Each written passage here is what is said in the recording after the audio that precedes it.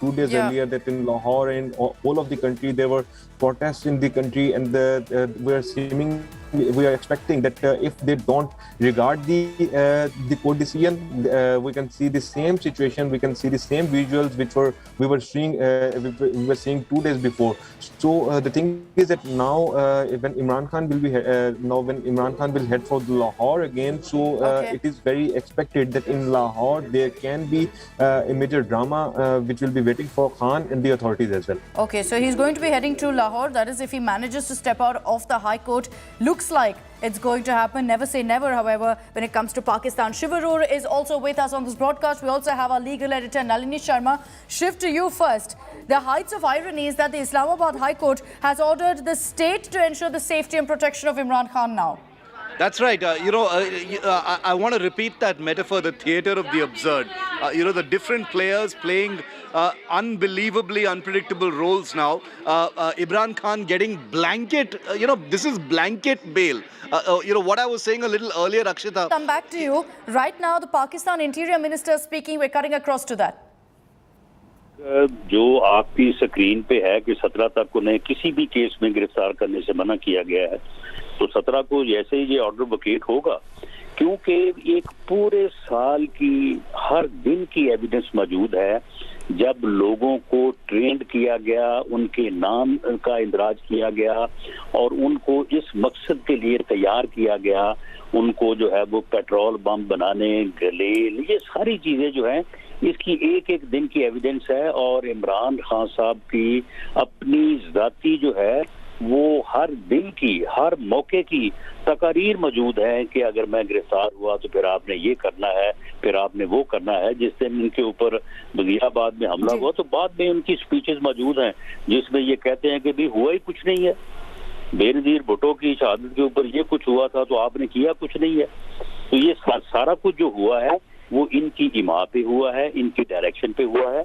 और उसमें ऐसा नहीं है कि ये जो 2-3 दिन आप देखें ना कि सारा एहतजाज जो है उसकी जो है वो सिम्मत एक ही थी, जो कि इससे पहले कभी किसी एहतजाज की सिम्मत नहीं रही। और दूसरा ये है कि घरों के ऊपर हमला करना। अब देखें ना, घर तो इनके भी सारे मौजूद है ना। अब मेरे घर के ऊपर जो फैसलाबाद में जो लोग आए हैं, तो क्या मुझे उनके घरों का नहीं मालूम कि उनके घर कहाँ पे वाक़ई हैं? तो ये जिस किस्म की सूरत हाल इमरान खान ने पूरी मेहनत से पैदा कर दी है, तो इसके रिपरकशंस और इससे कंसीक्वेंसेस सिर्फ ये तो नहीं होंगे ना कि जो ये 2-3 दिनों में मरतब हुए हैं, इसके बाद भी जो है ये सिलसिला आगे भी चलेगा। राना साहब, तो हुकूमत ने क्या सोचा है? अब यकीनन ये सारी सूरत हाल आप लोगों ने कानूनी मुशावरत की होगी, अभी काबीना का इजलास भी हुआ, अब हुकूमत की आगे की हिकमत अमली क्या होगी, वो रेप्रिकॉशंस क्या हो सकते हैं जिनकी आप बात कर रहे हैं? हुकूमत जो है वो इन अकॉर्डेंस विद लॉ जो है, और जो हुकूमती अदारे और एजेंसी जो हैं वो इन अकॉर्डेंस विद लॉ जो है वो अपने फ़राइज़ को और अपनी जिम्मेदारी को पूरा करेंगी। और पॉलिटिकल पार्टी जो हैं वो एक नया जो ऑर्डर ऑफ द डे जो इमरान खान साहब ने मुरतब किया है, जो बिल्कुल अब वाज़ी हो गया है, तो पॉलिटिकल पार्टी जो है, पॉलिटिकल पार्टी के तौर पे जो है तो उसको भी जो है वो पेश नज़र रखा जाएगा कि ये तो काम ही बड़ा आसान है कि आप हज़ारों लाखों लोगों को जो है वो कायल करते फिरें और प्रीच करते फिरें। ये टोटल पूरे शहर में 200 बंदा आप ट्रेन कर लें और उसके बाद जो है वो फिर अपनी मर्जी डिक्टेट करें, जो चाहें सो करें, आपको पूछने वाले कोई नहीं होगा, बल्कि जहां भी आप जाएंगे आपको वेलकम किया जाएगा, आपको देख के खुशी का इजहार किया जाएगा, आपके लिए बेस्ट विशेस का इजहार किया जाएगा। ये तो काम ही बड़ा आसान है। अच्छा राणा साहब, ये कहिएगा, काबीना इजलास भी हो रहा है और इसमें बड़े अहम फैसले मुतवक्के भी हैं। इस वक्त मुल्क की जो सूरत हाल है, आप समझ रहे हैं कोई ऐसा फैसला उसमें लिया जा सकता है जिसके बारे में बात तो हो रही है यकीनन, और हम तक खबर भी आई है कि कुछ वज़रा की तरफ से सजेशन भी आई है कि ये निफाज कर दिया जाए, तो क्या आप समझते हैं, क्या हालात उस तरफ जा रहे हैं क्या? नहीं, देखें, इसमें जो है वो जब अजलास होता है तो उसमें मुख्तलिफ तजावीज़ तो आती हैं, लेकिन अभी कोई एमरजेंसी के नफाज के ऊपर जो है वो ये फैसला तो नहीं हुआ।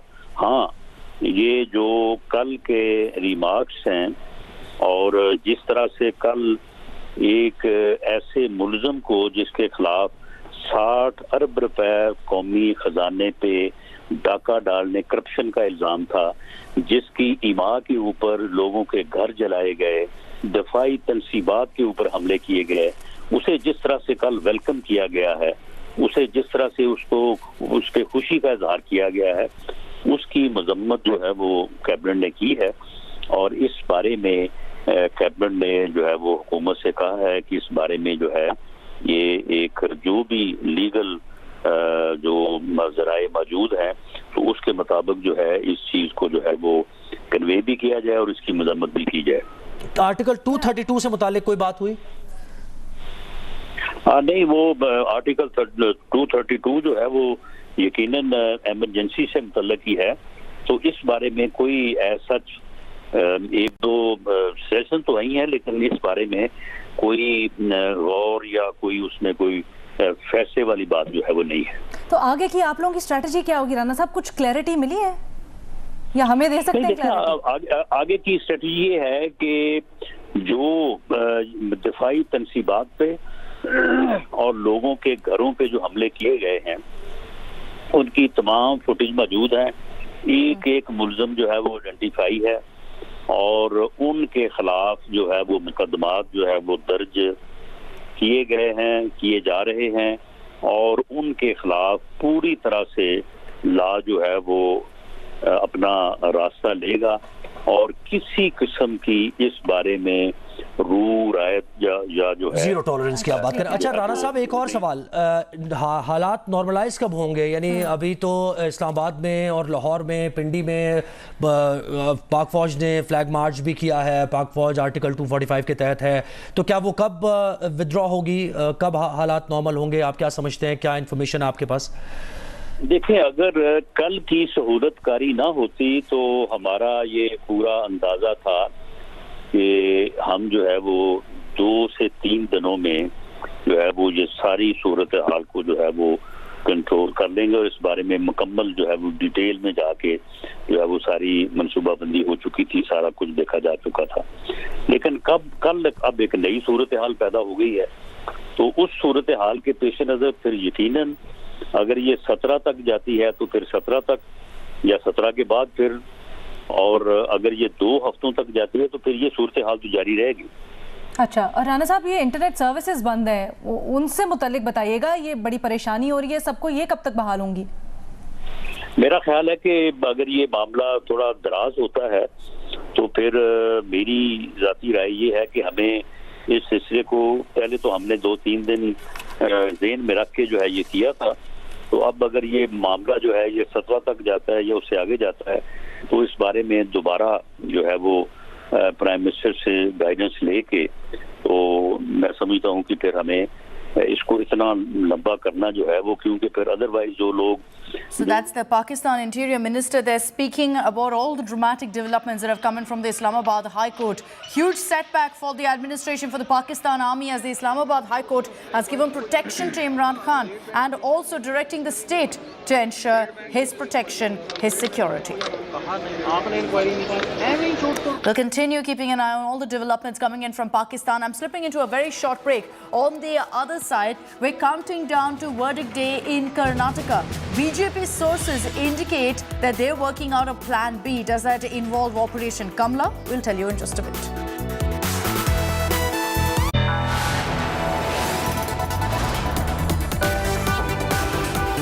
You are watching India Today.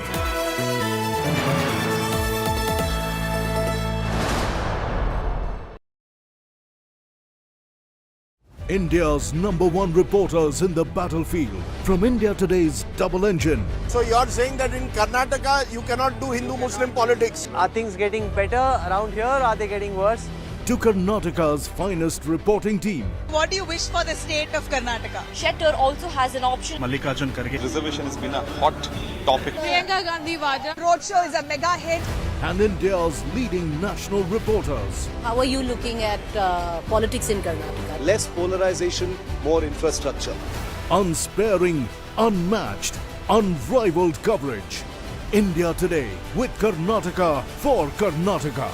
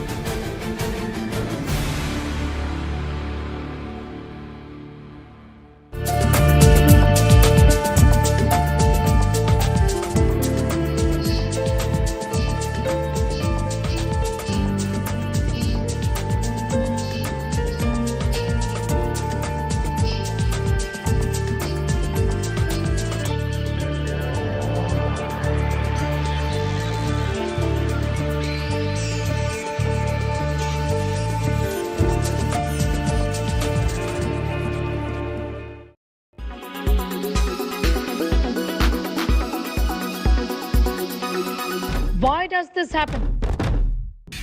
Let me tell you the science behind it.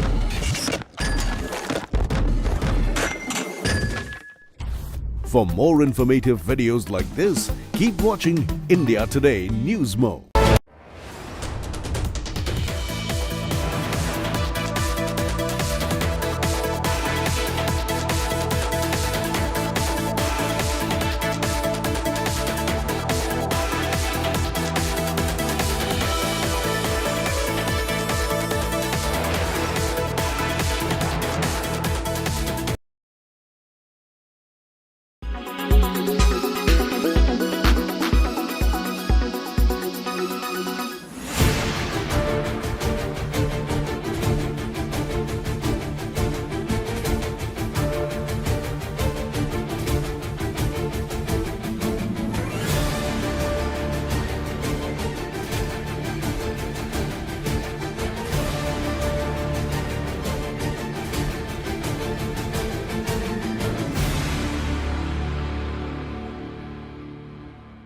Air quality today.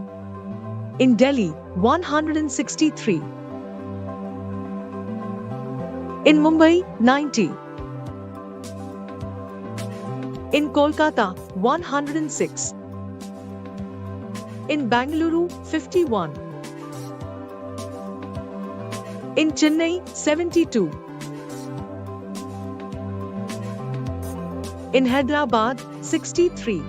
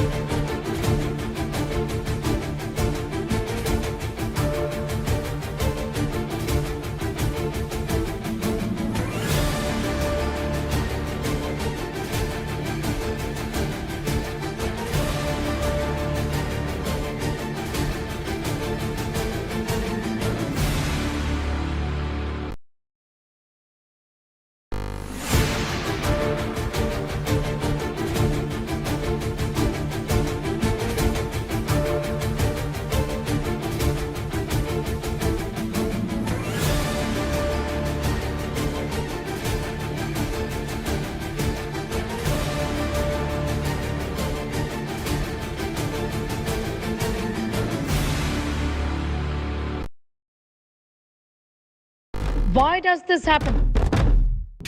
Let me tell you the science behind it.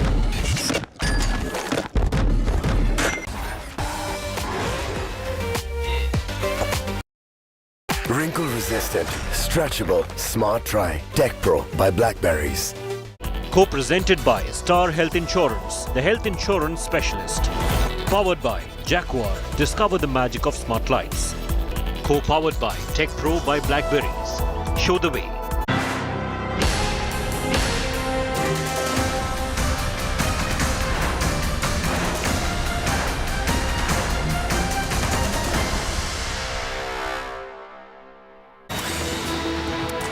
Welcome back. Ahead of verdict day in Karnataka tomorrow, lots that's happening as political parties are getting into huddles. Let's round up for you all the updates coming in.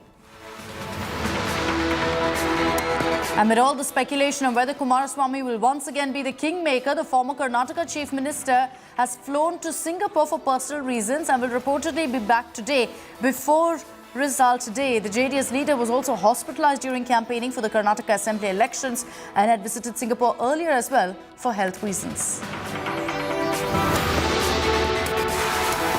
Just a day before the big Karnataka verdict, Karnataka Chief Minister Basavaraj Bommai met with BJP stalwart B.S. Yediyurappa at his residence. The meeting comes as exit polls show an edge to the Congress party and speculation over the BJP firming up a plan B. Ahead of the crucial Karnataka poll verdict, DK Shivkumar met with Congress President Mallikarjun Kharge. The duo was also joined by Randeep Surjewala for the huddle, in which senior Congress leaders reportedly discussed their strategy for counting day tomorrow. Congress leader and former Karnataka Deputy Chief Minister G. Parameshwara has once again expressed his ambition for being named as the Chief Minister if the Congress wins. Parameshwara further added that the final decision will be taken by the party high command. Even DK Shivkumar and Siddaramaiah are also in the running for the post. The BJP Congress are firming up a plan B. JDS is now claiming that both parties have approached them. JDS's Tanveer Ahmed has claimed his party will be the kingmaker and has declared that they will take a call on all post-poll alliance options once the results are out.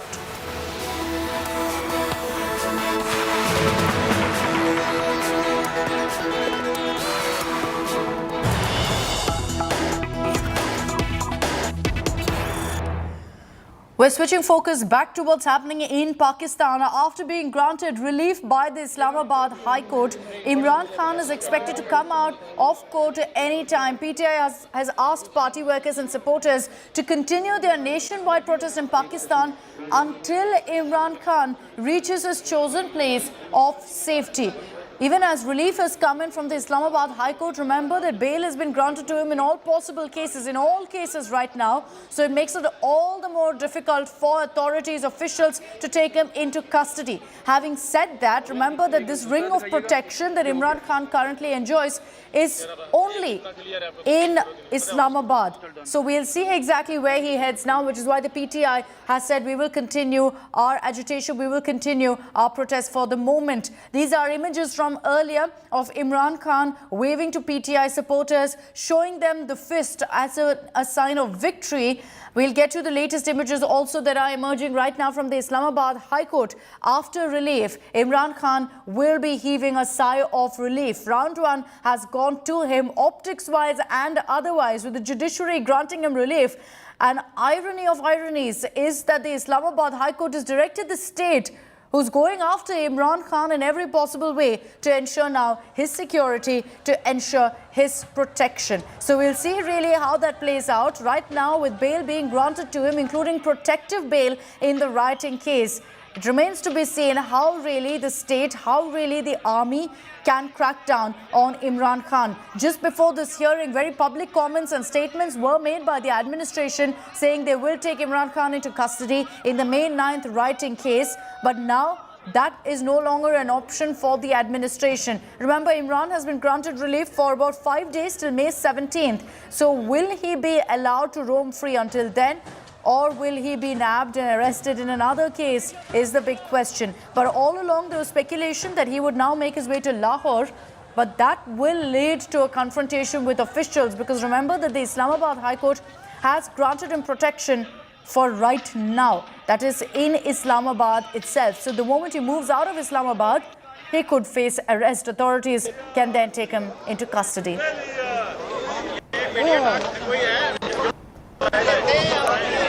We're getting you live images on the left of your screens from the Islamabad High Court. You can see the huge security deployment there. A lot of crowds that have gathered.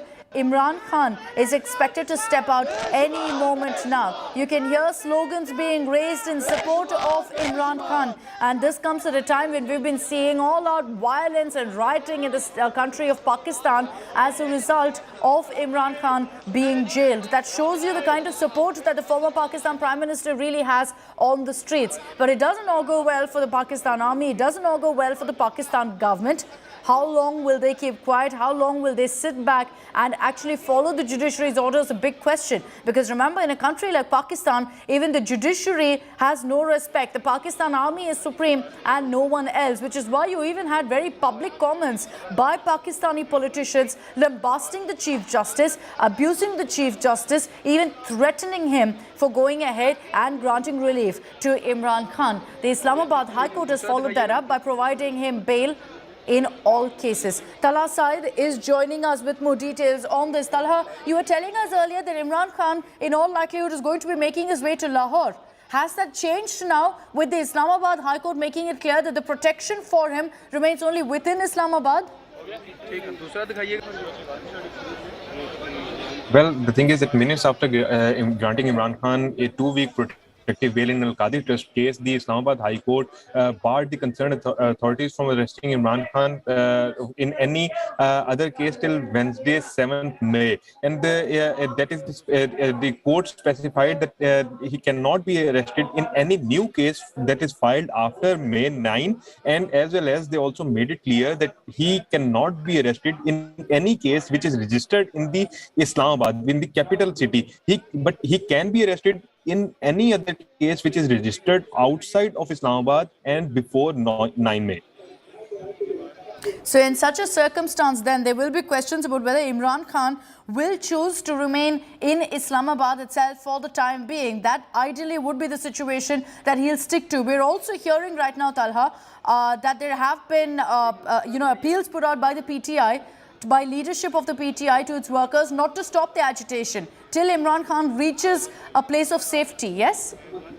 Well, Pakistan Tehreek-e-Insaf, they gave a message to all of their workers to start doing the peaceful protest. They specifically said that no worker should take the law in the hand, and every worker should be a part of a peaceful demonstration. And they stated that every worker should march toward Islamabad to receive Imran Khan. And they specifically said that there shouldn't be any worker who is going to break the law or who is going to attack on any state institution or any state installation. So that is what the Pakistan Tehreek-e-Insaf directed to their worker. But we are still expecting that if Imran Khan is going to be on his way to Lahore, it is highly expected that within the premises, within the vicinity of Punjab, he can be arrested in any other case which is registered before 9 May. So in such case, we are expecting that there could be unfortunate event which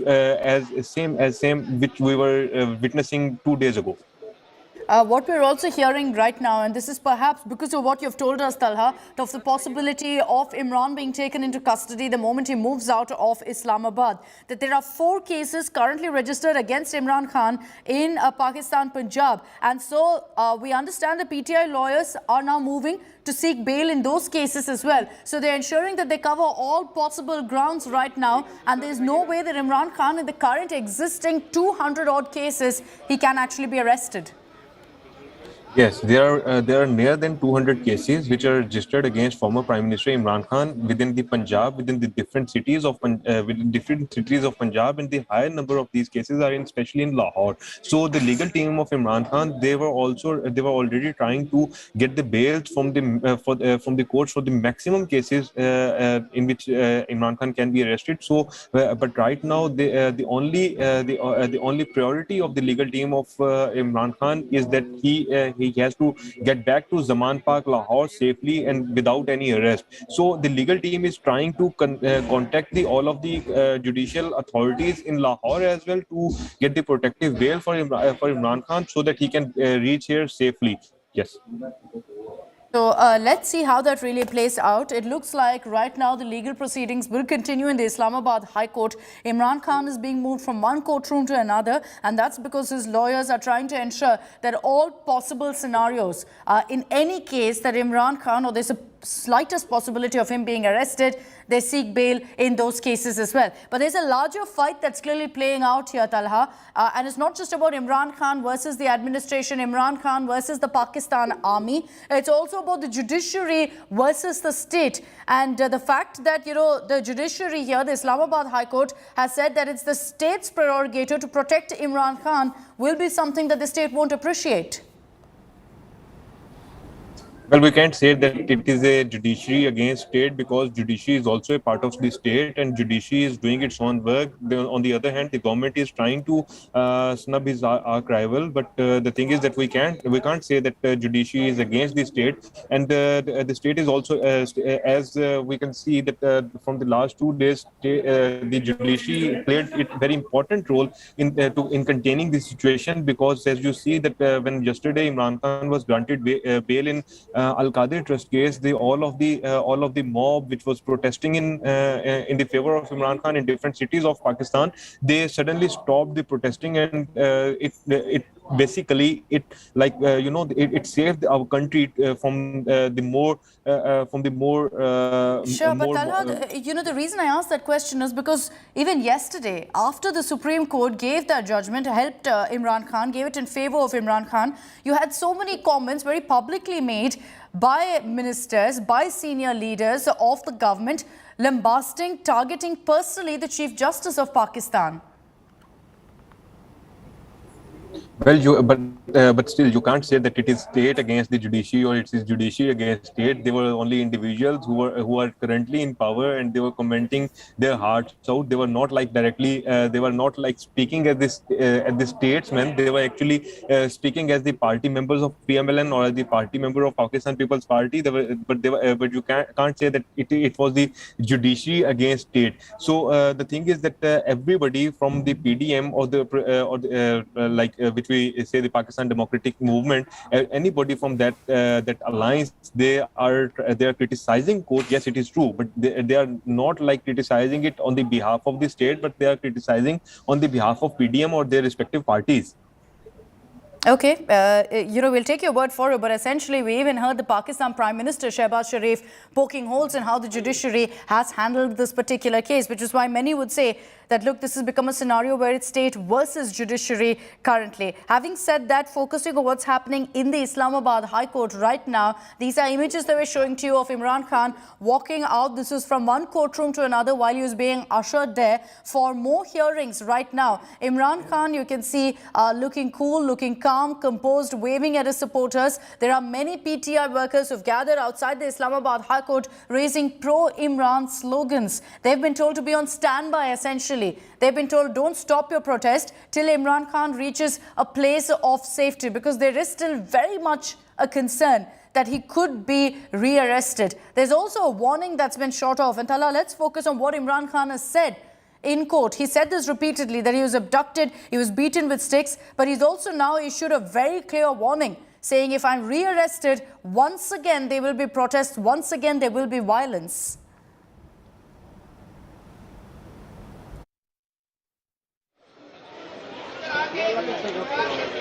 Lost Talha. We'll reconnect with him in just a bit for more on what's really playing out right now in Islamabad. These are images of Imran Khan walking from one courtroom to another, accompanied by his legal team amid a sea of security, as you see there, looking calm, looking composed, knowing right now that as far as this battle and the legal battle is concerned, things have most definitely worked in his favor. But does that actually translate to relief for him?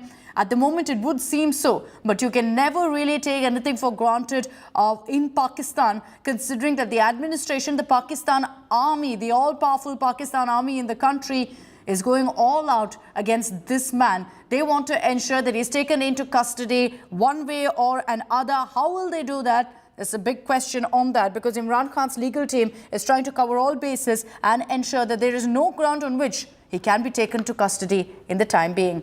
I'm slipping into a very short break here on India Today. This is a story that we continue to track very, very closely, as Imran Khan is expected to walk out of the Islamabad High Court in just moments from now. Thanks very much for tuning in.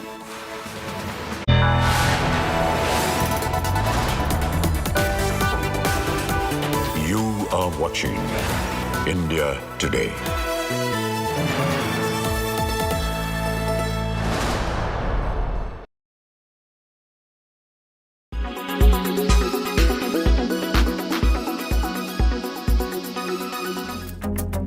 Starting next year, these bunk beds will be available on hire on Air New Zealand's long-haul flights. The design was revealed a couple of years ago. Now their prices have also been announced. The beds will be available for passengers wanting to take a comfortable snooze at 35,000 feet for $100 an hour. The beds will be available for maximum of 4 hours and just once during a flight. The 6-bed bunks, known as Skynest, will have a pillow, sheets and blanket, earplugs and a reading light. According to the airline, passengers who oversleep will be gently woken up by the air crew. Air New Zealand is already offering Sky Couches on its flights, which combines 3 economy class seats to form a bed. The new bunk beds will be available on ultra long-haul flights on board new Boeing 787-9 aircraft on the Auckland-New York direct service and the 14-hour-long Auckland-Chicago flight. Currently, an economy class ticket for the New York flight costs up to $1,800, while the lie-flat seats of business class, similarly, an economy class ticket to Chicago costs $870, while the business class ticket will set you back by nearly $8,000. Making a $400 spend for 4 hours of sleep a fantastic bargain for many passengers.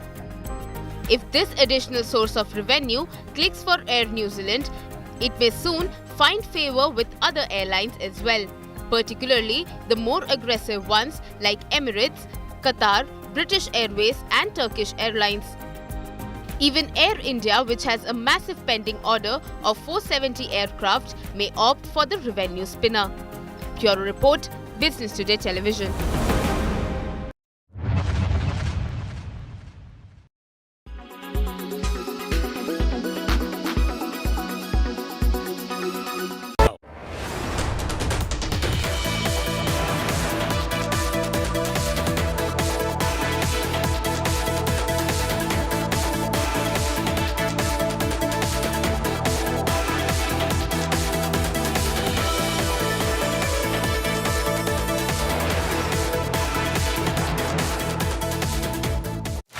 Namaskara, people of Karnataka. Voting done. Now for the verdict. The big picture is simply this. The Indian National Congress defeated in election after election in recent times. There seemingly you've done very well in the Vocaliga belt. You've been able to pull away Accurate results at blinding speed. The only results Broadcast India will watch. Double engine in top gear. Verdict day with the #1 election team. May 13th, 6 a.m. onwards. Only on India Today TV.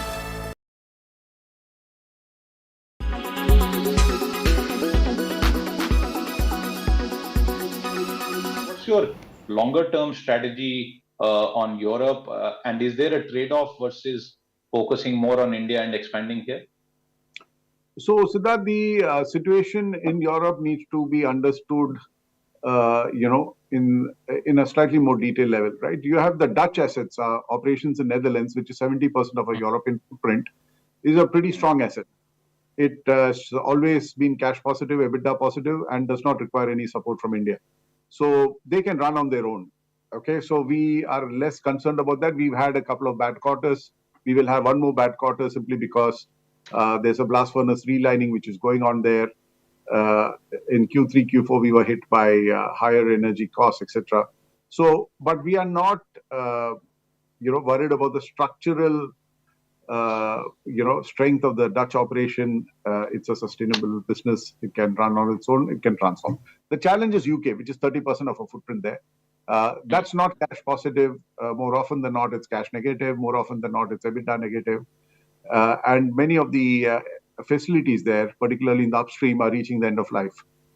So the clock is ticking on that one. So that's a call we'll have to take during this year or latest by next year. During this year and next year, those assets will come to end of life. And if there is not enough support from the government, we cannot transition to a new process route.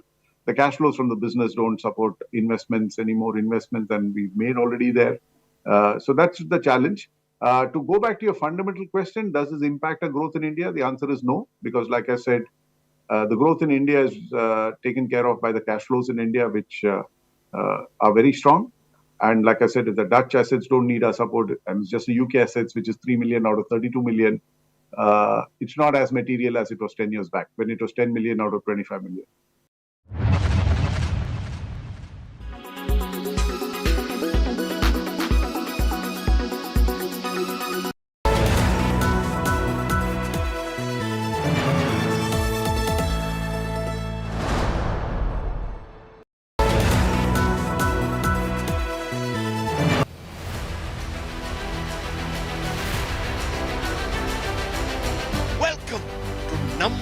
Bengaluru. From a gold mine to a bowl of dust. The lakes, do you think they're getting better? Are they getting worse? This is Nabila signing off with camera person Prashant for India Today from Muttur, Mangaluru. Biggest leader of the Congress party, someone who's still very respected. Biggest and ambitious roadshow so far, Bengaluru. Reservation has been a hot topic here in Karnataka. Sonia Gandhi, while addressing a public rally in Hubballi, Assistant General Secretary Priyanka Gandhi Vadra is taking out a roadshow in Bengaluru. Our interactions we've been having with the BJP supporters and BJP workers.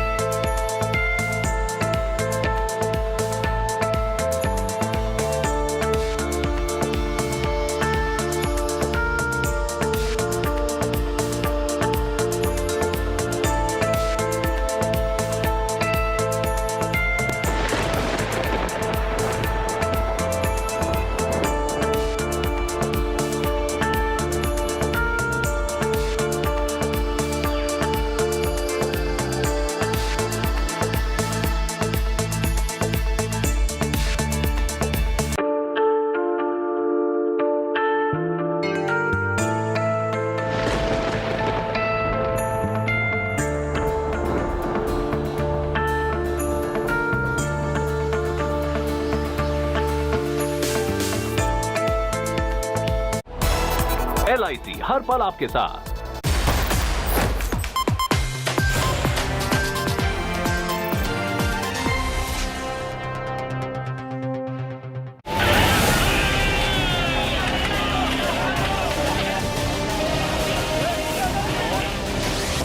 Mobs run riot in Pakistan.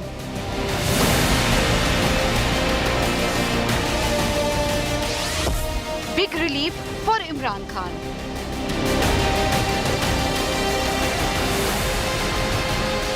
Imran granted bail in all cases.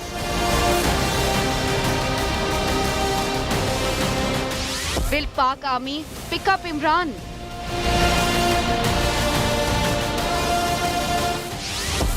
Core, Korma, Chaos, Coup.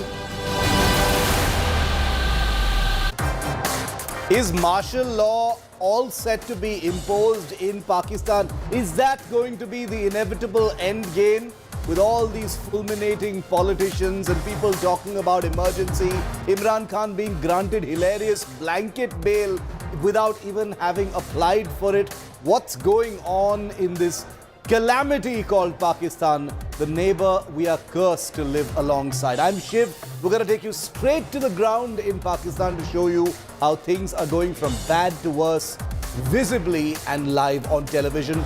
No other Indian channel has a ground presence. We have reporters in Pakistan to bring you the most hard-hitting coverage of a historic, catastrophic period in Pakistan's history, the worst since 1971. Let's take you first through the headlines. Karnataka BJP sources hint at Operation Lotus as a plan B if India Today's exit poll is proven correct. The BJP has requested Amit Shah to visit Bengaluru tomorrow. Congress and BJP leaders in a key huddle hours before counting day. DK Shivakumar and Randeep Surjewala meet the Congress president at his residence. BS Yediyurappa and Bommai also in a huddle. Supreme Court pulls up Mamata government for banning the Kerala story. Says Bengal is not different from the rest of the country. Sends a notice to the Mamata Sarkar. Dangal for justice in Delhi reaches top court. Delhi police form special investigation team to probe the allegations of sexual harassment and assault. Judge says POCSO case will be transferred to district judge. Sachin pilot Sangharsh against Ashok Gehlot continues as pilot resumes his march from Ajmer to Jaipur, attacks Gehlot and the BJP over corruption.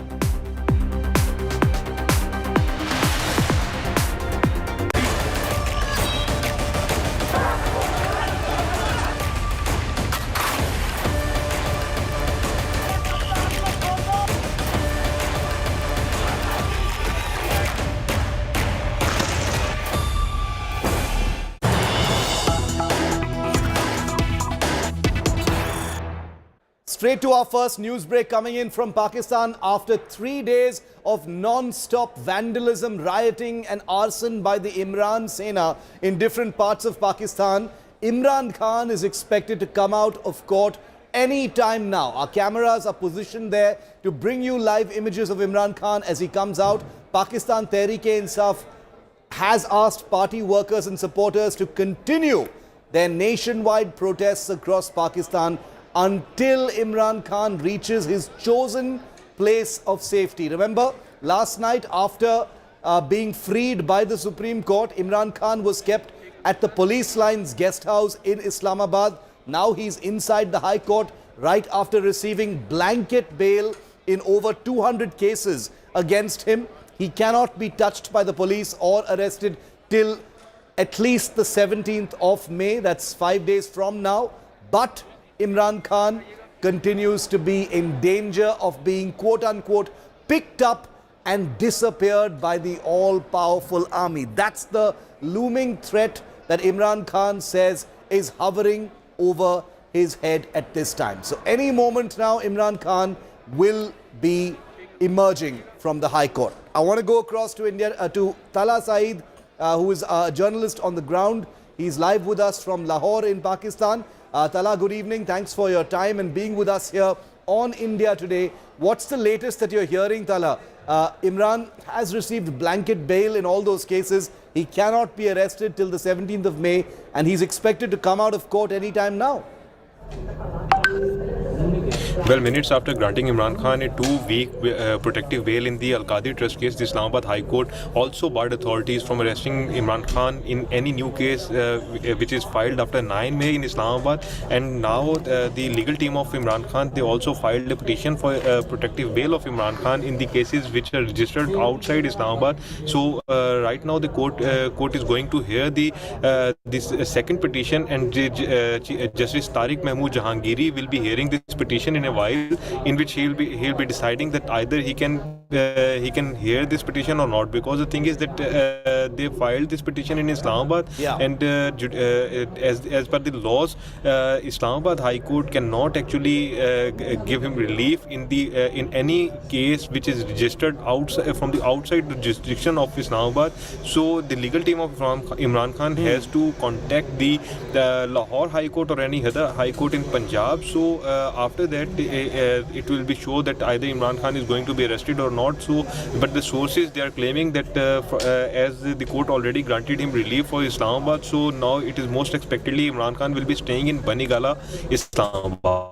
Okay, so he's going to be staying in Islamabad at this point of time, and it is only after he is at a chosen place of safety, according to the Pakistan Tehreek-e-Insaf, that the protests by party cadres in different parts of Pakistan will actually be called off. I'm coming back to you, Talha, in just a moment, but let's just tell our viewers and show our viewers all of the latest developments and images coming in from Pakistan, the surround sound around Imran Khan. Number one, big relief for Imran after Islamabad's High Court granted him bail in all cases against him. That's over 150 cases. Imran got protection from arrest till the 17th of May, as Tala was just telling us. This hours after he warned of more chaos, that he was going to be arrested for sure. Security has also been beefed up outside the Islamabad High Court, where Imran Khan continues to be inside. Police officials had put containers and military patrols in the area. Section 144, very similar to what we have in India, is still in place to avoid any flare-up of violence outside the High Court premises. Meanwhile, Pakistan's Prime Minister Shehbaz Sharif has called for a cabinet meeting as he mulls imposing emergency. Shehbaz Sharif has also alleged that Imran Khan was being shielded by the country's courts. Well, during his court hearing, Imran Khan claimed that he was abducted from the High Court 3 days ago and was treated worse than a criminal. The former Pakistan Prime Minister has leveled allegations that he was beaten with sticks, even though images of Imran Khan did not, on the outset, show any physical injuries. The Pakistan police have arrested more than 1,000 supporters of the ousted Pakistan Prime Minister Imran Khan. Police in the Punjab province have registered terrorism cases against more than 600 protesters. According to figures released by authorities, more than 130 police officers have been injured in clashes with protesters. The Pakistan Tehreek-e-Insaf says 26 of its supporters and activists have been killed in mob violence.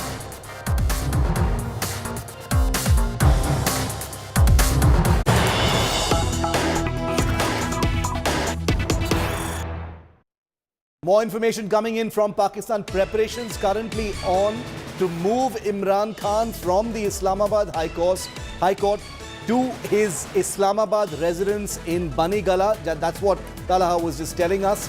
So preparations are on right now to move him to his own personal residence in the Banigala area of Islamabad. Gaurav Sawant also tracking the story, joining me live here. Gaurav, blanket bail granted to Imran Khan, can't be arrested, till at least the 17th of May. He is going to be transferred very shortly from the High Court to his private residence in the Banigala area of Islamabad. What are you hearing, Gaurav? Shiv, right now the Punjab Police Special DIG is still outside the Islamabad High Court.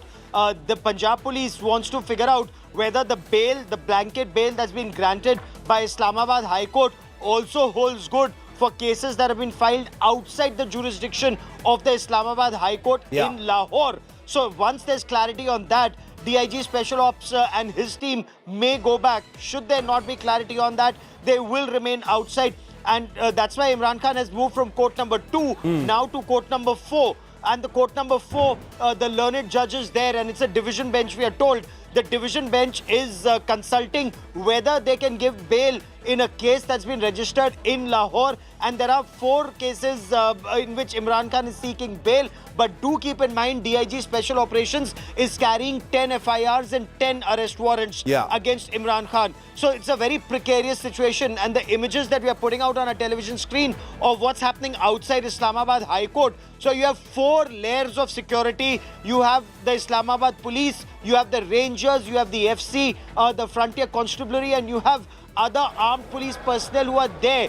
Plus you have Punjab Police, you have Islamabad Police. You're not too sure, are police also going to clash with each other like they have in the past? Shiv, you'd recall when the police had come to Zaman Park residence of Imran Khan in Lahore, the Gilgit-Baltistan police had clashed with the Punjab police. One trying to save him, the other trying to arrest him. So it's a very, very tense situation, tense atmosphere in Islamabad right now, as Pakistan Tehreek-e-Insaf cadre have been asked to come out on the streets and continue protesting till Imran Khan reaches home safely. Okay, Banigala is where his residence is.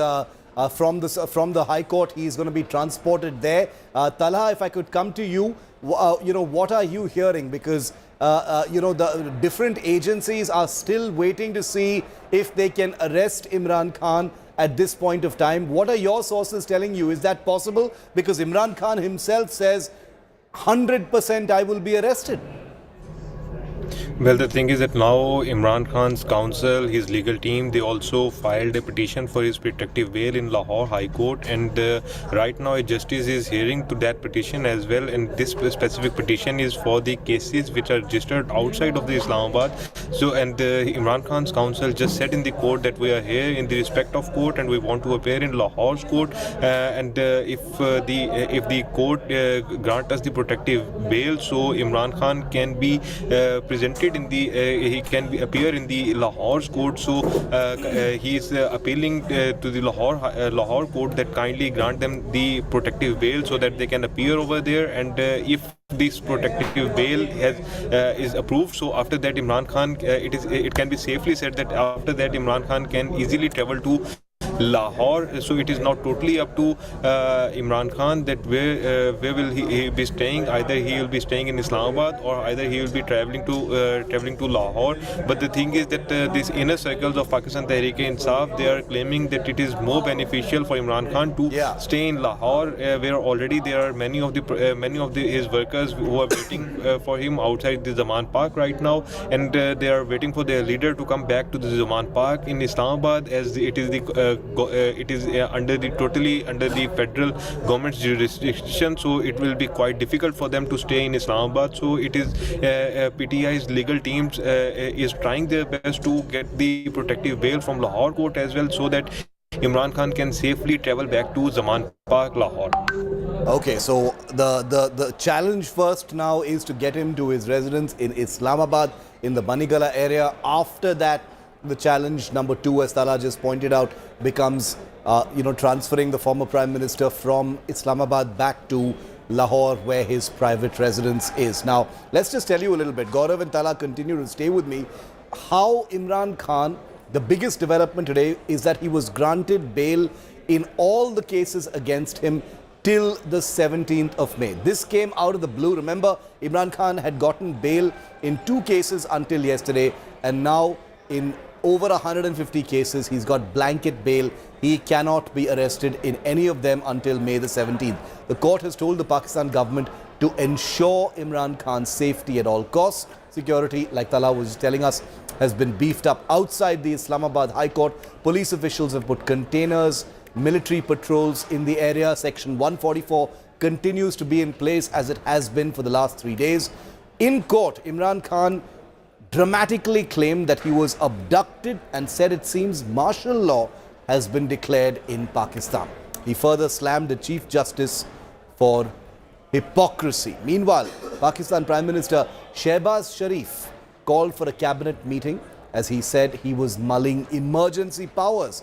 Attacking Imran, he claimed that the Pakistan Tehreek-e-Insaf chief is being shielded by the country's top court.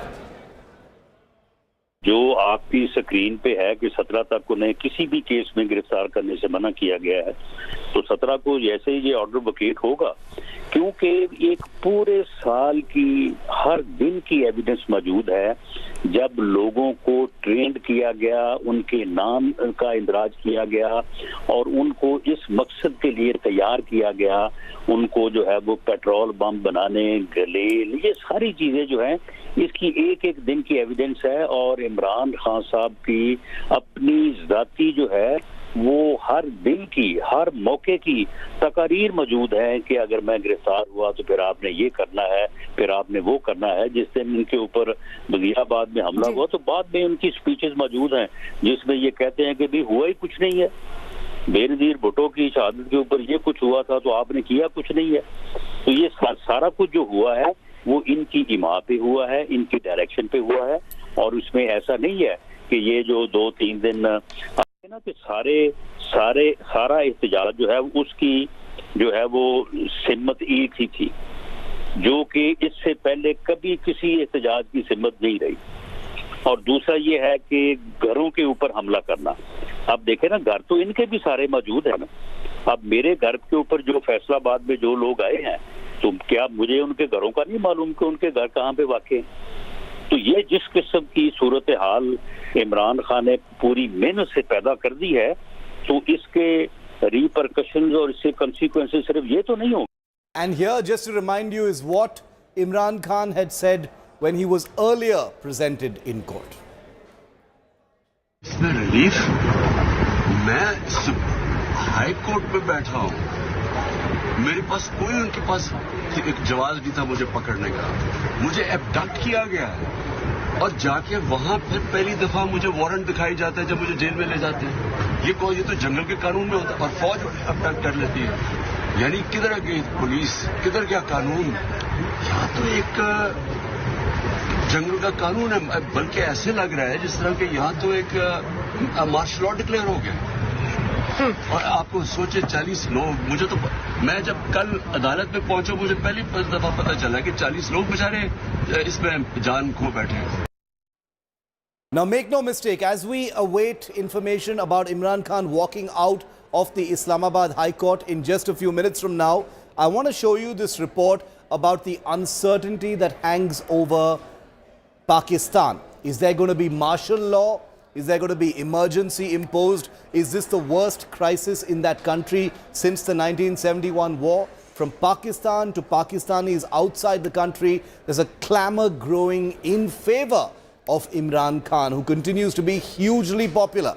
But the current incumbent Prime Minister Shehbaz Sharif's government has vowed to keep Imran behind bars. And that's the reason why things are escalating.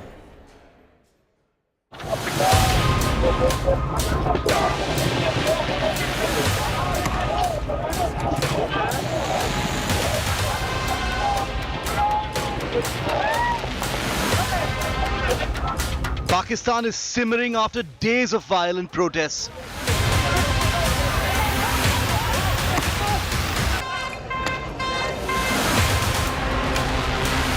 Imran Khan's supporters on Friday thronged the streets, flaunting weapons in a show of strength, celebrating his release.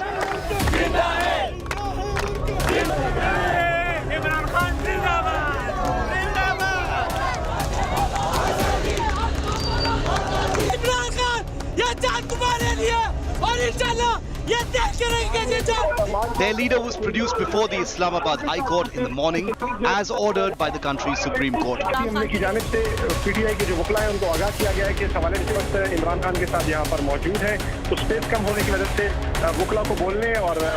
3-tier security cordon was deployed at the High Court to prevent any untoward incident. Military vans, patrols and containers with thousands of security forces were on the field.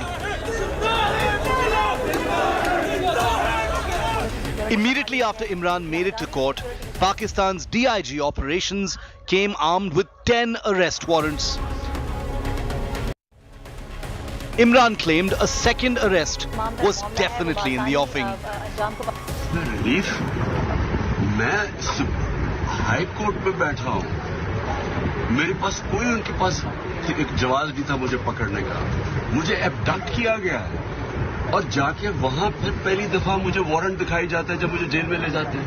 ये तो जंगल के कानून में होता है. A minister in the Shehbaz Sharif government has made it clear Imran will be put behind bars in the many cases he's facing. Imran himself is fearing the worst and is alleging the High Court judges are hand in glove with the ruling establishment. An audio clip of Imran in conversation with his party spokesperson, Musharrat Chima, has surfaced online in which he complains of malified action against him. एक आजम साथी से ये भी जरूर बात करो कि supreme court में भी इसके ऊपर वो करें, क्योंकि ये तो बिल्कुल जो इन्होंने किया है ये तो बड़ा मैलिफाइड ही है. हाँ जी, बिल्कुल बिल्कुल सर. हम तो आजम साथी का कहना है. जी सर आप बेफिक्र हो जाए. हम तो ये क्या कर रहा है ये जो चीफ जस्टिस है? ये तो ऑर्डर लेता है इनसे. अभी इसने नैब वाले आए, फलाने आए, तो हमने कहा है कि जी अभी सलमान सफदर साहब को मैं उनके बिल्कुल सामने खड़ी हूँ कि भाई आप उनको कहें कि कोर्ट में प्रोड्यूस करें, हमें कोर्ट में लेके आए. ख्वाजा हारिस साहब और उनके मैं बिल्कुल साथ बैठी हूँ कि कोर्ट में प्रोड्यूस करें ना. हम नहीं ऐसे जा सकते. हम कोर्ट के अंदर ही मौजूद है. जिस ये जज के पास आपका लगा हुआ चीफ जस्टिस के पास केस नहीं, लेकिन ये तो उनसे ही ऑर्डर लेता है. वो आजम से बात करो दूसरी तरफ उधर. अभी आजम से जरूर कहना. Okay sir. But as tensions grew and the crossfire intensified, Imran Khan was granted blanket bail in all cases against him with no possibility of arrest until May the 17th. Pakistan is living its worst nightmare since 1971. The country is struggling to manage financial and food crises, and the latest political issue has left the country in tatters. With Hamza Amir in Islamabad, Bureau Report, India Today. Well, after the arrest of Imran Khan a couple of days ago, Imran Khan's supporters, activists from his Pakistan Tehreek-e-Insaf, as the world saw, went on this unbelievable rampage. In Peshawar, they vandalized a radio station. Also, an airbase was attacked in Miawali. Look at how it all started. The radio station was completely brought to ruins. The Radio Pakistan building, which is usually spewing a lot of propaganda. Then in Miawali, you saw an F-6 Shenyang Chinese aircraft, ironically, being burnt to a crisp by angry supporters. Then in Lahore, infamously, the Corps commander, the 4 Corps commander, Lieutenant General Salman Ghani's house was completely ransacked and destroyed. Shehbaz Sharif's private residence was damaged. The Frontier Corps School, famous Frontier Corps School in Lahore, was attacked. Parts of it were set on fire. An Audi automobile store at the Askari Tower was also damaged.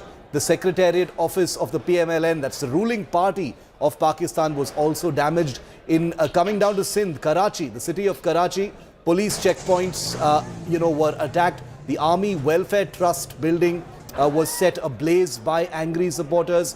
In Rawalpindi, the Army General Headquarters, for only the second time in Pakistan's history, was attacked in this manner. So from the 9th to the 11th of May, this is what the hotspots of Pakistan really looked like. The country was practically brought to its knees by Imran Khan's supporters. Now, after Imran Khan was granted bail today in all the cases within the limits of Islamabad by the country's High Court, the Shehbaz Sharif government is leaving no stone unturned in its effort to ensure that there is no azadi for Imran. Pakistan's Interior Minister Rana Sanaullah, who we heard here just a moment ago, has publicly declared that Imran Khan will be arrested again. Here's a report. A brief moment of triumph for his enraged supporters. That's when Pakistan's Supreme Court ruled his arrest as illegal. But that hasn't pushed the government led by Shehbaz Sharif onto the back foot. Pakistan's Interior Minister has publicly declared that Imran Khan will be arrested again, regardless of an unprecedented showdown between civilians and the country's powerful army over the prosecution of the former Prime Minister. The government has expanded its crackdown on Imran Khan's Pakistan Tehreek-e-Insaf party. In the Punjab province, the police have charged at least 650 of his supporters under anti-terror laws in Lahore alone. More than 1,000 activists of Imran's Pakistan Tehreek-e-Insaf have been arrested so far. And they aren't just ordinary workers. Several of his party's top leaders and former ministers have also been detained by the police. Pakistan Tehreek-e-Insaf spokesperson Fawad Chaudhry was taken in on Wednesday night. Former Foreign Minister Shah Mahmood Qureshi was picked up on Thursday. PTI leaders Ali Mohammad Khan, Ijaz Chaudhry and former Minister Asad Omar have also been arrested. The Pakistan Tehreek-e-Insaf Senior Vice President Shireen Mazari was taken into custody in a pre-dawn raid in Islamabad on Friday. Imran's party has condemned the arrests. The 70-year-old leader accuses the Pakistani establishment of plunging the country into jungle raj. कोई उनके पास एक जवाब भी था मुझे पकड़ने का, मुझे एबडक्ट किया गया है और जाके वहां फिर पहली दफा मुझे वारंट दिखाई जाता है जब मुझे जेल में ले जाते हैं। ये तो जंगल के कानून में होता है और फौज एबडक्ट कर लेती है। A country of 220 million people in the grip of chaos and anarchy that's only getting worse. Pakistan on the verge of a permanent implosion. With Hamza Amir in Islamabad, Bureau Report, India Today. But remember that Imran Khan is drawing huge support from Pakistani celebrities as well. Take a look at this. Lots of celebrities from different parts of Pakistan and outside are speaking in his favor. Actor Sabah Qamar Zaman, known for her brief acting stint in India with actors like Irfan Khan in movies such as Hindi Medium, have condemned the chaos in Pakistan. Taking to her Instagram account, she wrote, "Pakistan is no longer habitable." Model and actor Veena Malik, also no stranger to India, known for her Big Boss stint, meanwhile, has heaped praises and admiration on Imran Khan's composure inside the Islamabad High Court. Remember, her Twitter account has been withheld in India due to legal reasons. Meanwhile, singer Kurat-ul-Ain Baloch lamented, saying that Pakistan is no longer a democracy. She posted on her Instagram as well as on Twitter, backing Imran and slamming the Shehbaz Sharif government. Adnan Siddiqui, who was seen in a Hindi movie Mom, took to Twitter to vent his anger, writing that it's shameful and shocking to see a former Prime Minister being dragged like a petty criminal. Slamming the Shehbaz Sharif government, he said that power has gone to the ruling dispensation's head. All our focus on Pakistan continues. As soon as Imran Khan walks out of the High Court, we'll be there cutting live straight so you miss absolutely nothing. It's a reason why on this big story, India Today continues to be the most watched channel by far and with the only ground team. On the other side of this break, well, remember the entire Aryan Khan episode? Do you remember the Narcotics Control Bureau zonal chief in Mumbai who led the entire crackdown. That's right, Sameer Wankhede. Well, guess what? He's been booked now by the CBI in a corruption case. What does that have to do with Aryan Khan? We'll tell you next.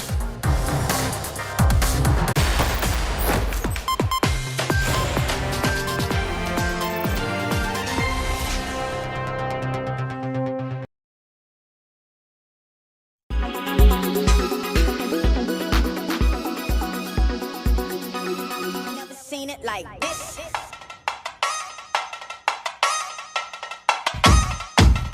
They ain't never seen it like this, like this. Put on the back foot by the excitement generated by ChatGPT and its integration with Microsoft's Bing, Google is rolling out more artificial intelligence for its core search product. At its annual I/O conference in Mountain View, California, the company offered a new version of its engine. Equipped with what it calls the Search Generative Experience, the revamped Google can craft responses to open-ended queries while retaining its recognizable list of links to the web. Making AI helpful for everyone is the most profound way we will advance our mission. And we are doing this in 4 important ways.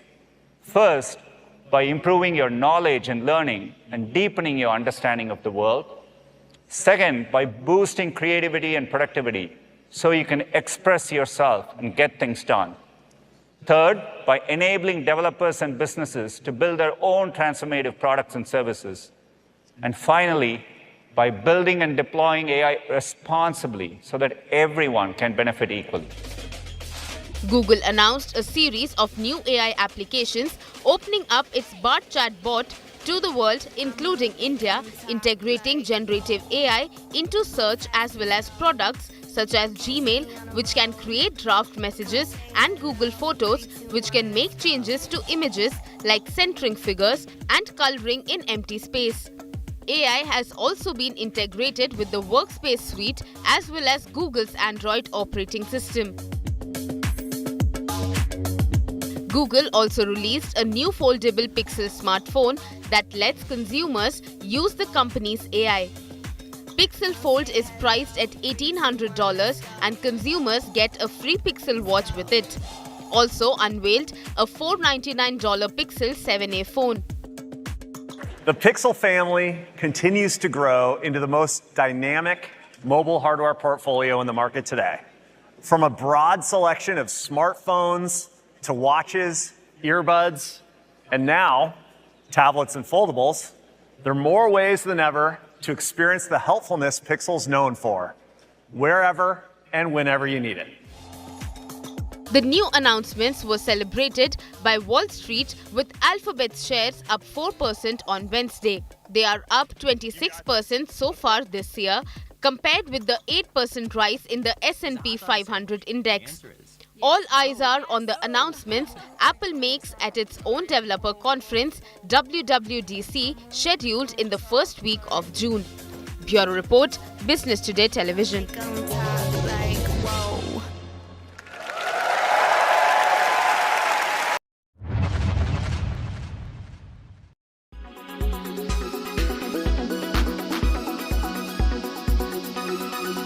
Make your media plan smarter with India Today Live TV on your connected devices. Amplify your brand with 100 million smart internet viewers. To advertise, mail us at sales@aajtak.com.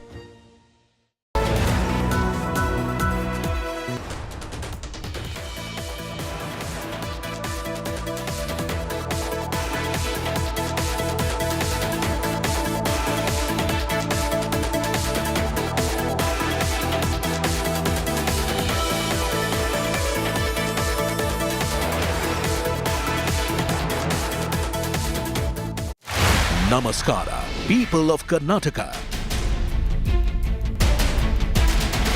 Voting done. Now for the verdict. The big picture is simply this. The Indian National Congress defeated in election after election in recent times. Where seemingly you've done very well in the Vocaliga belt, you've been able to pull away accurate results at blinding speed. The only results Broadcast India will watch. Double engine in top gear. Verdict day with the #1 election team. May 13th, 6 a.m. onwards. Only on India Today TV.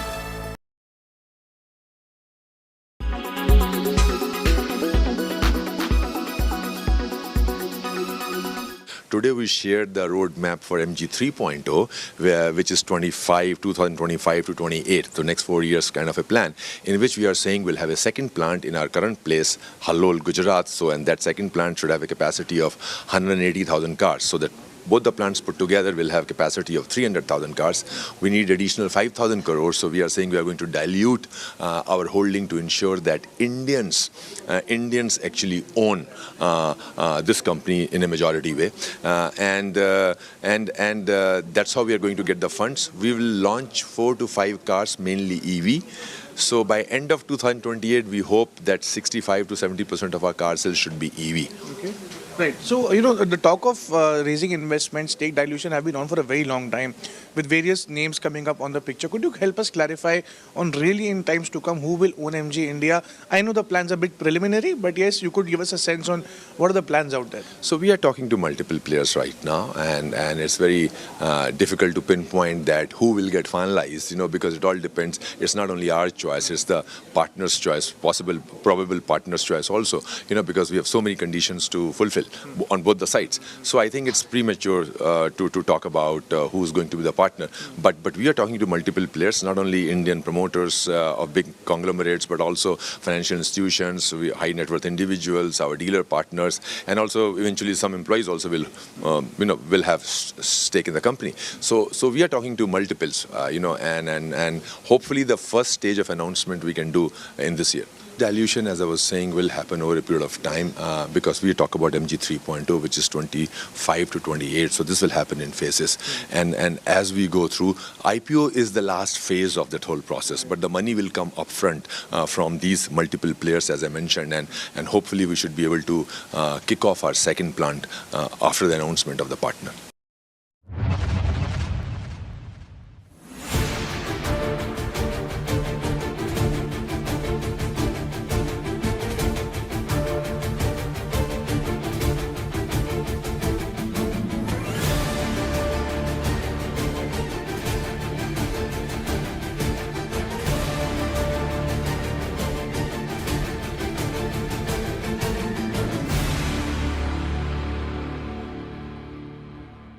Air quality today.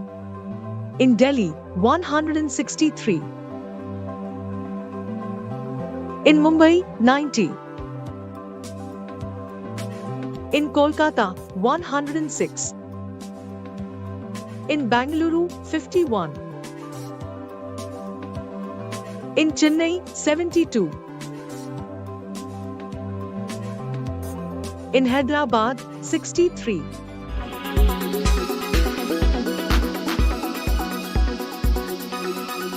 Make your media plan smarter with India Today Live TV on your connected devices. Amplify your brand with 100 million smart internet viewers. To advertise, mail us at sales@aajtak.com. Why does this happen? Let me tell you the science behind it.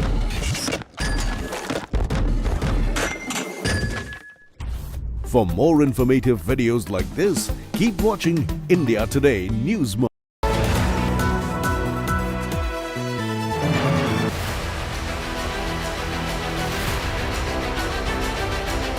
Welcome to Namma Bengaluru. From a gold mine to a bowl of dust. The lakes, do you think they're getting better? Are they getting worse? This is Nabila signing off with camera person Prashant for India Today from Muttur, Mangaluru. Biggest leader of the Congress party, someone who's still very respected. Biggest and ambitious roadshow so far, Bengaluru. Reservation has been a hot topic here in Karnataka. Sonia Gandhi, while addressing a public rally in Hubballi. Assistant General Secretary Priyanka Gandhi Vada is taking out a roadshow in Bengaluru. Our interactions we've been having with the BJP supporters and BJP workers.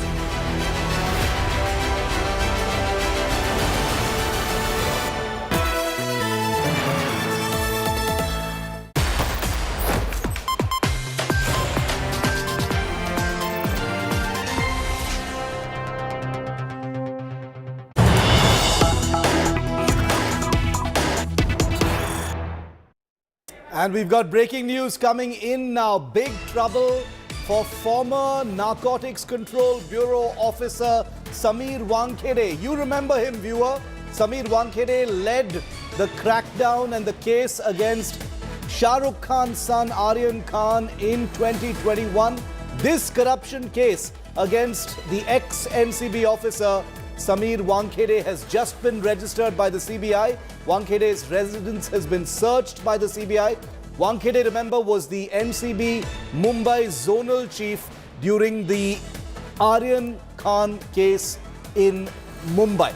I want to go straight across to get more from our team on the ground. Divyesh Singh and Sahil Joshi are live with us on this big story. Sahil, to you first. Big development here. Corruption case registered against Sameer Wankhede by the CBI. His premises have been searched as well. What is this case pertaining to, Sahil? Well, Shiv, Divyesh Singh has just broken this story that CBI has registered case against Sameer Wankhede, the IRS officer, the former zonal director of Mumbai Narcotics Control Bureau. And this case pertains to the disproportionate assets, the departmental inquiry, the vigilance inquiry initiated by the NCB after various allegations were leveled against Sameer Wankhede, not only by Nawab Malik, the former minister of the MVA government, who is currently in jail in the ED, jailed by the ED in money laundering case, but also by various aspects. Some of the witnesses in that particular case had come forward and discussed about some money transaction, and after that this vigilance inquiry was initiated, and finally CBI started this preliminary inquiry, and depending on that have registered this particular case by the anti-corruption wing of the CBI, and the raids are being conducted in various premises in Mumbai. Shiv.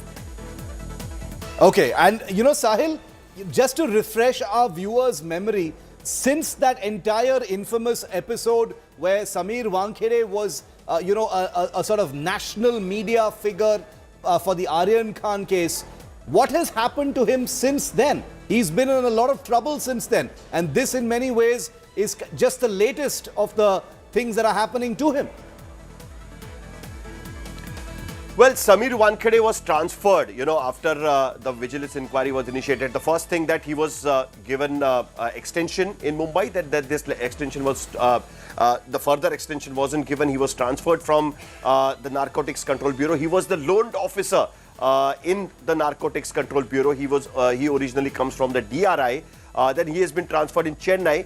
I really doubt that he actually joined the Chennai office. He has always been seen in Bombay. In fact, he has been visiting the RSS headquarters. He visited Nagpur. He has been visiting various places, giving statement against the officers who initiated this vigilance inquiry. He came out to be completely a man who is inclined to join politics, but which eventually didn't happen. The biggest controversy about Sameer Wankhede was with respect to Sameer Wankhede, whether Sameer Wankhede certificate as Dalit is valid or not, and on the basis of that he leveled allegations against Nawab Malik as well, because Nawab Malik was the first one to actually point fingers at Sameer Wankhede's investigation in Aryan Khan case, and since then Sameer Wankhede has been completely under radar of the Narcotics Control Bureau. They understood that there is some kind of a problem with the officer, the investigation which he has done, and he has handled, since the time he has taken over the case in Mumbai as a zonal director. He has been handling various important cases, including Sushant Singh Rajput case, including the various cases in which the Bollywood stars were paraded in Mumbai's Narcotics Control Bureau office, and now it looks like that the CBI is zeroing on him in the disproportionate assets case. Absolutely, and it's been a steady free fall for Sameer Wankhede ever since this entire case went away, and now the CBI has filed a case of corruption against him. Raids are also happening. Divyesh Singh is a journalist who's broken this story first and exclusive here on India Today. Divyesh, raids have also taken place apparently. What are you hearing? Well, Shiv, raids are happening at 29 locations. That is what we've heard from CBI sources. At 29 locations, including Samir Wankede's premises, his residence is also being searched by Central Bureau of Investigation. There are two other officers, Vishwa Vijay Singh and Ashish Ranjan Prasad, whose names are also mentioned in the FIR registered by the CBI. Vishwa Vijay Singh was superintendent with the NCB. He was the investigation officer of the Aryan Khan or the Cordelia Cruz case. Ashish Ranjan Prasad was intelligence officer in that case, and he's the same officer who had searched Aryan Khan, who had stopped him at the cruise terminal, and he had conducted searches on Aryan Khan, after which he was detained and then arrested in that case.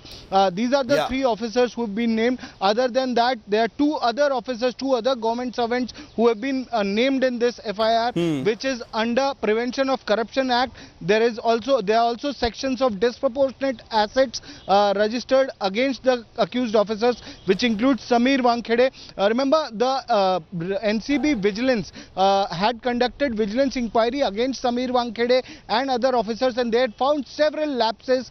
They had found that there was selective treatment that was happening under Samir Wankede as Zonal Director of Narcotics Control Bureau, and there were corruption-related lapses on part of these officers. That is what the report suggested, and the report was also sent to CBIC, Central Board of Indirect Taxes and Customs, which is the home cadre of Samir Wankede.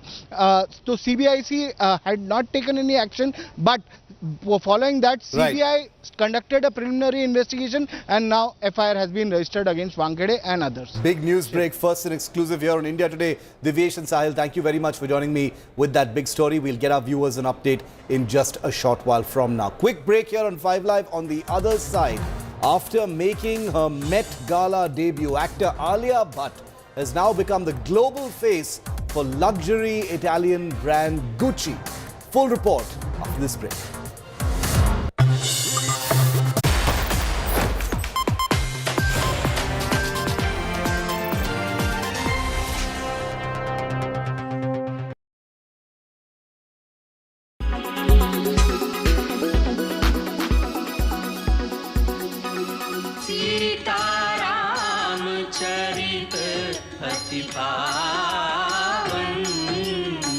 The Ramayana is one of the most beloved epics in Hinduism and has deeply influenced the religion. While fans are eagerly anticipating the release of Om Rath's Adipurush, filmmakers in the Indian film industry have shared their interpretation of Ramayana. Ramanand Sagar's Ramayana is arguably the best interpretation of the Hindu epic. From an epic cast to visual effects that were well ahead of its time, the show had it all. Ramayana has been shown in 53 countries and has been viewed by more than 650 million viewers across the world, making it the most watched mythological show in the world. The mythological series was re-telecast during the lockdown that was caused due to the pandemic in 2020.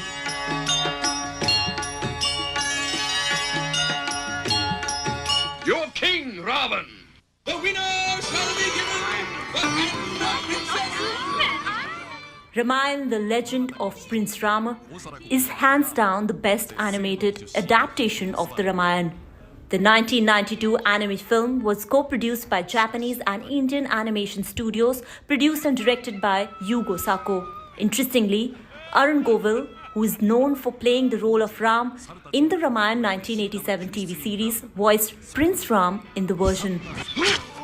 Ramayana. Stop! 壮大なスペクタクルとともに愛と冒険の大ロマンが今よみがえる。 Ace filmmaker Mani Ratnam retold this epic story, albeit from the perspective of Ravan. The film follows a bandit, Bira, who kidnaps the wife of a police officer only to fall in love with her later. Riveting performances, stunning cinematography, and the unconventional take make this film a must-watch. मार मार गोली मार दिखा दे दुनिया को कि भगवान कौन और राक्षस कौन मार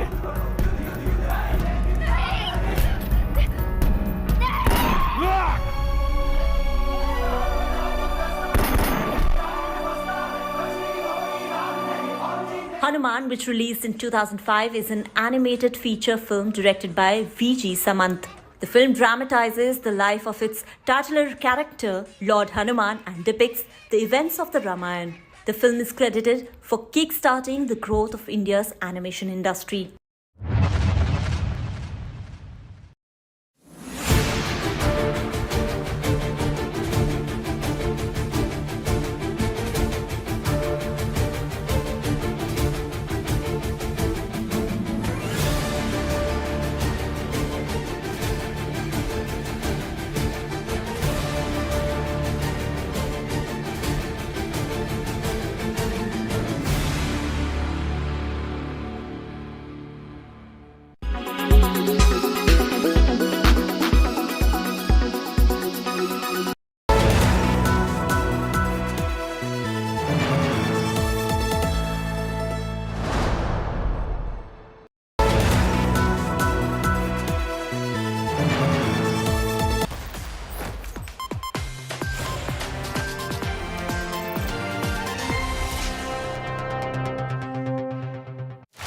Namaskara, people of Karnataka.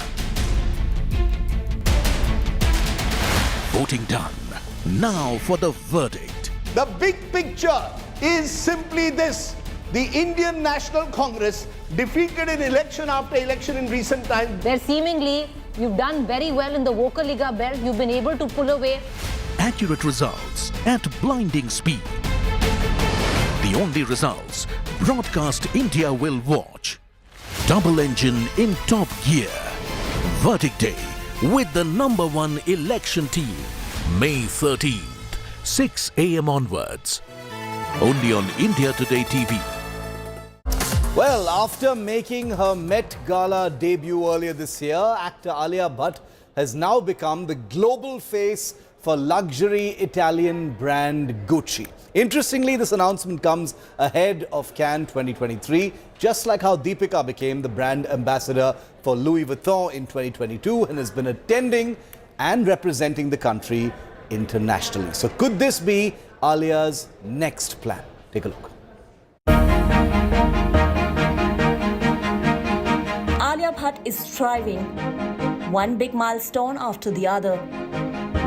First, it was a maiden appearance at the Met Gala 2023, which was a dreamy one in all true sense. She was seen in a bridal pearl beaded gown by Prabal Gurung, one of the most renowned fashion designer in the world. And now, she has been signed as the first Indian to become the global brand ambassador of Gucci, a high-end Italian fashion house. The official announcement was made by the brand itself. Even Alia Bhatt took to social media to share the news. She wrote, and we quote, "I'm honored to represent the house of Gucci not only in India but at a global stage. Gucci's legacy has always inspired and intrigued me, and I'm looking forward to the many sartorial milestones we create together." Interestingly, this great news comes ahead of Cannes 2023, so could this be a strategic move?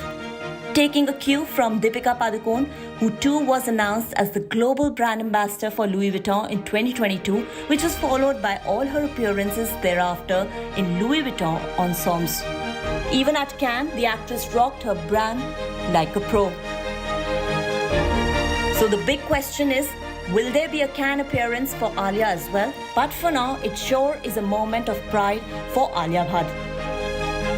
Meanwhile, Alia has also been making buzz for her maiden Hollywood project titled Heart of Stone, co-starring Gal Gadot and Jamie Dornan.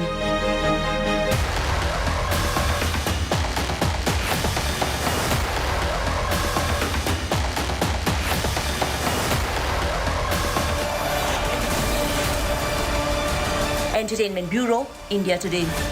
Stone? Stone!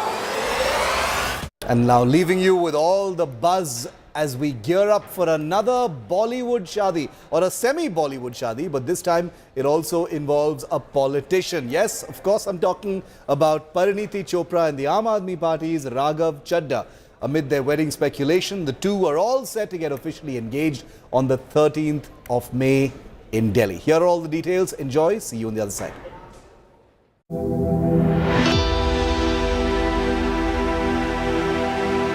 Pariniti Pariniti Chopra and Raghav Chadha are hours away from being engaged.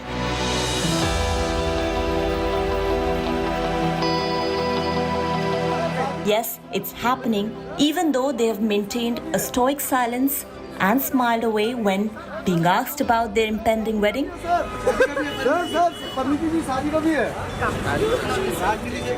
Pariniti and Raghav, however, are soon to be taken as the couple will reportedly be exchanging rings on May 13th in Delhi.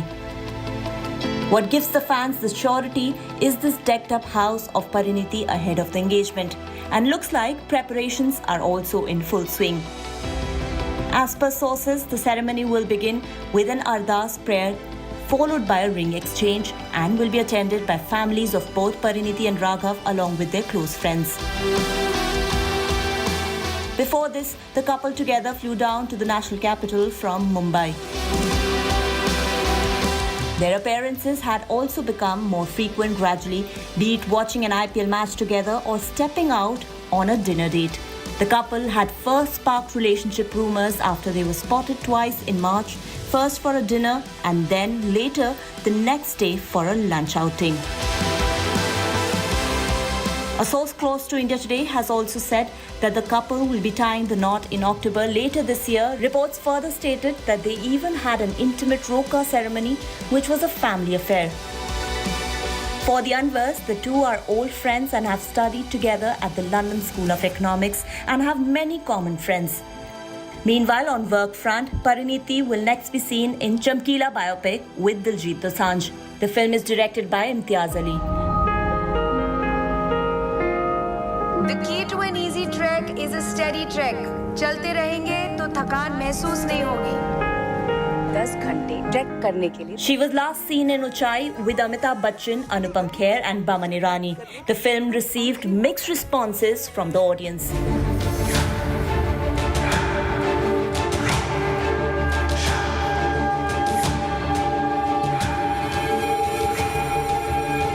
Entertainment Bureau, India Today.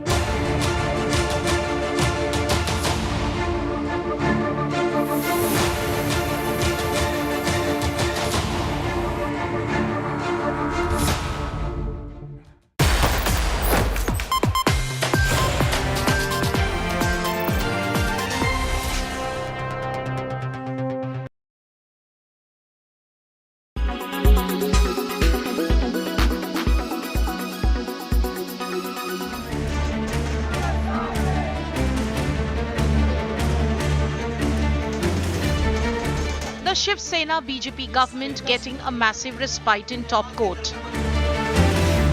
That the governor cannot act upon an inference that he has drawn that a section of the Shiv Sena wish to withdraw their support to the government on the floor of the House. The Eknath Shinde government surviving the bruising Sena versus Sena war. A big blow to former Maharashtra Chief Minister Uddhav Thackeray. The Supreme Court nipped his ambition to come back as Maha-CM. Referring to his move to quit as CM and not face trust vote amid desertion from Sena in June 2022, adding that it can't overturn a voluntary resignation. This court cannot quash a resignation that has been submitted voluntarily. Had Mr. Thackeray refrained from resigning from the post of the Chief Minister, this court could have considered the grant of the remedy of reinstating the government headed by him. The Supreme Court, however, recognized illegality by the governor and the speaker in ordering a trust motion, appointing a new Shiv Sena whip illegally. While Uddhav Thackeray called it a moral victory, the BJP mocked his claim. Chief Minister Shinde and Uddhav also sparred over who is the real traitor. The then Maharashtra Governor Bhagat Singh Koshyari and sitting Maharashtra Speaker defended their role. मैं राजनीतिक मसलों से अपने को बहुत दूर रखता हूं और जो मसला सुप्रीम कोर्ट में था उस मसले पर सुप्रीम कोर्ट ने अपना निर्णय दे दिया है. उस निर्णय पर जो कानूनविद हैं वही अपनी राय व्यक्त करेंगे. मुझे नहीं लगता कि मैं चूँकि कानून का विद्यार्थी हूँ नहीं, मैं केवल संसदीय परंपराएं जानता हूँ और विधायी परंपराएं जानता हूँ. उस हिसाब से मैंने जिस समय जो भी कदम लिए सोच समझ के लिए. Has the Supreme Court verdict, instead of setting the Sena versus Sena war, only renewed the bitter Maharashtra rivalry? The Supreme Court very clearly saying that had Mr. Thackeray not resigned, the situation could have been different. But with the leader of the largest party, the party with the most number of legislators in the assembly extending support to Eknath Shinde, the governor was in fact justified in asking him to form the government. Clearly, legally, politically, questions have been answered in a very, very different terms. The Supreme Court making a delicate balance between what was correct, what is the law, and what was done in Maharashtra politics. With cameraman Ridul in New Delhi, this is Anisha Mathur for India Today.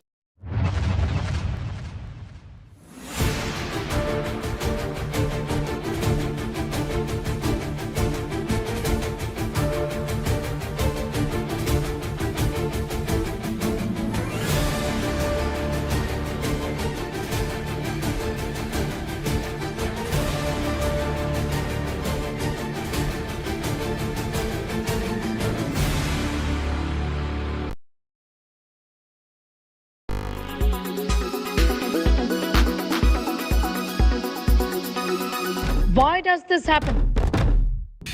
Let me tell you the science behind it.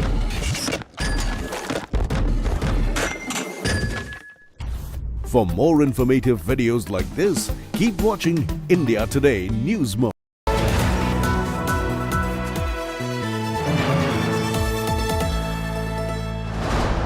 Namaskara, people of Karnataka. Voting done. Now for the verdict. The big picture is simply this. The Indian National Congress defeated in election after election in recent times. There seemingly, you've done very well in the Vokaliga belt. You've been able to pull away Accurate results at blinding speed. The only results Broadcast India will watch. Double engine in top gear. Verdict day with the #1 election team. May 13th, 6 a.m. onwards. Only on India Today TV. Blue Star Fast Cooling AC. LIC हर पल आपके साथ.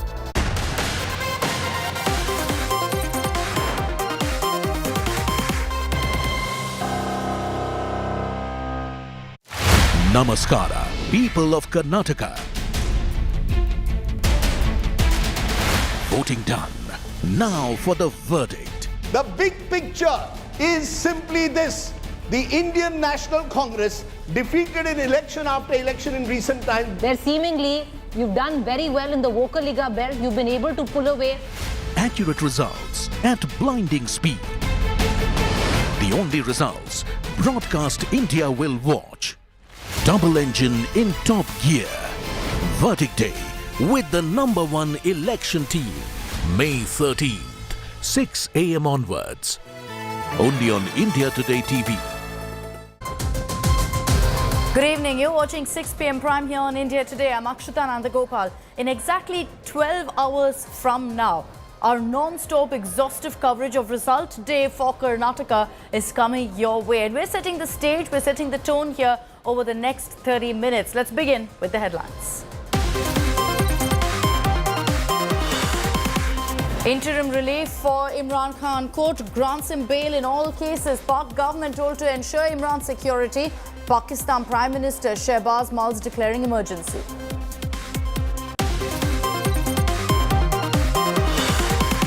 Karnataka BJP sources hinted Operation Lotus's Plan B. Request Amit Shah to visit Bengaluru tomorrow.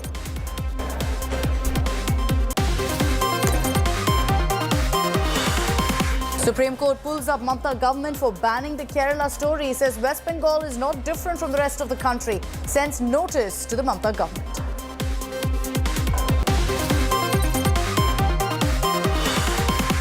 Sachin's Sangharsh against Gehlot continues as pilot resumes march from Ajmer, attacks Gehlot and BJP over corruption.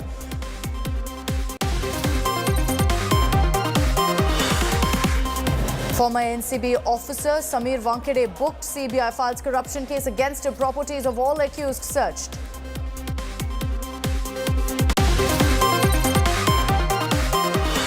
Big development in Gyanvapi Temple Mosque. Rao court allows Archaeological Survey of India to conduct carbon dating of the alleged shivling without damaging the structure.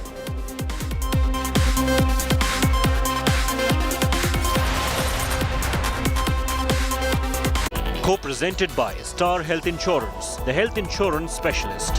Powered by Jaguar, discover the magic of smart lights.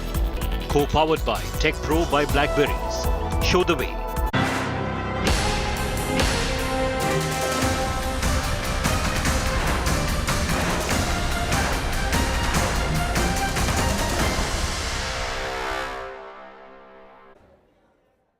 Let's begin by rounding up for you all the updates coming in from Karnataka. With hours to go for counting, political parties are getting into huddles, even figuring out their plan B. Amid all the speculation on whether Kumaraswamy will once again be the kingmaker, the former Karnataka Chief Minister has flown to Singapore for personal reasons, but will reportedly be back today before result day. The JDS leader, remember, was also hospitalized during campaigning and had visited Singapore earlier as well for health reasons.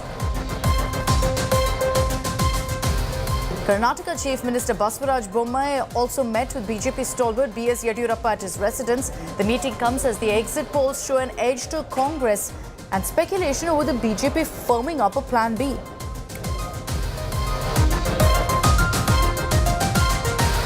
DK Shivkumar also met with Congress President Mallikarjun Kharge.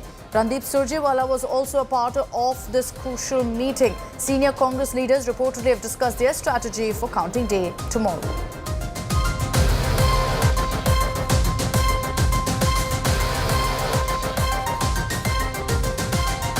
Senior Congress leader and former Karnataka Deputy Chief Minister G. Parameshwara has once again expressed publicly his ambition to be named as the Chief Minister if the Congress wins. Parameshwara further added that the final decision will be taken by the party's High Command. This is at a time when already DK Shivkumar and Siddaramaiah have thrown their hat in the ring. They're in the running for the post.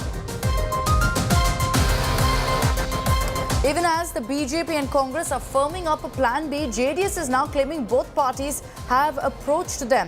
A huge storm was kicked off after JDS spokesperson Tanveer Ahmed claimed his party will be the kingmaker and has declared they will take a call on all post-poll alliance options. But the JDS soon enough cracked the whip against Tanveer Ahmed, removing him as a spokesperson.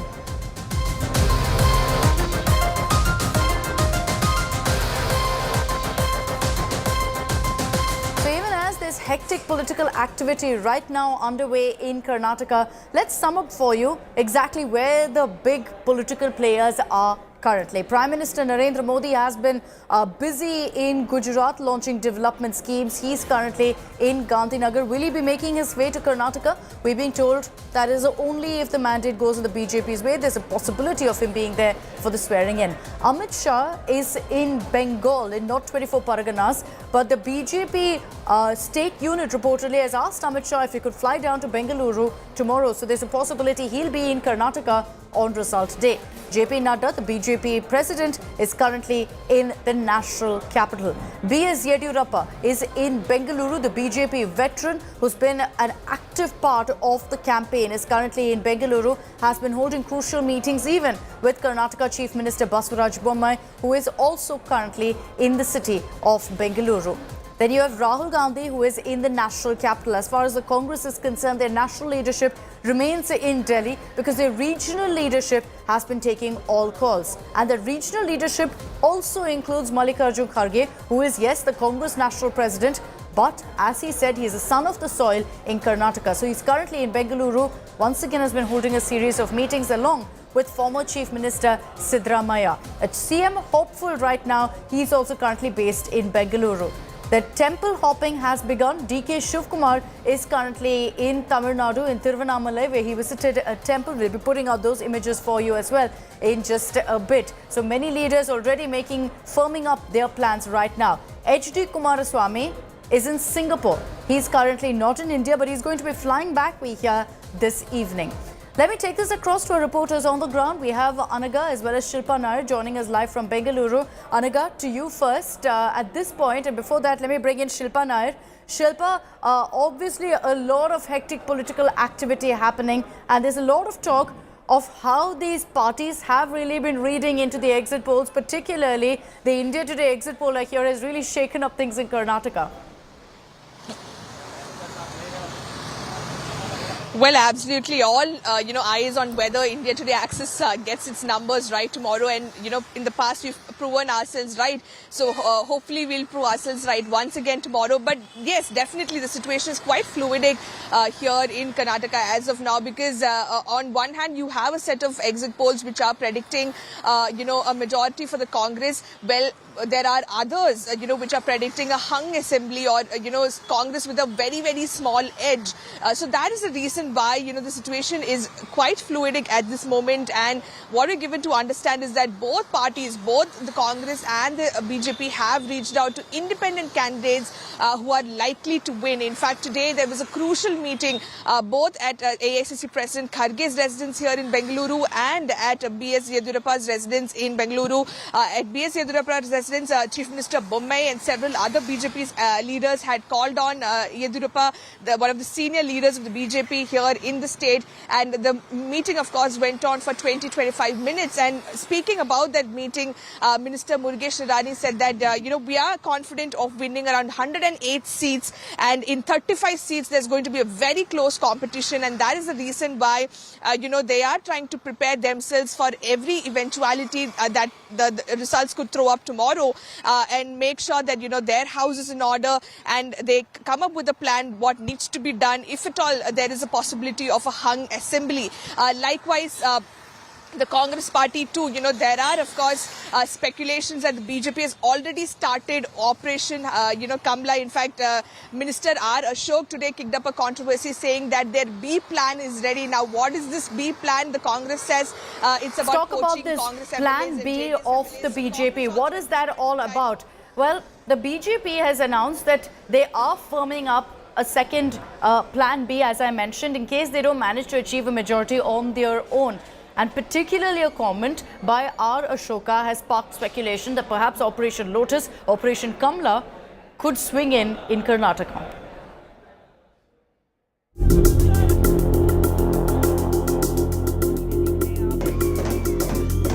The results are not out yet, but political parties in Karnataka are busy working on backup plans in case the elections throw up a hung assembly. The BJP already has a plan B ready and its leaders are talking about it openly, sparking speculation about another season of Operation Lotus. BJP is full majority, I think.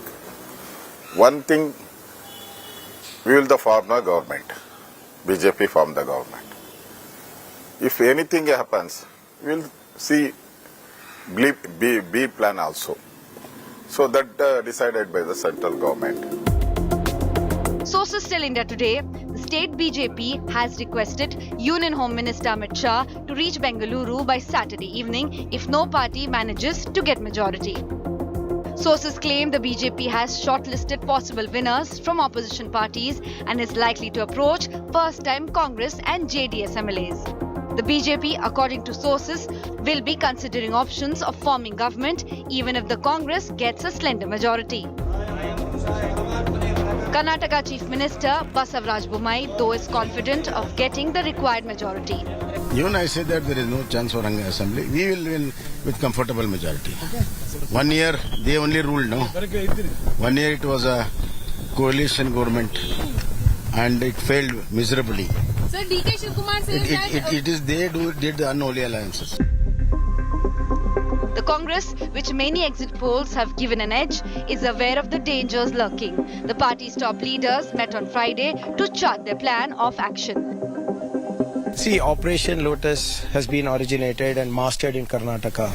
So if you read through the Karnataka political history, we have this black mark on us saying that the origin of Operation Lotus started in Karnataka. But having said that, we have to be careful. We'll keep our flock together. The self-proclaimed joker in the pack, the JDS is claiming offers from both BJP and Congress. Both the parties have really approached us. Both the parties know that JDS is really going to play a significant role in the decision after the post result. So we are definitely keeping our ideas of development of Karnataka as a primary factor, and definitely we would announce it at an appropriate time. Whether any party wins majority or not, the BJP open claims of Plan B means Karnataka could see some resort politics yet again. Well, with just 24 hours more to go for the big day that's going to decide the future of Karnataka, make no mistake, Karnataka is one such state where both the parties give as good as they get. With video journalist Shivashankar, Anaka Keshav for India Today, Bengaluru. Now, I know a lot of you have been watching out for the India Today Access My India exit poll numbers and questioning how is it that the Congress is gaining so much and the BJP is losing. Let's break that down based on the data we have and caste, particularly focusing on the caste factor. Where is Congress gaining? Well, they have several strongholds and other groups as well. As far as the Lingayat vote is concerned, they go up by 7%. That's a huge margin, which means they're eating out of the JDS vote bank there. As far as Lingayats is concerned, you can see that right now that number is flashing also on your screens. That's at about 4%, so not a big jump there. Tribal 4%, Dalit, importantly, is a jump of 14%, which is again huge, which could be the Kharge factor also. As far as Kurubas are concerned, there's a jump of 4%, Muslims 10% and OBC of 5%. All of that together is how really the Congress is gaining based on the numbers that our exit poll has shown. What does that mean for the BJP? Where is the BJP losing? Well, the only good news perhaps for the BJP is that their stronghold, their vote bank of the Lingayats, there's no change at all. It remains exactly the same. They've lost out, however, on the tribal vote, the Dalit vote, because if you look at the tribals, it's minus 1%. The Dalit is a minus 5%. And that's a big number there. And the Kurubas at minus 1%. The Muslim vote is at minus 4%. Is that an impact of the Bajrang Bali controversy and that particular narrative? There will be questions on that. The Christian vote minus 2%. Vokaliga, they've got slight gain of about 2%. That focus on the old Mysuru region seems to have worked only but very, very marginally. As far as the general category is concerned, there's a jump of 6%. And that breakdown, if the numbers hold true tomorrow, is something that the BJP will analyze and over-analyze at this point. Let me take this across also to our other reporters who are joining us from Bengaluru, who've been tracking, of course, through the entire election season, the entire campaign. Reintroducing Shilpa Nair, we have Anaga Keshav and Sagai Raj also live with us. Sagai, good evening. I see you standing at, of course, the Vidhan Sauda. You've all, of course, been tracking this election so closely. And going by these exit poll numbers, Sagai, you've seen the BJP campaigning so hard in the old Mysuru region. But that's not really translating to big bang gains, is it?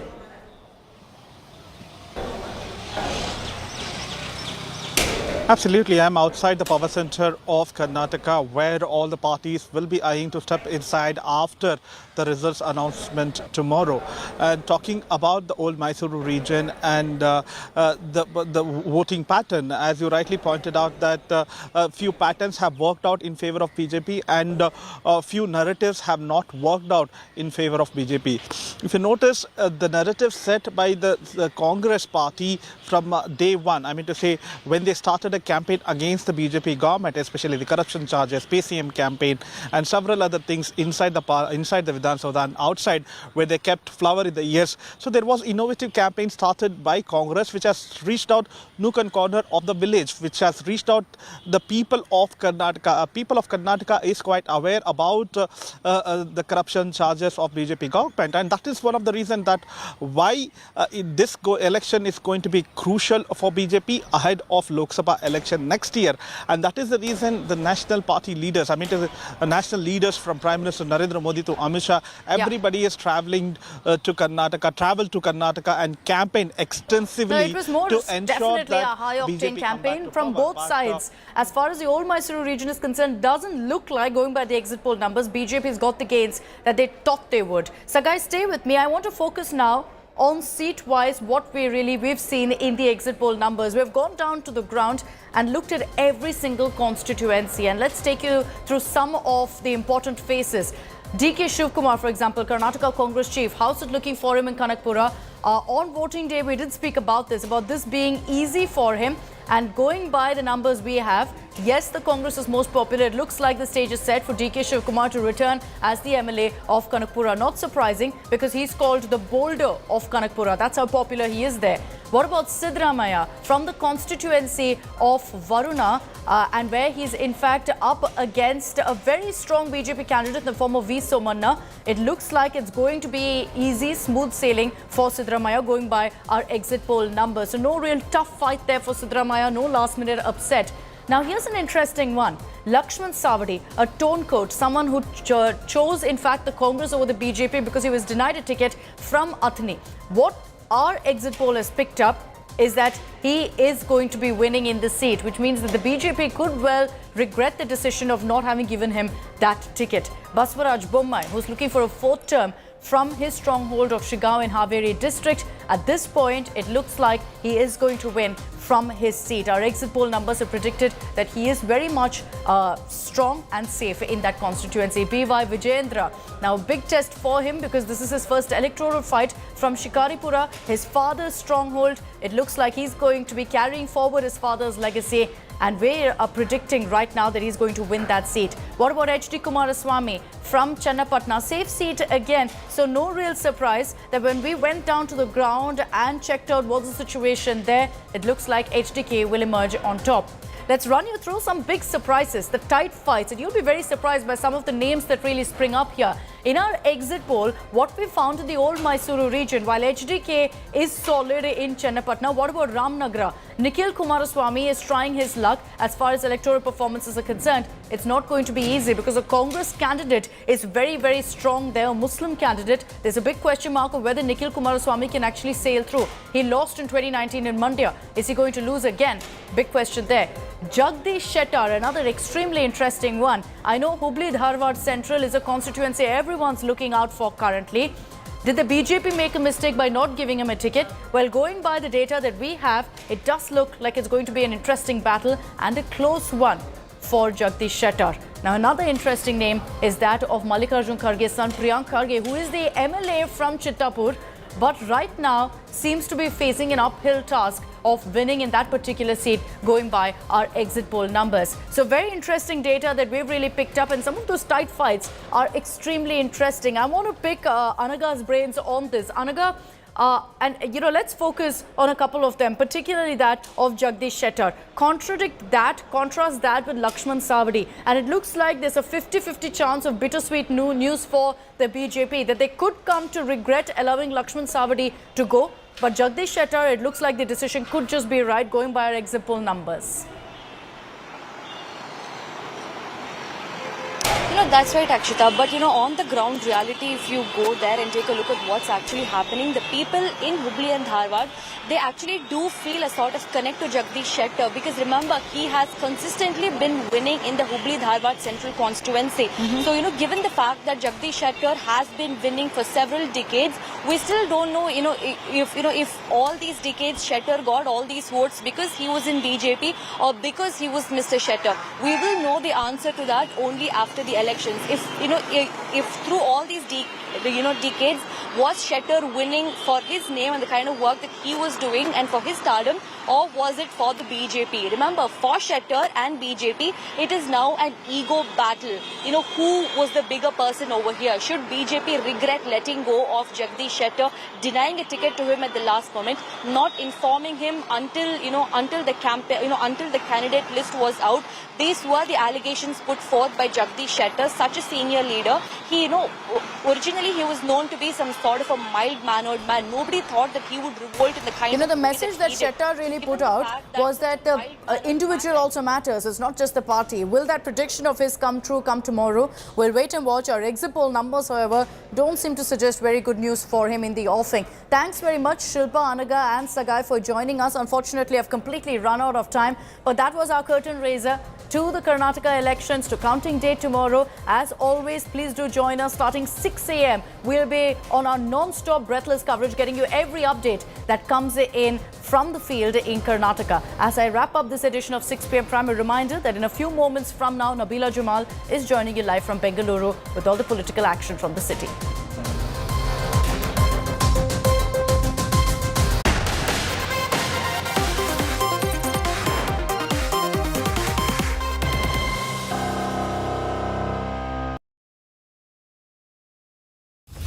Issues and factors influencing the Karnataka elections.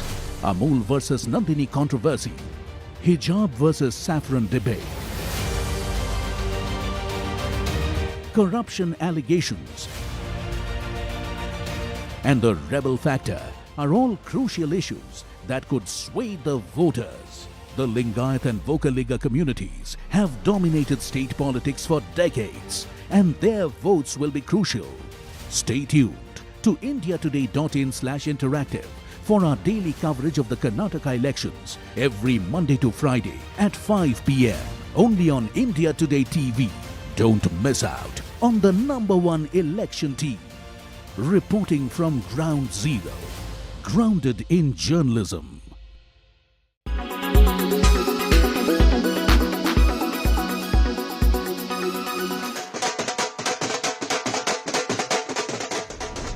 Big win for Delhi CM Arvind Kejriwal after a long drawn-out fight with the Lieutenant Governor and the centre. In a unanimous verdict, the Supreme Court on Thursday demarcated the powers of the centre and Delhi government with regard to governance of the national capital. The top court declared that the centre would control Delhi's land, public order and police. But the Delhi government will have legislative and executive powers over services. This means the Delhi government will decide on transfers and postings of all officials, including IAS, except those related to land, police and law and order. The court also ruled that the Lieutenant Governor was bound by the elected government's decisions. The ideal conclusion would be that GNCTD ought to have control over services subject to exclusion of subjects which are out of its legislative domain. If services are excluded from its legislative and executive domain, the ministers and executives and the executive who are charged with formulating policies in the territory of NCTD would be excluded from controlling the civil service officers who implement such executive decisions.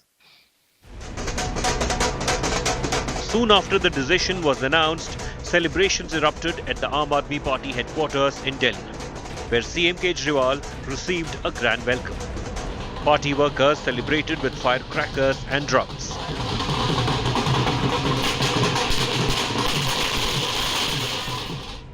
Aam Aadmi Party slammed the Narendra Modi government, accusing it of trying to usurp the powers of the Delhi government.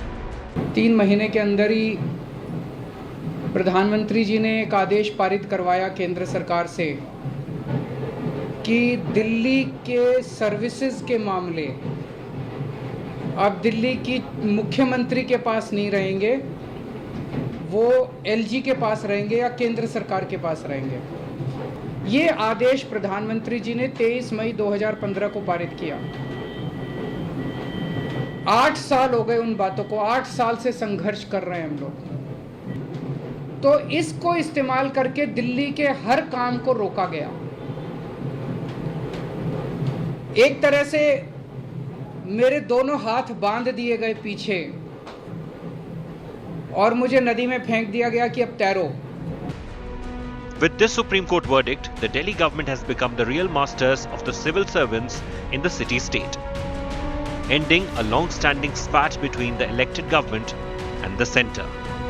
With Sanjay Sharma and Anisha Mathur, Bureau Report, India Today.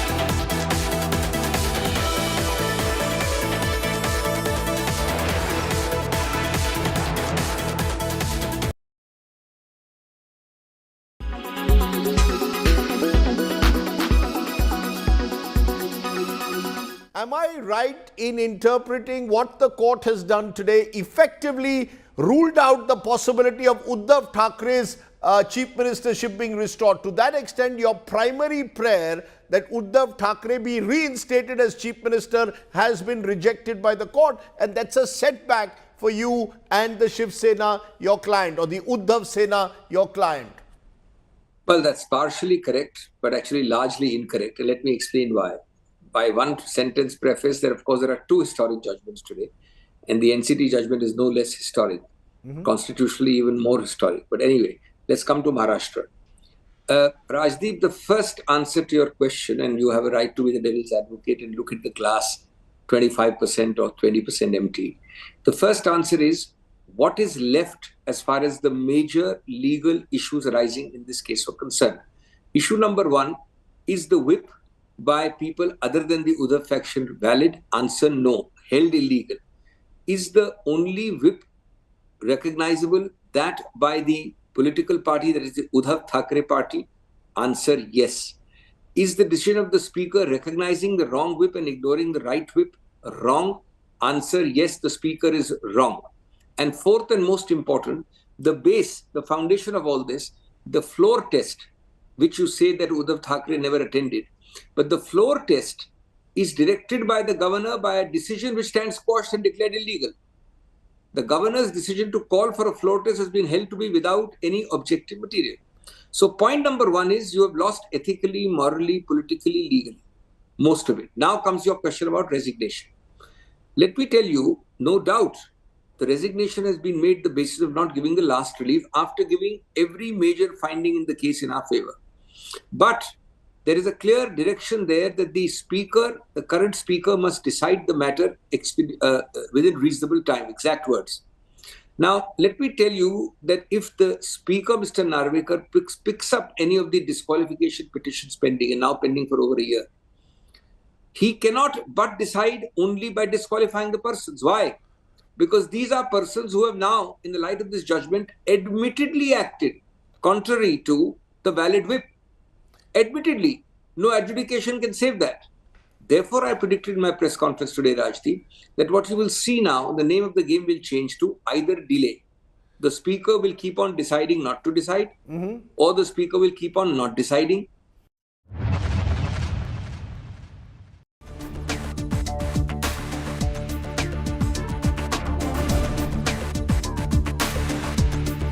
A cricket coaching centre exclusively for girls. This sports academy in Dharoki village near Patiala is fueling the dreams of girls who aspire to play in the Indian Premier League for women. Gulab Singh Shegil, a policeman, set up the coaching centre in his farmland. Shegil, who could not realize his dream of becoming a cricketer, is now training 18 girls for free at the centre. From shoes to cricket kit, he takes care of everything. When it started in 2019, the coaching center was open to both girls and boys.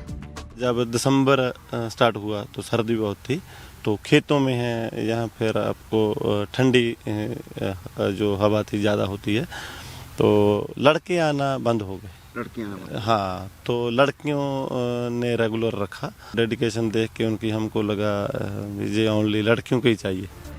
Shegil has hired a cricket coach to ensure his wards get proper training. यहाँ पे आया, यहाँ पे देखा मैंने, बच्चों का माहौल देखा, बच्चों में पोटेंशियल देखा, तो फिर मैंने सोचा मैं शाम को यहाँ पे जरूर आया करूँगा। तो जब भी मैं पीपीएस से फ्री होता था तो साथ के साथ यहाँ पे आ जाता था, बच्चों के साथ मन लग जाता था, बच्चों को सीखने को मिलता था। The trainees are already making an impact. मैं अंडर 19 भी खेली हूँ और अंडर 15 स्टेट कैंप पे भी सिलेक्ट हुआ और अब पटियाला में डिस्ट्रिक्ट में। सर हमें हर मैच मोहाली दिखाने जा रहे हैं, हमें दिखा रहे हैं तुम्हें कौन कौन सी स्टेज क्लियर करनी है, भी कैसे आगे जाना है तुम लोगों को। Shegil says he doesn't need monetary help. All he wants is cricketers to come and encourage these budding players. Bureau Report, India Today. Co-presented by Star Health Insurance, the health insurance specialist. Powered by Jaguar, discover the magic of smart lights. Co-powered by Tech Pro by Blackberries. Show the way.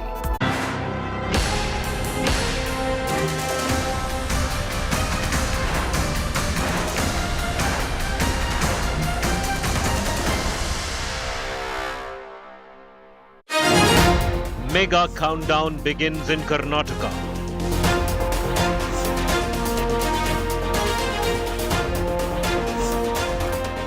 BJP's Plan B stirs row ahead of counting. BJP form the government. If anything happens, we'll see B plan also. Will Operation Lotus be invoked in Karnataka?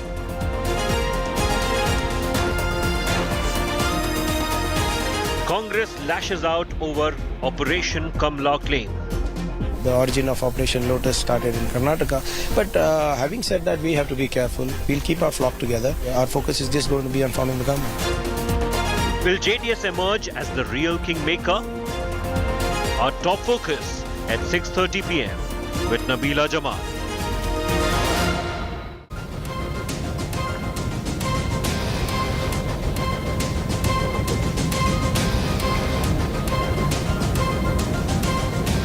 All right, very good evening. You're watching India Today. I'm Nabila Jamal, State of War Karnataka, bringing you the roundup of all the huddle and the action, the movements that we're seeing right here on ground in Karnataka. I'm in Bengaluru Central constituency, and this is the city's landscape. The stunning Bengaluru city, which will possibly see a new government forming by the end of tomorrow. This is the entire landscape where you see Vidhan Saudha at the far end, where the struggle will be to, in fact, get to power at the Vidhan Saudha. This is where all the leaders will be struggling to get a nice office and their nameplate signed right at the front door. It's going to be a very crucial day. It appears that all the parties at this point are in an absolute huddle to try and understand, if at all things do not go in their favor, what really should be their next plan. And these are the first images that I show you of DK Shivkumar, Congress's president, KPCC president in Karnataka, where he's now gone into a temple run, a temple taking blessings from at a temple. He is right now on a temple run, just like a few other netas of different parties. But DK Shivkumar really in the focus, considering he seems to be the man, the Chanakya as they call him for the Congress party, and really the man of the moment, considering that India Today's exit polls have shown Congress with a bright majority. In fact, 122 all the way to 140. But whatever happens, the deal will be sealed only tomorrow. This is just a prediction. I repeat, this is just a prediction. Of course, Congress now in a spirited mood, and as we see here, these visuals showing DK Shivkumar at a temple seeking blessings. He's there with his family members. In fact, this is DK Shivkumar, who's already a very religious person. We do know that he goes to temples on any given day, especially on a day like this, a day before counting. In fact, in Karnataka, it's DK Shivkumar quite naturally heading to a temple, and those are the visuals that we see, fresh visuals just a few moments ago that DK Shivkumar was seen visiting a temple here in Bengaluru with his family members. All right, I'm going to now quickly cut across to R. Ashok, who is the minister in the BJP's cabinet, the BJP government's cabinet here in Karnataka. R. Ashok has spoken in an exclusive conversation to my colleague Anaga Keshav, and in that conversation, R. Ashok has spoken about BJP having a plan B. It's almost dropping a bomb, a hint that the BJP might just pull off an Operation Kamala if things do not go in their favor. As the BJP and the Congress are now in a huddle, this is R. Ashok speaking to India Today, where he said that we are politicians, we are not saints, and we have a plan B. He says we've done it twice, we will do it again. Listen in. Your exit poll survey, many surveys has come, more than 10. Some surveys shows BJP also getting the majority. So, exit poll, exact poll, there's a difference. We are seeing for exact poll. So, I think our party cadres, we are reaching all the message from the party booth level Karyakarta. They are giving a lead in every booth, some more than 60%. Means BJP is full majority, I think. One thing, we will form the government. BJP form the government. If anything happens, we will see B plan also. So that decided by the central government, and Amit Shah ji, Modi ji will decide what to do, what to not do. Because we are facing another 1 year, next year, parliament election. We have to look parliament election also, the strategy of the parliament election. So that's also very, very important in Karnataka result.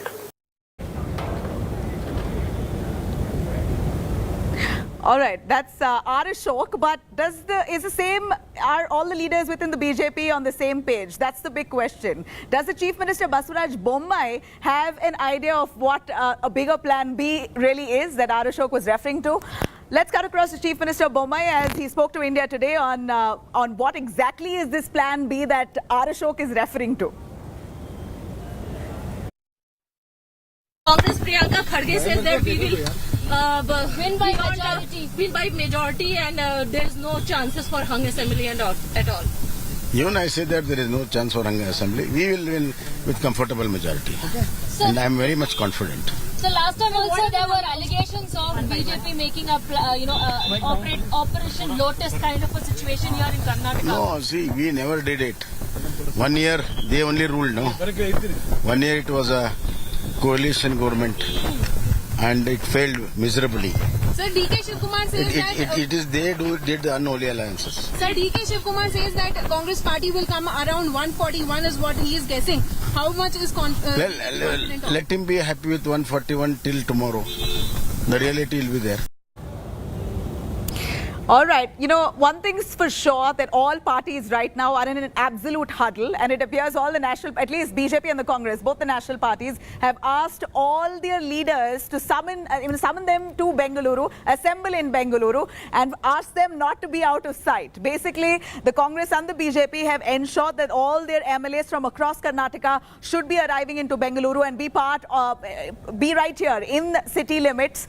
While through the counting day, all through the day of counting, they should be in sight. In fact, while I speak, the Congress is right now holding a high-level meeting at a hotel in Bengaluru. All the top leaders, including DK Shivkumar, Siddaramaiah, Surjewala, they're all right now there meeting with a bunch of the Congress netas to try and strategize on the road ahead. Right after rumors and buzz about an Operation Lotus surfaced, this is exactly what DK Shivkumar said a little earlier in the day while he spoke at a press conference, saying that he's worked day and night, hasn't slept a tad bit, and he is right now sure that after all that hard work that he's put into play right here in Karnataka for his party, all the leaders, seniors and juniors, will support him through and through. Listen in. ನನಗೆ ಸೋನಿಯಾ ಗಾಂಧಿ ಅವರು ಅಧಿಕಾರ ಯಾವಾಗ ಕೊಟ್ಟರು, ದಿನೇಶ್ ಗುಂಡೂರಾಯರು ನನ್ನ ಕೈಯಲ್ಲಿ ಆಗಲ್ಲ ಅಂತ volunteer resign ಮಾಡಿದ್ರು. ಸಿದ್ದರಾಮಯ್ಯ ಸಾಹೇಬರು ನಾನು ಬೈ ಎಲೆಕ್ಷನ್ ಆದಮೇಲೆ ನೈತಿಕವಾಗಿ ರಾಜೀನಾಮೆ ಕೊಡ್ತೀನಿ ಅಂತ ಅವ್ರು ಕೊಟ್ಟರು. ಆಗ ನನಗೆ ಈ ಜವಾಬ್ದಾರಿ ಕೊಟ್ಟರು. ನಾನು ಆವತ್ತಿಂದ ಮಲಗಕ್ಕೂ ಬಿಟ್ಟಿಲ್ಲ. ನಾನು ನನ್ನ ಪಕ್ಷಕ್ಕೆ ಏನು ಮಾಡಬೇಕು ಹೇಳಿದ್ದೀನಿ, ಪಕ್ಷಕ್ಕೆ ಏನು ಮಾಡಬೇಕು ಮಾಡಿದ್ದೀನಿ. ಸೊ ಅದರಿಂದ ಈಗ ಯಾವ ಸಂದರ್ಭನೂ ಉದ್ಭವ ಆಗುವುದಿಲ್ಲ. ಎಲ್ಲರೂ ನಮ್ಗೆ ಸಹಕಾರ ಕೊಡ್ತಾರೆ, ಎಲ್ಲರೂ ನಮ್ಗೆ ಆಶೀರ್ವಾದ ಮಾಡ್ತಾರೆ. ಹಿರಿಯರಿರ್ಬೋದು, ಕಿರಿಯರಿರ್ಬೋದು, ಎಲ್ಲರೂ ನಮ್ಗೆ ಆಶೀರ್ವಾದ ಮಾಡ್ತಾರೆ. ಒಂದು ಉತ್ತಮವಾದಂಥ ಸರ್ಕಾರ ಕಾಂಗ್ರೆಸ್ ಪಾರ್ಟಿ ಕೊಡ್ತಾರೆ. See, Operation Lotus has been originated and mastered in Karnataka. So if you read through the Karnataka political history, we have this black mark on us saying that the origin of Operation Lotus started in Karnataka. But having said that, we have to be careful. We'll keep our flock together, and our focus is just going to be on forming the government. All right, I'm going to cut across to Sagai Raj. Sagai, look at the kind of tension that prevails right now in Karnataka. You have BJP and the Congress leaders as well as the JDS who have all now got into a huddle. Yes, India Today's exit polls gave a comfortable majority to the Congress party, but it appears that they're, of course, and they shouldn't be taking this number lightly. It's a mere prediction. Things can go different on the day of counting, and it appears that the BJP and the Congress now strategizing a plan B, which is why they've asked all their netas to assemble in Bengaluru, so they are in sight, they are visible, and right in front of them any attempts of poaching could be stalled. Absolutely, and it is a part of protocol. Whenever the election gets over, everybody had to be in the capital city and report at the headquarters in the respective parties, and probably that is one of the reasons that why everybody has been summoned. See, as Priyank Kharge has said that they have to keep the flock together, and that is $1 million question. The state of Karnataka, we have seen that none of the politicians were loyal to their own parties. How they switched the parties last time after the elections, and keeping all those things, keeping the history in the mind, and probably Congress are trying their level best to ensure that all the MLAs are on the same page, and keeping the flock together is an important exercise that should be practiced, or that should be followed by the Congress in the state of Karnataka. To be on.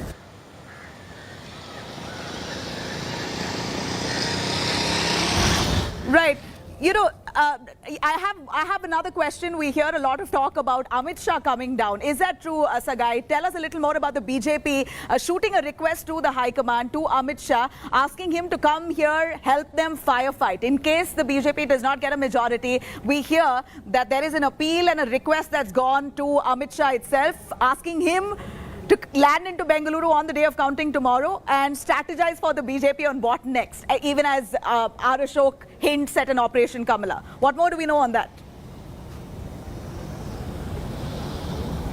Anything is possible, Nabila, but I doubt that there is any kind of request which might have gone to the High Command, because it is the High Command who instructs the state leader to take the decision, or they will send across some other person or a top leader to Karnataka to take the next plan of action. So probably there is no communication from state leadership. Probably from High Command they might send a representation, or Amit Shah himself might be here. So we need to wait and watch how it is going to turn around, because it will be a crucial election, because it is more like a quarter-final, because after Karnataka election, you have elections in Telangana and Rajasthan. So this is a quarter-final, next is a semi-final, and after that you have a final in Lok Sabha election. And exactly on that point, I'm going to cut across to the visuals that we got in from a little earlier today of B.S. Yediyurappa and the leaders in a huddle at B.S. Yediyurappa's residence. Here's a quick look as also Minister Murugesh Nirani spoke to India today, where he expressed confidence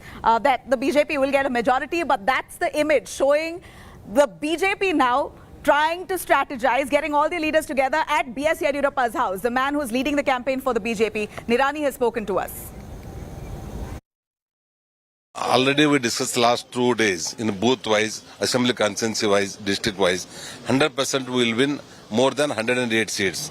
Remaining 35 seats we are 50-50. In that also we may win about 10 to 12 seats. Definitely we will form a government.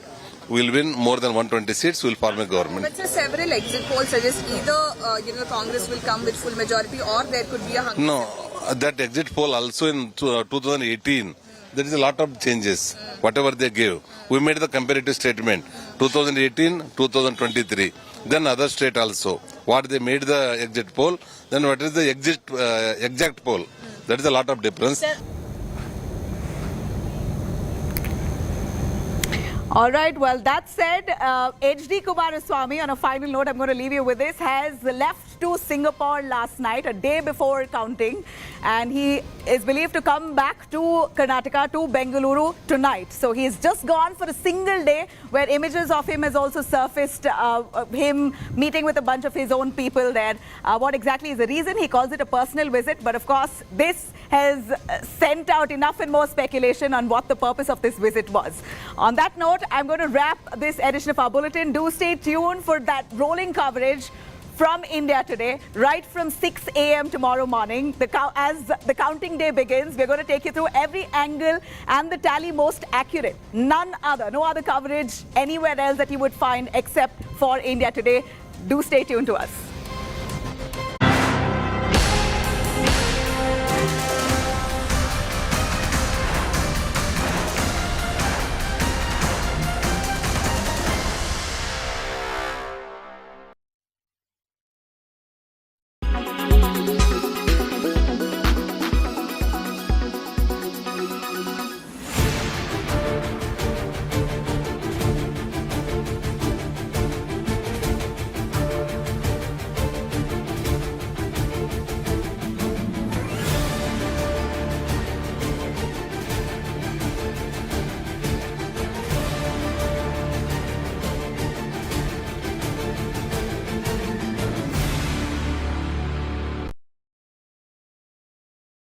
Weather forecast now.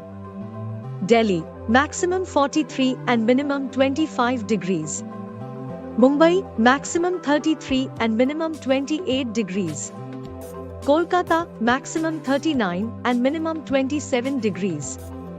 Bangalore, maximum 34 and minimum 25 degrees. Chennai, maximum 35 and minimum 28 degrees.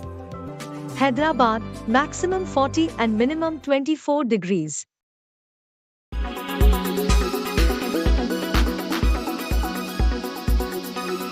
Why does this happen? Let me tell you the science behind it.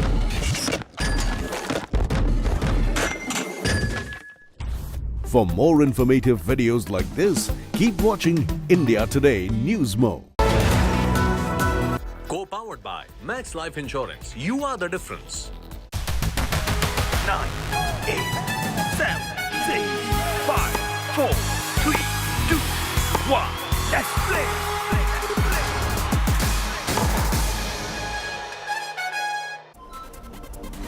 You're watching Lights, Camera and Cricket, your daily dose of all things IPL. Our top story now, after scoring the fastest 50 in IPL history, Yashasvi Jaiswal has become the talk of the town.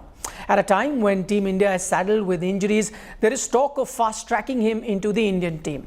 So has time come for the Mumbaiker to don the India blue, or would fast-tracking him be a mistake, as has happened with a few youngsters in the recent past? We try and explore. Yashasvi Jaiswal was in a world of his own as he tore apart the KKR bowling attack. He's playing the field. The 21-year-old put on a world-class batting display, smashing the fastest 50 in IPL history. We're going to see a lot more of you, Yashasvi Jaiswal. It is courtesy his blistering knock that the Mumbaiker finds himself in elite company. He caps it off with an absolute monster. His 13-ball 50 is now the fastest in the history of the tournament. Yashasvi bettered the previous record, which was set by KL Rahul and Pat Cummins, who scored 50s in 14 balls. Even the likes of Yusuf Pathan, Sunil Narayan and Nicholas Pooran were left behind by young Yashasvi. So far, Yashasvi's knock ensured that his team registered a comfortable win, and he's happy to continue doing the same. the whole innings. I always wanted to finish the game because I have been learning to play till the end and win game for team. That is my motto, and I really want to do that. As many matches I will play, I will try to do that to finish the game. That is more important for me, I guess. The 21-year-old has gone on and capitalized on the rich vein of form he displayed in the domestic season. He scored over 300 runs in both Ranji Trophy and in the Vijay Hazare Trophy at an average of over 77 in both the competitions. And in the Syed Mushtaq Ali Trophy, he smashed 266 runs at an average of 33.25. His superb knock against the Kolkata Knight Riders impressed one and all. Leading the praise for Jaiswal was none other than Virat Kohli, who said that it was the best batting he had seen in a while. Suryakumar Yadav also took to Twitter and said that Yashasvi played a special knock. The likes of Brett Lee and Ravi Shastri were impressed by the southpaw to the extent that they want to see him in India colours. Lee tweeted, "Get him to the Indian team now." While Ravi Shastri feels that it is high time that the selectors turn to Yashasvi if they are focusing on the ODI World Cup. He added that players like him and Rinku should be fast-tracked. Talk about the In a World Cup year, which will be held in India, and the T20 World Cup which follows next year, Team India have a promising talent that is setting the stage on fire. Sports Bureau, India Today. Moving on now, Virat Kohli's feud with Lucknow Super Giants bowler Naveen-ul Haq took a fresh twist when he posted a cryptic video on his Instagram stories. It is the latest in a long line of back and forth incidents that have taken place between the pair since they clashed at Lucknow. In this story, we'll take a look at the origins of the story and why it's gone on as long as it has.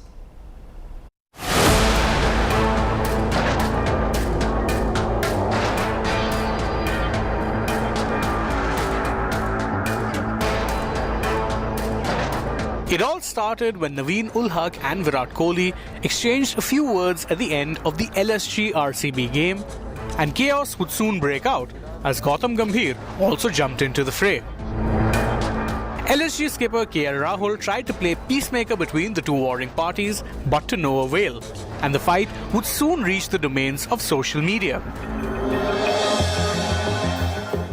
Virat posted a story which talked about how truths and perspectives are different, whereas Naveen simply said, "You get what you deserve, that's how it should be, and that's how it goes," which eventually led to him limiting comments on his posts. Such was the vitriol directed his way. Yet he received a public showing of support from Gautam Gambhir, who urged him to never change in a comment that was made on Naveen's latest Instagram post at the time. The feud seemingly died down, but Kohli reignited it when he took to Instagram to praise Gujarat Titans stars Ridhiman Saha and Rashid Khan, while they were doing well against LSG no less. Naveen hit back during RCB's game against MI, which RCB ended up losing. Naveen posted about enjoying sweet mangoes, but the timing of his post made clear why the fruits tasted extra sweet. Yet Kohli is now seemingly done with this feud, as he posted a video on his Instagram stories where popular American actor Kevin Hart talks about the importance of moving on in life, which many took as a sign of Kohli being done. Both Kohli and Naveen, interestingly enough, have a history of getting involved in fights in the past, but this feud has taken on a life of its own, and fans would doubtless be keeping their eyes peeled for any more subtle shots they may take at one another. Sports Bureau, India Today. That's all that we have for you on Lights Camera Cricket this evening, but a reminder for all the in-depth analysis and live discussions on the IPL, don't forget to tune in to Sports Today on YouTube. We'll be looking ahead to the crucial game that's coming your way in the IPL today. It's Gujarat versus the Mumbai Indians. So we'll see you there. Bye-bye for now. 9, 8, 7, 6, 5, 4, 3, 2, 1. Let's play!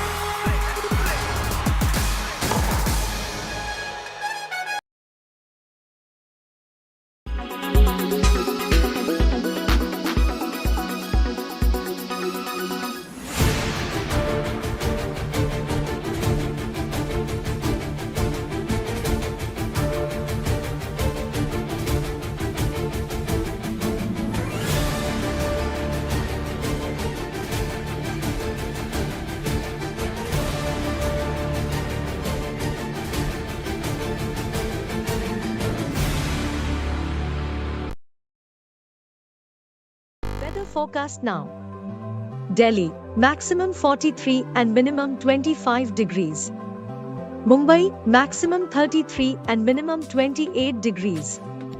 Kolkata, maximum 39 and minimum 27 degrees. Bangalore, maximum 34 and minimum 25 degrees. Chennai, maximum 35 and minimum 28 degrees. Hyderabad, maximum 40 and minimum 24 degrees.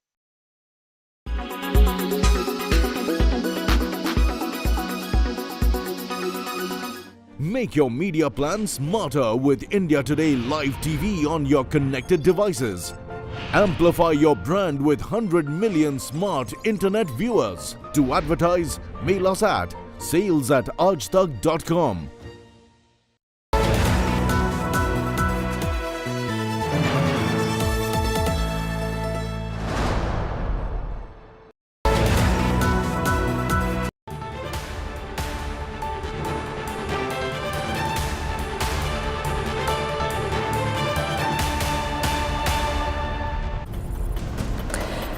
Good evening, you're watching India Today. I'm Preeti Chaudhary. We're going to take you in this edition across to Pakistan and the latest filtering in from the country. What we are given to understand is interim relief for Imran Khan. How long will that last is the big question.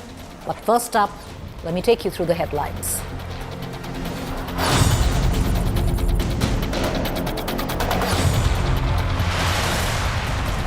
Brief respite for Imran Khan. Court grants him bail in all cases. Pakistan government told to ensure Imran's security. Pakistan Prime Minister Shehbaz Mufti declaring emergency.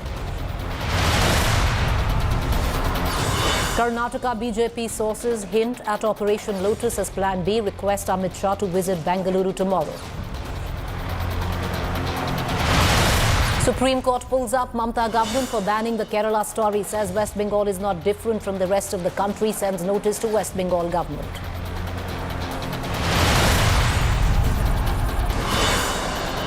Sachin's Sangharsh against Gehlot continues as pilot resumes march from Ajmer, attacks Gehlot and BJP over corruption. Ex-NCB officer Samir Wankhede booked. CBI files corruption case against him. He led the probe in the Aryan Khan case. Properties of all accused searched. Big development in the Gyanvapi Temple Mosque Rao. Court allows Archaeological Survey of India to conduct carbon dating of the alleged shivling without damaging the structure.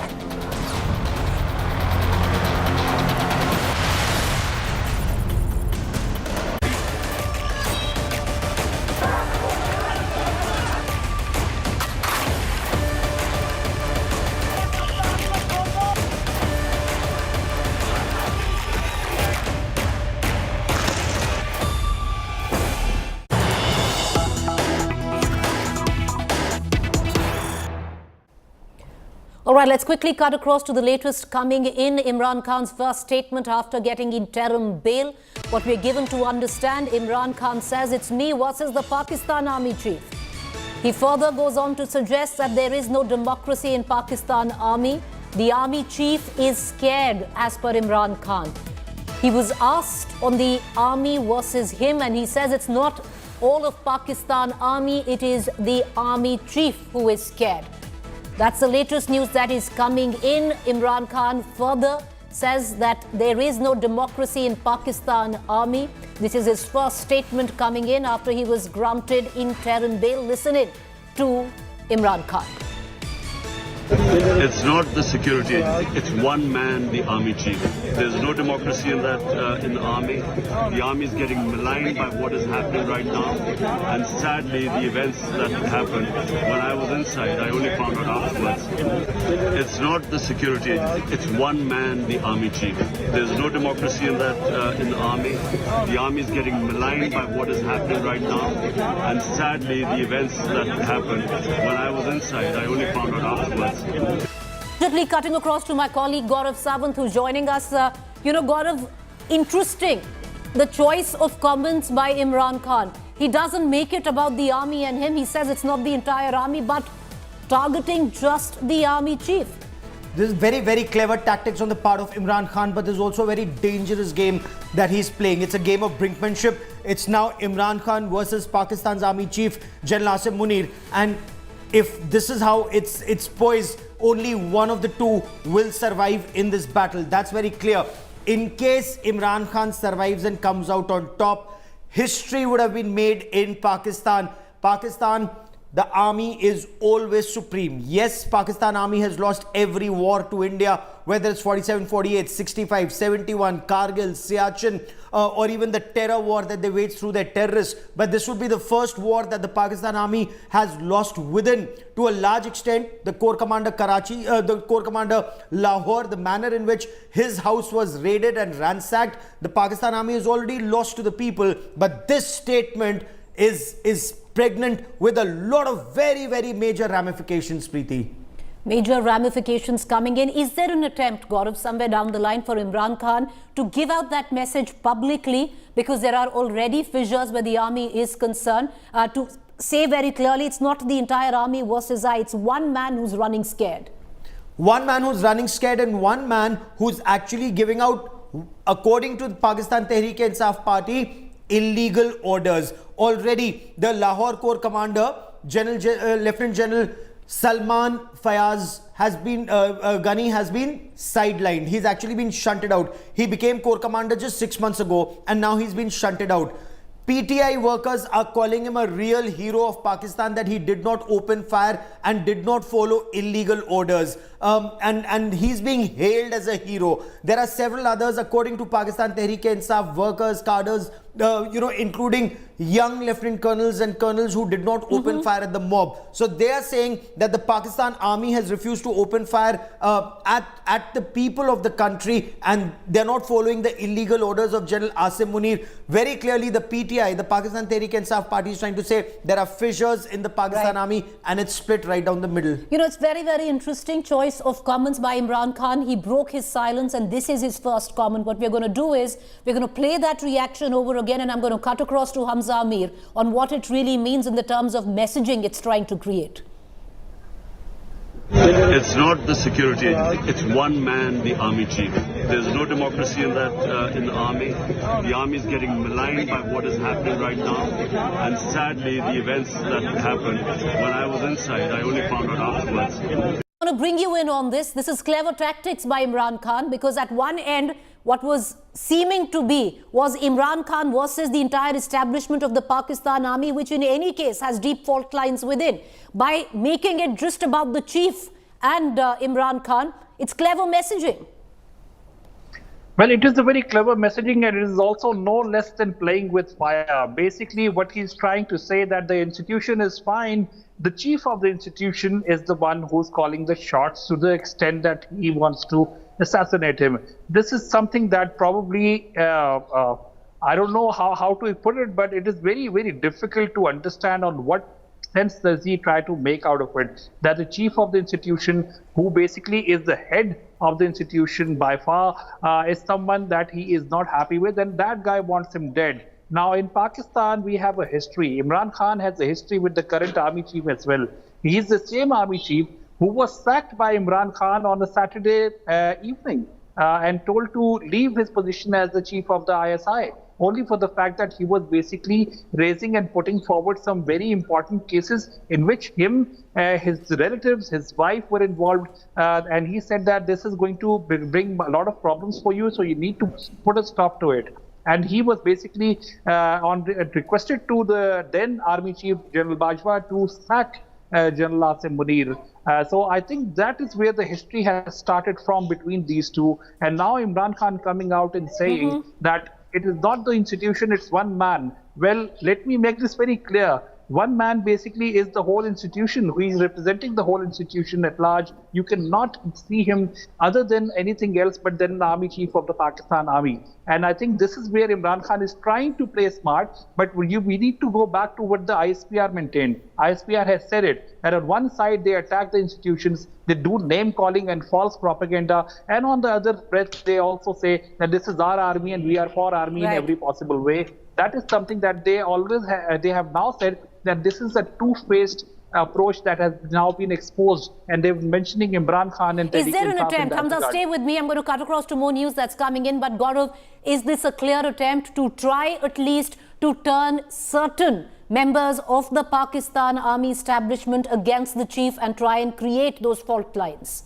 So apparently there are fault lines, and this is where things get very interesting, as Hamza, and Hamza knows better, he's on ground zero. Hamza says the army is one entity led by the army chief. The army chief is the institution. That's what the ISPR has also said. But why was the Lahore Corps commander sacked? Why was his chief of staff sacked? Apparently, several other lieutenant colonels and colonels have also been relieved of their duties. Some of them, some forces have been relieved of their weapons. Now, this is huge. What will this lead to, Preeti? Perhaps Hamza can tell us better on ground zero. Hamza, coming right back to you, but just stay on with me. There are more reactions coming in. Let's listen in to Pakistan Minister Rana Sanaullah.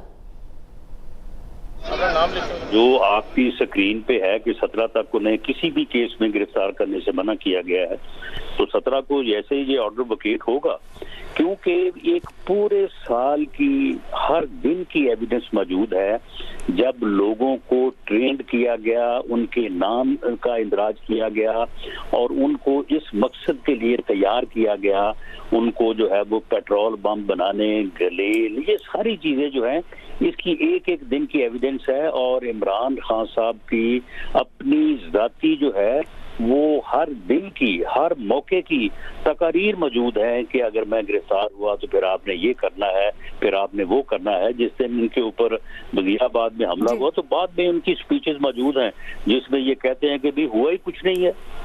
Benazir Bhutto की शहादत के ऊपर ये कुछ हुआ था तो आपने किया कुछ नहीं है। तो ये सारा कुछ जो हुआ है वो इनकी इमा पे हुआ है, इनकी डायरेक्शन पे हुआ है, और उसमें ऐसा नहीं है कि ये जो 2-3 दिन आप देखें ना कि सारा एहतजाज जो है उसकी जो है वो सिमत ईद ही थी, जो कि इससे पहले कभी किसी एहतजाज की सिमत नहीं रही। और दूसरा ये है कि घरों के ऊपर हमला करना। अब देखें ना, घर तो इनके भी सारे मौजूद है ना। अब मेरे घर के ऊपर जो फैसलाबाद में जो लोग आए हैं, तो क्या मुझे उनके घरों का नहीं मालूम कि उनके घर कहाँ पे वाक़ई हैं? तो ये जिस किस्म की सूरत हाल इमरान खान ने पूरी मेहनत से पैदा कर दी है, तो इसके रिपरकशंस और इससे कंसीक्वेंसेस सिर्फ। All right, that's the Home Minister of Pakistan. You heard him there, but lots of reactions coming in, viewers. Let's cut across and get you eyewitness reactions of the ransacking as well and the burning down of houses of generals, top generals of the Pakistan Army. Listen in, coming right back. हम लोग जब अंदर आए हैं तो अंदर तो सारे जो फौजी अफसरान हैं या जो भी अफसरान हैं वो सारे भाग चुके थे, कोई भी नहीं था अंदर। लेकिन जो अंदर के हालात हमने देखे हैं वो हम लोग परेशान हो गए, तंग रह गए हैं। हम लोग के हमारे घरों के अंदर पंखा भी नहीं चल रहा, हमारे घरों के अंदर लोड शेडिंग की वजह से बच्चे जो है गर्मी से मर रहे हैं, लोगों के पास पीने के लिए साफ पानी नहीं है। यहाँ पर अंदर क्या है, अंदर स्विमिंग पूल्स में चिलर चले हुए हैं, 2-2, 3-3 चिलर चल रहे हैं। 2-2 फुट का वो स्विमिंग पूल है, उसके अंदर चिलर चल रहे हैं। उसके अलावा जी अंदर स्नोकर के फट्टे पड़े हुए हैं। ये कोई जनाह हाउस नहीं बना हुआ, ये जनाह हाउस बना हुआ है। अंदर ऐसी ऐसी चीजें पड़ी हुई हैं, आपकी सोच दंग रह जाएगी। अंदर इतने ये बुज़दिल है, इतने ये नकारा और बेशरम आदमी है कि यहाँ पर अंदर सारा असला पड़ा हुआ है। असला अंदर छोड़कर भाग गए हैं कि ये कुछ जनाह हाउस नहीं है, ये तो इन्होंने एक पैलेस बनाया हुआ था। हमारा किसका पैसा है? ये अवाम का पैसा है, जो बेचारी सड़कों पे जलील होती सारा दिन, जो सड़कों पे सारा दिन खवार होती है। रेडियो वाला को पैसा है, लोगों के घरों में 2 टाइम का खाना नहीं है। 2700 रुपए के किलो, 20 किलो आटे का थैला है, और इनके यहाँ पर अंदर फ्रोजन पड़ी हुई है, स्ट्रॉबेरी पड़ी हुई है। Well, a protester there, allegedly not a part of the PTI, but someone who joined the protest. And Gaurav, and I want to bring you in that. That commentary by that person clearly elucidates where stands the large part of society where Pakistan is concerned, and the complete disconnect of the top generals and the other authorities with what the country is witnessing right now. You know, this statement actually is an indicator. Is this inflection point when it comes to Pakistan? Is this Pakistan's Bastille moment? Is this the time that the peasants in Pakistan or the people in Pakistan, they don't have 1 square meal a day, and generals in Pakistan are eating, you know, mutton korma and frozen strawberries and have air conditioners in their swimming pool? And this is amazing what this person was saying, that this is not the house of Jinnah, this is the house of Zina. You know, loosely translated, that this is the house of sin. And the corps commander, look what has happened to the corps commander. He's lost his korma, he's lost his corps, and he's lost his, to a very large extent, his prestige in Pakistan. The fact that he ran away, he was inside that house when people came to ransack him. Preeti, right. You come from a Fauji background. Can you imagine? He's a 3-star lieutenant general living in the Flagstaff house. What happened to his personal security detail? What happened to the people who were there to protect him? There are armed people. This man says they ran away leaving their arms, ammunition, weapons, everything. This shows the reality of the Pakistan Army. You know, Hamza, I'm going to take a quick word in from you before we cut across to our other stories. What next, Hamza? Because, you know, there's so much going on. There are layers within layers with what we are witnessing, other than just Imran Khan versus the Pakistan Army, judiciary versus executive. But it's also happening in the backdrop of civil unrest.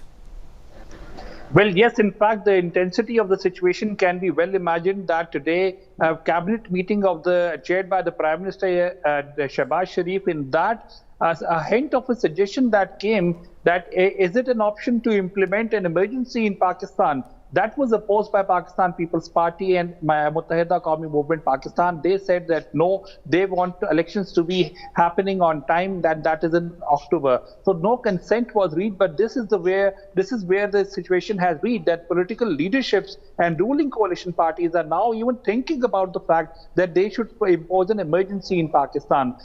On the other hand, Imran Khan, as you said, what next? Now what happens next? Imran Khan has been very smart. He's sitting in the court, but now he's decided he's going to go not to his residence in Islamabad, Banigala. He is going to travel to Zaman Park. That is basically going to be at least a 4-hour drive from Islamabad to Lahore. It is going to be a celebration. It is going to be live visuals. It is going to be people joining in from across the Punjab province who came out in protest for Imran Khan. So he basically is going to come out as a hero and use this time to showcase himself on what he proves to be as a public person and a public power, street power person. I think this is where we're moving towards. At the same time, PDM, the coalition government, they have also announced that they are going to be protesting outside the Supreme Court on Monday. So basically what we see is more political unrest, more political chaos going forward, because right now as we stand, Imran Khan is a free man till Monday. After Monday, things are going to change. He has relief from the court, but after Monday, he can be arrested in cases again. Gentlemen, appreciate you both for joining us. We're going to keep the spotlight on all developments taking place in Pakistan, but where is the country headed? What fate awaits Pakistan? Take a look at this report.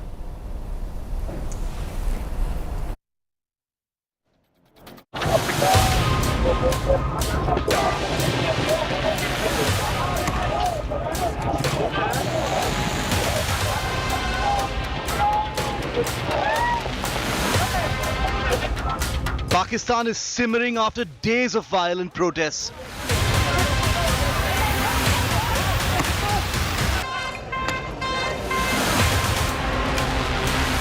Imran Khan's supporters on Friday thronged the streets, flaunting weapons in a show of strength, celebrating his release.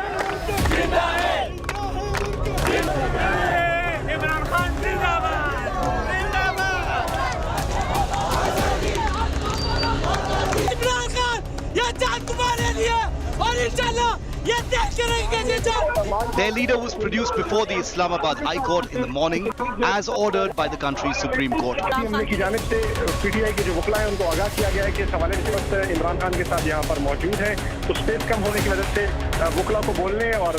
3-tier security cordon was deployed at the High Court to prevent any untoward incident. Military vans, patrols and containers with thousands of security forces were on the field. Immediately after Imran made it to court, Pakistan's DIG operations came armed with 10 arrest warrants. Imran claimed a second arrest was definitely in the offing. Relief? मैं high court पे बैठा हूँ. मेरे पास कोई उनके पास एक जवाब नहीं था मुझे पकड़ने का.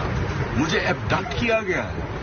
और जाके वहां फिर पहली दफा मुझे वारंट दिखाई जाता है जब मुझे जेल में ले जाते हैं.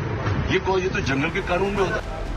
A minister in the Shehbaz Sharif government has made it clear Imran will be put behind bars in the many cases he's facing. कि एक बंदा जो है वो जिस वक्त वो लोगों को चोर को Imran himself is fearing the worst and is alleging the High Court judges are hand in glove with the ruling establishment. An audio clip of Imran in conversation with his party spokesperson, Musharrat Chima, has surfaced online in which he complains of malified action against him. एक आजम साथी से ये भी जरूर बात करो कि supreme court में भी इसके ऊपर वो करें, क्योंकि ये तो बिल्कुल जो इन्होंने किया है ये तो बड़ा मैलिफाइड ही है. हाँ जी, बिल्कुल बिल्कुल सर. हम तो आजम साथी का कहना है. जी सर आप बेफिक्र हो जाए. हम तो ये नहीं, ये क्या कर रहा है ये जो चीफ जस्टिस है, ये तो ऑर्डर लेता है इनसे.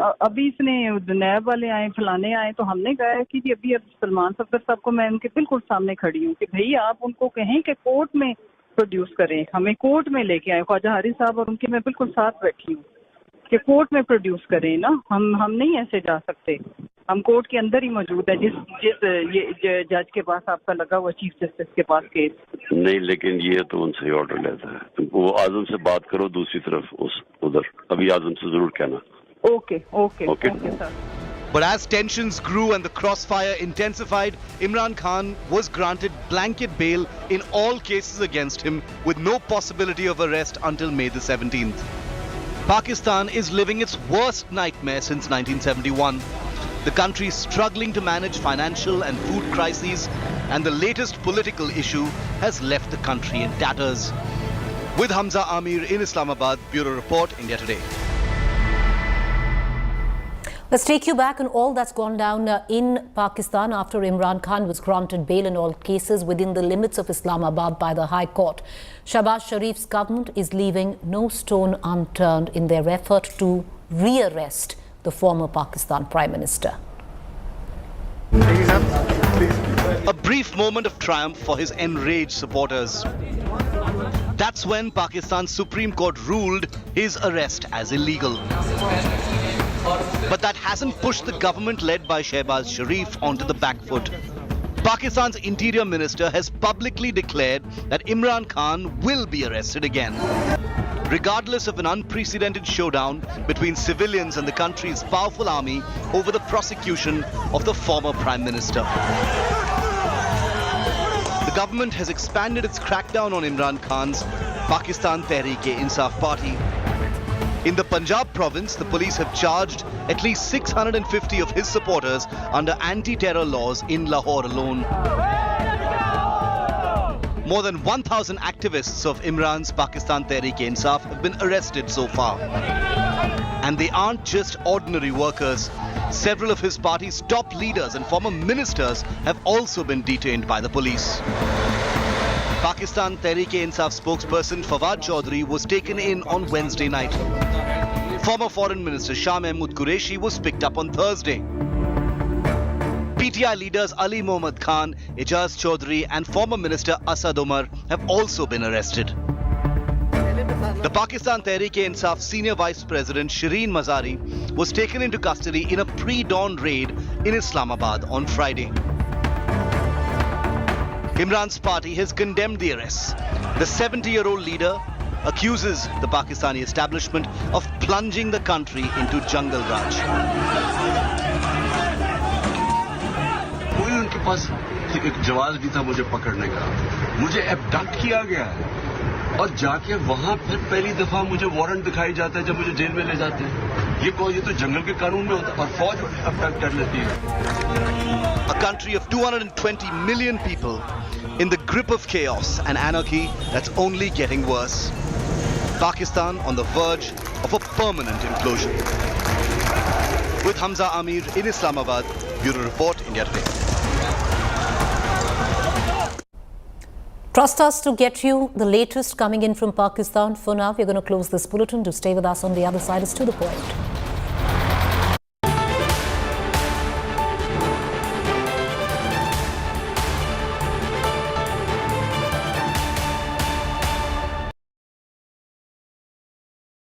India's #1 reporters in the battlefield from India Today's Double Engine. So you're saying that in Karnataka you cannot do Hindu-Muslim politics? Are things getting better around here or are they getting worse?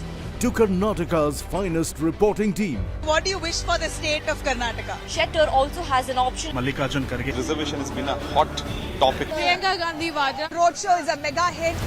And India's leading national reporters. How are you looking at politics in Karnataka? Less polarization, more infrastructure. Unsparing, unmatched, unrivaled coverage. India Today with Karnataka for Karnataka.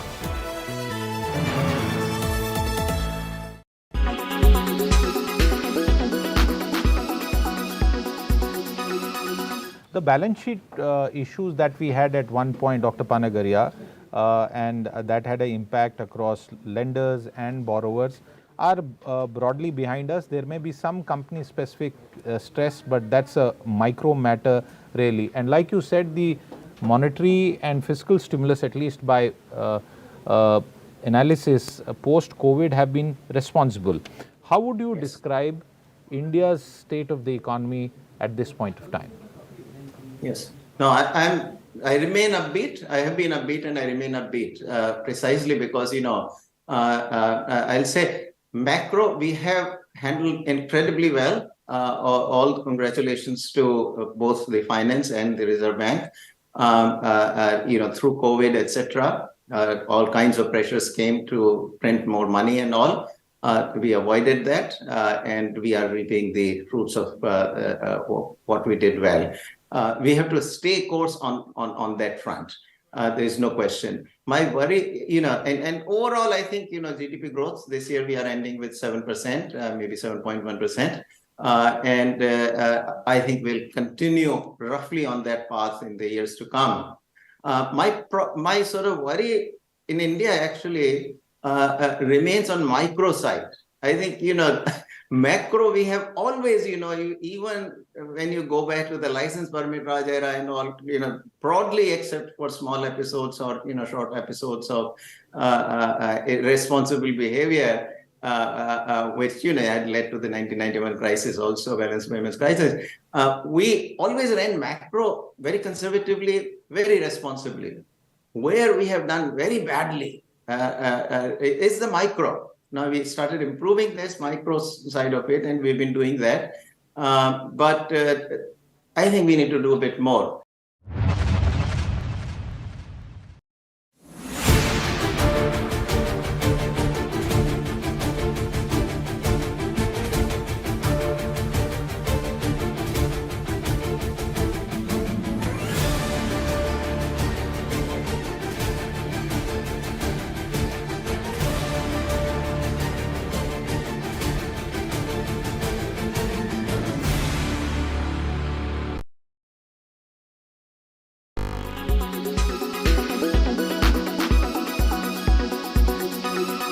Why does this happen? Let me tell you the science behind it.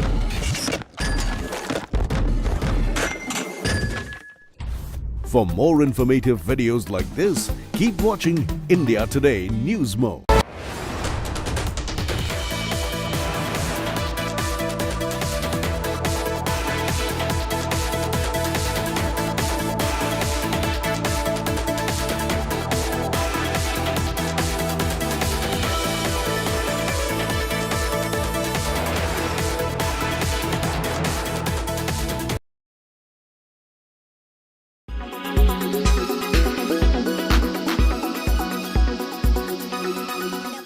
Like this.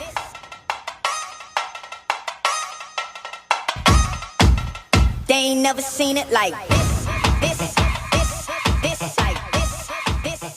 Put on the back foot by the excitement generated by ChatGPT and its integration with Microsoft's Bing, Google is rolling out more artificial intelligence for its core search product. At its annual I/O conference in Mountain View, California, the company offered a new version of its engine. Equipped with what it calls the Search Generative Experience, the revamped Google can craft responses to open-ended queries while retaining its recognizable list of links to the web. Making AI helpful for everyone is the most profound way we will advance our mission. And we are doing this in 4 important ways. First, by improving your knowledge and learning and deepening your understanding of the world. Second, by boosting creativity and productivity so you can express yourself and get things done. Third, by enabling developers and businesses to build their own transformative products and services. And finally, by building and deploying AI responsibly so that everyone can benefit equally. Google announced a series of new AI applications opening up its Bart chatbot to the world, including India, integrating generative AI into search as well as products such as Gmail, which can create draft messages, and Google Photos, which can make changes to images like centering figures and coloring in empty space. AI has also been integrated with the Workspace suite as well as Google's Android operating system. Google also released a new foldable Pixel smartphone that lets consumers use the company's AI. Pixel Fold is priced at $1,800 and consumers get a free Pixel watch with it. Also unveiled a $499 Pixel 7a phone. The Pixel family continues to grow into the most dynamic mobile hardware portfolio in the market today. From a broad selection of smartphones to watches, earbuds, and now tablets and foldables, there are more ways than ever to experience the helpfulness Pixel's known for, wherever and whenever you need it. The new announcements were celebrated by Wall Street with Alphabet's shares up 4% on Wednesday. They are up 26% so far this year, compared with the 8% rise in the S&P 500 index. All eyes are on the announcements Apple makes at its own developer conference, WWDC, scheduled in the first week of June. Bureau Report, Business Today Television.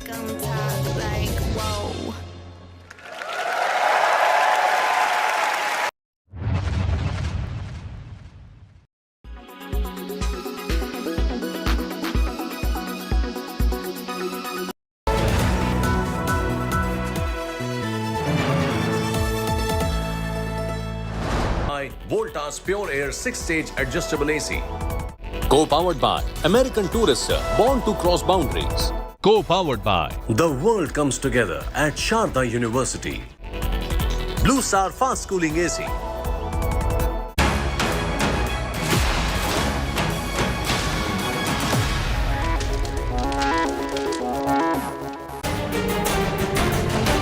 Warm welcome. We are watching To The Point. I'm Preeti Chaudhary. With less than 24 hours left for the counting of votes in Karnataka, BJP has announced or seems to have indicated a plan B just in case the party doesn't reach majority in the assembly elections, giving rise to speculations of Operation Lotus and resort politics.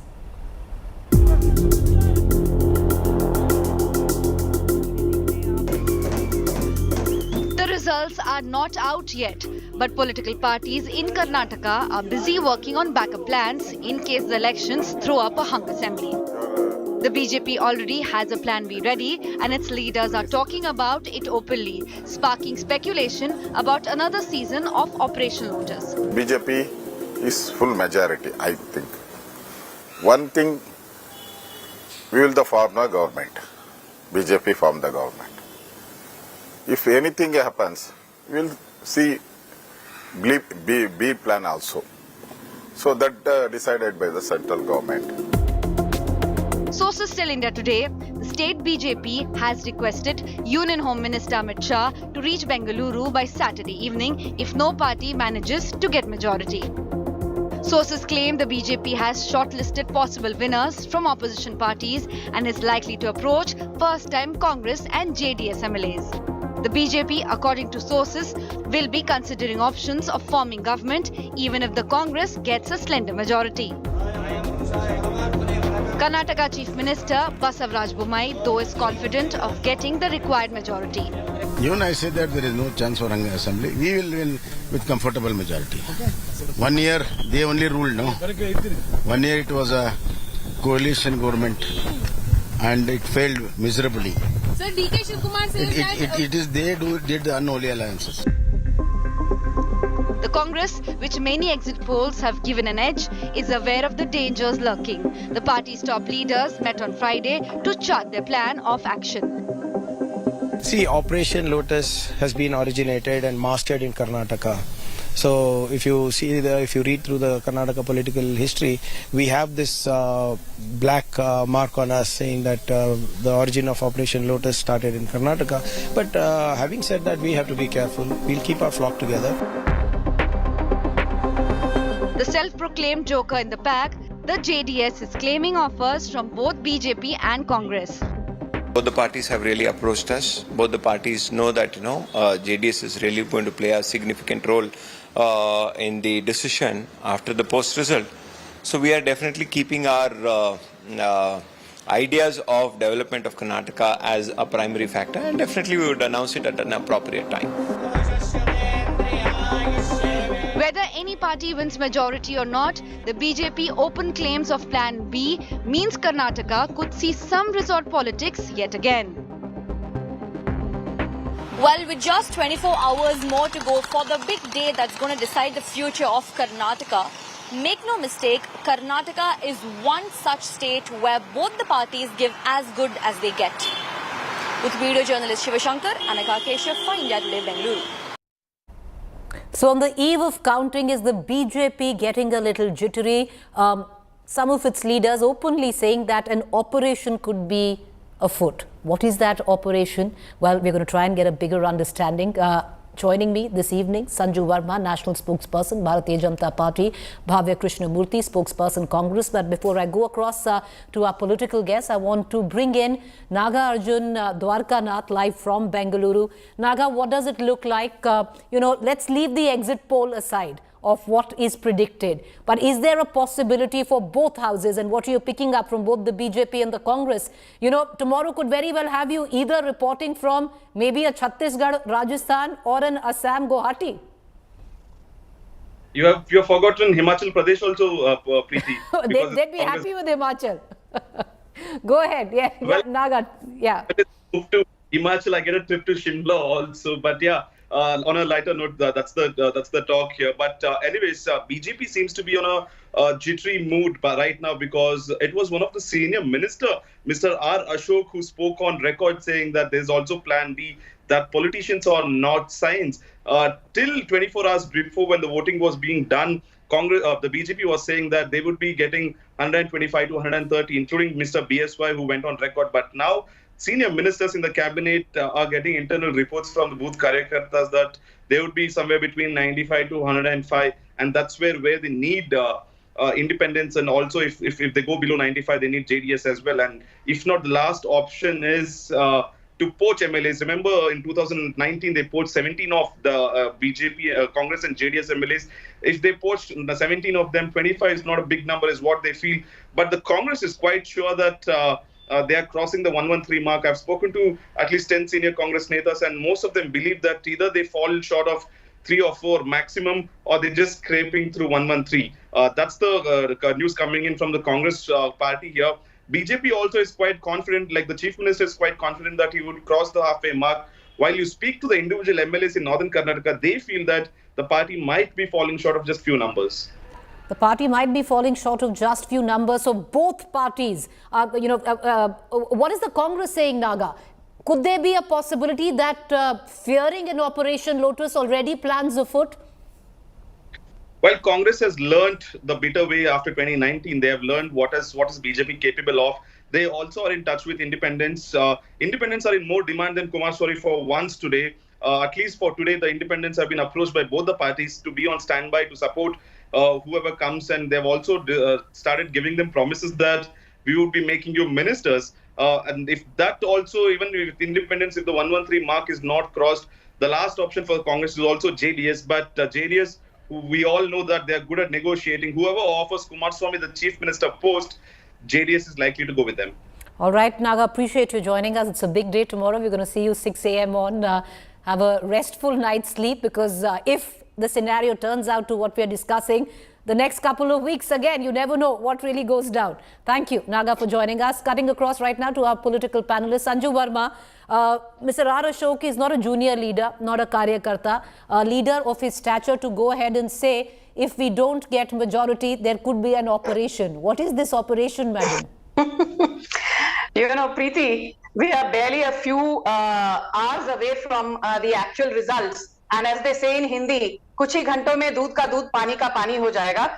I, with no offense to none, have this to say. In fact, Axis India Today Group has given us the lowest number in terms of the lower end of the range. You've said the BJP will get between 62 to 80 seats, and the Congress will get between 122 to 140. I will not go into the fact that last time also in 2018, Axis India Today gave us between 79 to 92, and to the Congress it gave between 106 to 118. So I hope that the consistency is maintained, and this time again will spring a positive surprise.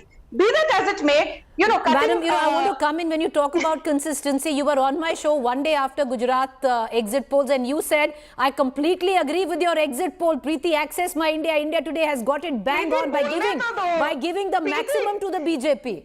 Preeti, let me finish. Yes. You have not even given me a chance to complete. I was coming to that. I was coming to that. I was coming to the fact that by and large, when it came to even Uttarakhand, Uttar Pradesh, forget Gujarat, the Access India Today poll numbers have been largely correct. Now, why Karnataka stands out as an outlier, I was coming to that, is basically because, Preeti, again I say I'm not a psephologist, but I'm using basic arithmetic and common sense, and I find that people have not been able to give credit to the BJP for the fact that even with a 36 or a 37 or a 38% vote share, we were at 36.35% in 2018, and Congress was at 38.14. I'm saying BJP has the ability to translate even a lower vote share into higher number of votes, whereas Preeti, in 20 seconds, if you notice, the Congress got a thumping majority in 2013. They won 122 seats, and we were reduced to 40 seats. But if you recall, when they got 122 seats, their vote share was actually 36.6%. And come 2018, their vote share had gone up. Sanju Verma, the political map in 2013 was very, okay, I'll tell you why. Why that happened? Because the political map in 2013 was very different, and I would reckon your party knows that best, because your own party man today had formed his own political party. So that would explain the vote share of the Congress with what you're trying to justify the current political situation. This is not done, Preeti. Let me make my point, then you can rebut. I was just finishing my point. Quickly, ma'am, make your point. I want to go across to the Congress. Make your point. Yes. And I think one thing which no pollster seems to be talking about, while I watch India Today by and large, because your poll analysis is superb, I think people forgot to give credit to the so-called silent voters, the women voters in Uttar Pradesh and in Uttarakhand, and this time again in Karnataka. Remember, Preeti, and we will have a discussion on this, I'm sure, tomorrow. In 2018, only in 67 out of the 224 seats, women were in majority. Now, women are in majority in 112 of the 224 seats. That is in 50% of the seats. Right. Women have a dominant voice compared to 30% of the seats in 2018 when women had a dominant voice. Right. And that will be the swing factor for BJP. Okay, but Sanju Verma, as per at least our exit poll, and you're right, actually it's not 112, it's about 104 seats where women are more than men. But as per at least our exit poll, where women vote is concerned, Congress is leading the women vote by over 8%. As per our exit poll. But we'll find out tomorrow. Yes, we'll find out tomorrow. I totally, you're completely right. But, there's a larger question to it. Are you still fearing that it could be a hung house? And if it is, there's an operation underfoot. And I will bring in my our Congress counterpart on that. Bhavya Krishnamurthy, you've learnt it the hard way in 2019 on what the BJP is capable of. What is it that the Congress has in plan? For a minister holding a constitutional position, to say that there will be performing operation, which is totally unconstitutional and against people mandate, shows how much arrogance this corrupt money has made these ministers of Karnataka BJP. I was there in the debate yesterday when Mr. R. Ashok, the sitting minister of the government, said something so atrocious. That's not acceptable by the people of Karnataka. People will give a good mandate. They will make sure Congress will come in full majority. Whether it is your exit poll or majority of exit polls have given us full majority. Some of them simple and some of them absolute majority.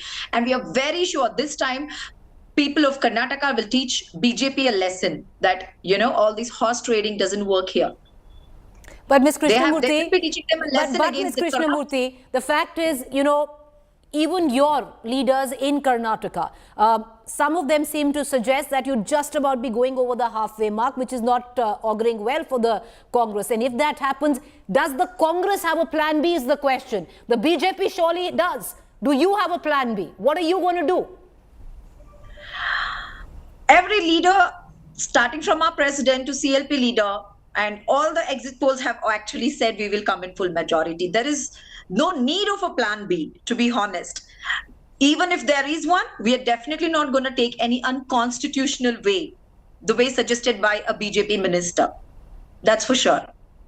We respect the people of Karnataka and their mandate, and we are very sure they respect the Constitution of India and the ones who Bhavya Krishnamurthy, as I bring in Sanju Verma, Today's politics is very, very different from respecting the mandate as well. You've got to do what it takes, Saam, Dam, Dan, Bhed. And the sheer fact that you say that we don't have a plan B could be alarming for many of the people who voted for you. But having said that, we don't have a plan B. I said we don't need a plan B because you we don't need a plan B. Madam, you never know what goes down tomorrow when that last vote is counted. Constitutional. Okay. Whatever is allowed in the constitutional, unlike this arrogant minister that they said. Okay, Sanju Verma, my question to you is, again, I'll ask you the same question, ma'am. A cabinet minister, somebody who's not just a cadre or a flag-bearing member of your party, goes ahead and says that an operation can be done. Madam, what can that operation be? Can you elucidate for us? Preeti, I have to admire your consistency, and I'm not being sarcastic. You are talking about an operation. Now, please, indulge me. I saw you, Rahul and Rajdeep, on the exit poll day, and Mr. Yediyurappa, who I think is the tallest leader by far in Karnataka across parties. You, Rajdeep and Rahul repeatedly asked him the same question, at least 6 times, if not more. What is going to be the BJP's tally on the final day? Do you think there will be the need for another alliance with the JDS or independents? And he kept repeating one thing with great consistency without batting an eyelid. He said, we will have a majority and we will form the government. We will have a majority, we will form the government. I say this. Ma'am, let him finish, I'll come back to you. Let Ms. Verma finish. Ms. Krishnamurthy, there's no point getting into this. Madam, hear me out. Let her finish, I'm coming right back to you. Please don't get rattled. I did not heckle you, show the same courtesy. Yes, Ms. Verma, go ahead. Please make your point. Thank you. Now forget about what, an R. Ashok says or Mr. Sudhakar says. He's the health minister, obviously, and not just another Tom, Dick and Harry. And you rightly said he's a leader in his own right. I want to ask one thing very clearly. Which is the Achilles heel for the BJP across pollsters? I have taken the average of 11 pollsters and they are saying we will maybe get 12 seats, 13 seats, at best 14 seats in old Mysore and Mandya region. And I think this is where we will have made huge inroads because Preeti, don't forget, in 2018 we had no Vokaliga leaders to speak of in the larger sense of the term. Today we have Mr. Ashwath Narayan, we have Mr. K. Sudhakar, we have Mr. R. Ashok, and I think since people say politics is about perception, 10 seconds, the Congress has been in power in Karnataka on a standalone basis or in alliance in the state for the largest number of years. It took a Narendra Modi to finally install a 108-seat tall statue of Nada Prabhu Kempe Gowda, the biggest Vokaliga leader. Sanju Verma, as I cut across to the Congress spokesperson, I want to go across to the Congress spokesperson, but this question I'm going to ask you, and this I will record, Ms. Verma. You are saying you will, hear the question out. You are saying it's going to be full majority, and whatever happens, I want to ask you, will the BJP indulge in any operation at all? Lotus, non-Lotus? Will the BJP stick by everything where the playbook of the constitution is concerned? Yes or no, Preeti, madam? let me be very clear. I quoted what Mr. Yediyurappa said. At the same time, if you ask me, and if I have to go by the average of the top 11 pollsters, they are giving BJP 96, the average for Congress is 102. For independents, it's about 4 seats, and for the JDU, it is about 24. Sanju Verma, I will ask you this question again. Will the BJP, whatever the numbers are, will it get into conducting any sort of operation? It could be anything. Yes or no? I want to ask you, Preeti, since you're a seasoned anchor now, sometimes you have to indulge the BJP spokesperson. When we win, we are put in the dockyard. Madam, if we don't win, we are still put in the dockyard. Preeti, can I at least finish? You asked me a question. I want to say one thing. Is the BJP constitutionally well within its right to look for a post-poll alliance, yes or no? Or is that privilege only the prerogative of a DK Shivkumar who takes Congress MLAs to a hotel outside of Bengaluru and is involved in a 700 crore money laundering Sanju scheme? Verma, I'm going to bring in Ms. Krishnamurthy, but there's a huge difference between post-poll alliance and poaching. They might both begin with P, but very, very different. Bhavya Krishnamurthy, please ask that you question wanted to come and go ahead. Also. Okay, so going by what the BJP spokesperson said, I was there in the same debate where Mr. Ashok made this statement. He literally said, even if we are the second largest party to come to have the maximum, the second largest number of seats, we will form the government with or without coalition, and we have started the Karya Charane. That means operation is what he said. Let me make it very clear. You can go back to the video and check if the BJP spokesperson would want to do that. Okay. Yeah. Bhavya Krishnamurthy, I want to ask you, will the Congress embark in any operation at all if you fall short of numbers?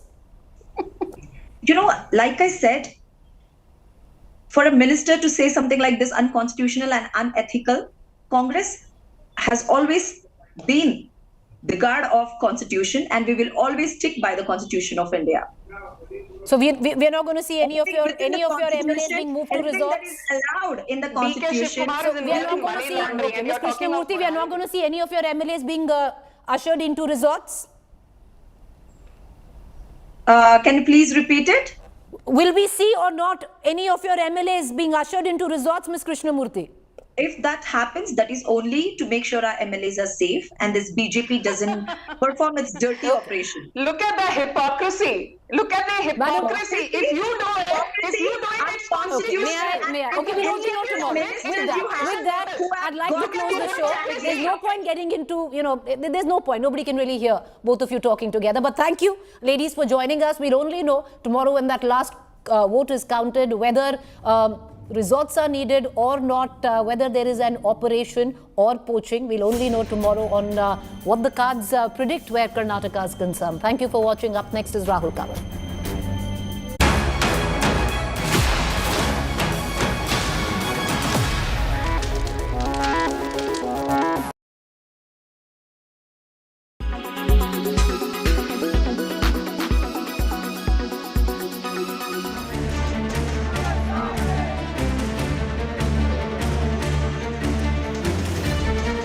The Shiv Sena BJP government getting a massive respite in top court.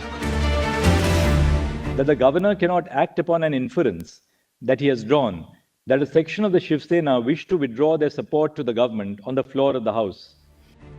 The Eknath Shinde government surviving the bruising Sena versus Sena war. A big blow to former Maharashtra Chief Minister Uddhav Thackeray. The Supreme Court nipped his ambition to come back as Maha-CM. Referring to his move to quit as CM and not face trust vote amid desertion from Sena in June 2022, adding that it can't overturn a voluntary resignation. This court cannot quash a resignation that has been submitted voluntarily. Had Mr. Thackeray refrained from resigning from the post of the Chief Minister, this court could have considered the grant of the remedy of reinstating the government headed by him. The Supreme Court, however, recognized illegality by the governor and the speaker in ordering a trust motion, appointing a new Shiv Sena whip illegally. While Uddhav Thackeray called it a moral victory, the BJP mocked his claim. Chief Minister Shinde and Uddhav also sparred over who is the real traitor. The then Maharashtra Governor Bhagat Singh Koshyari and sitting Maharashtra Speaker defended their role. मैं राजनीतिक मसलों से अपने को बहुत दूर रखता हूं और जो मसला सुप्रीम कोर्ट में था उस मसले पर सुप्रीम कोर्ट ने अपना निर्णय दे दिया है। उस निर्णय पर जो कानूनविद हैं वही अपनी राय व्यक्त करेंगे। मुझे नहीं लगता कि मैं चूंकि कानून का विद्यार्थी हूँ नहीं, मैं केवल संसदीय परंपराएं जानता हूँ और विधायी परंपराएं जानता हूँ। उस हिसाब से मैंने जिस समय जो भी कदम लिए सोच समझ के लिए। Has the Supreme Court verdict, instead of setting the Sena versus Sena war, only renewed the bitter Maharashtra rivalry? The Supreme Court very clearly saying that had Mr. Thackeray not resigned, the situation could have been different. But with the leader of the largest party, the party with the most number of legislators in the assembly extending support to Eknath Shinde, the governor was in fact justified in asking him to form the government. Clearly, legally, politically, questions have been answered in a very, very different terms. The Supreme Court making a delicate balance between what was correct, what is the law, and what was done in Maharashtra politics. With cameraman Ridul in New Delhi, this is Anisha Mathur for India Today.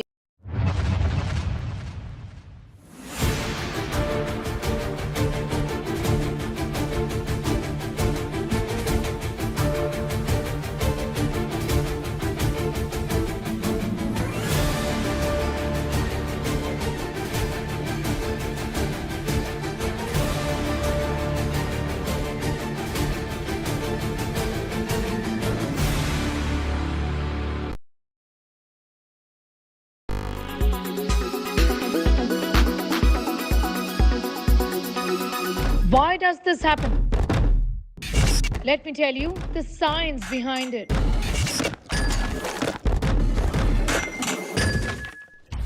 For more informative videos like this, keep watching India Today News Mode.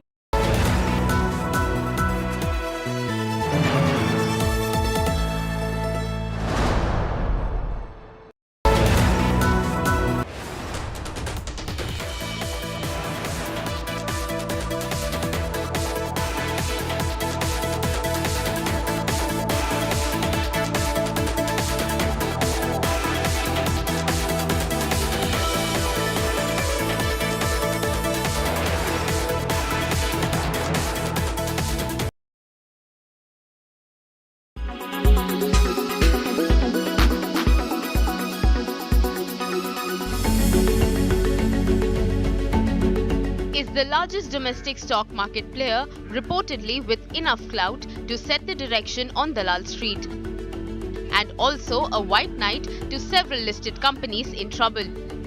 Life Insurance Corporation of India, or LIC as it is better known as, holds shares of more than 10 lakh crore rupees, making it the kingmaker of the Indian stock markets. In the spotlight recently, due to its investments in Adani Group companies, LIC has more than made up for the losses in the Jan to March quarter. There are at least 10 companies which have given a return of more than 20% in the first 5 months of this year. Topping the list is RVNL with a spectacular 87% return. Kirloskar Electric, Aurobindo Pharma and Glenmark Pharma make up the top 4 stocks. These are followed by Siemens, Tata Motors, ITC and Responsible Industries. For LIC, the gain in ITC is especially gratifying given it holds more than 15% in the conglomerate. A report by Prime Infobase lists out the biggest holdings of LIC as on 31st March of this year. Topping the list is Reliance Industries, in which the state-owned life insurer owned stake worth more than 1 lakh crore rupees. ITC was second, followed by Tata Group flagship TCS. Infosys and State Bank of India completed the top 5 list. What's also important to note is that while LIC holds more than 10 lakh crore rupees of equity, the holdings have dropped nearly 8% from the October to December quarter, primarily due to the dip in Adani stocks. The maximum loss in the 3 months ending 31st of March was due to Adani Total Gas of more than 18,000 crore rupees. Adani Enterprises was second on the list, followed by Reliance Industries. SBI also contributed to fall in LIC's holdings. Adani Transmission stock price fall led to a dip of nearly 6,500 crore rupees for LIC. On the other hand, the bets which paid off for LIC in absolute terms had ITC topping the list. LIC also booked a national profit of Tech Mahindra, Dr. Reddy's Lab, GAIL and ONGC. On an overall basis, LIC holding went up in 63 companies listed on NSE in the past quarter and down in 82 companies. The biggest gains were in FMCG and the IT sector, while LIC saw its value being eroded by the financial services, commodities and the energy sectors. Bureau Report, Business Today Television.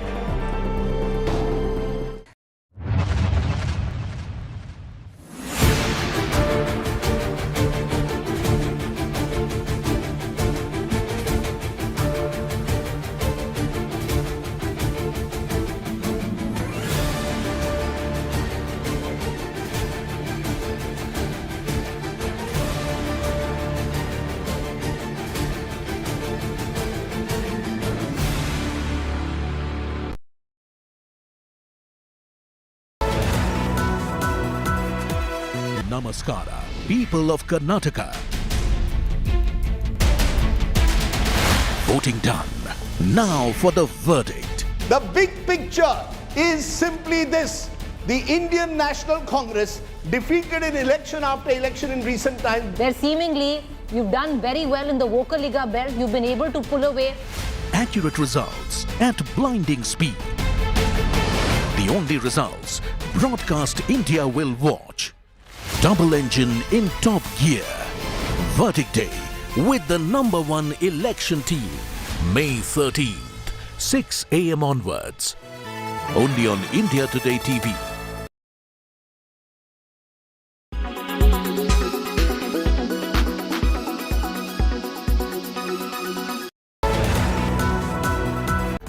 Presented by RP Sanjeev Goenka Group, Growing Legacies.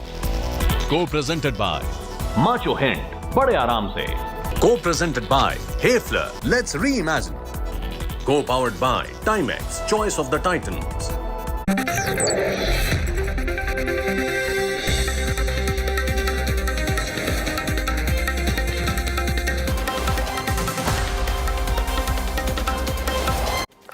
Hello and welcome. What impact could the Karnataka Assembly election results have on the big Lok Sabha election next year? Everyone has an opinion, but I have the data. And on this show, we will lay out from the post-poll studies that have been carried out, data which looks at what could potentially happen if voters in Karnataka were to cast their vote not in an assembly election, but rather in a Lok Sabha election. And that's my top focus on the news track.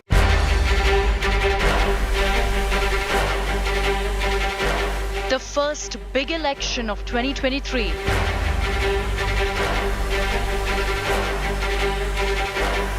This sets the tone for 2024. What impact will the verdict have?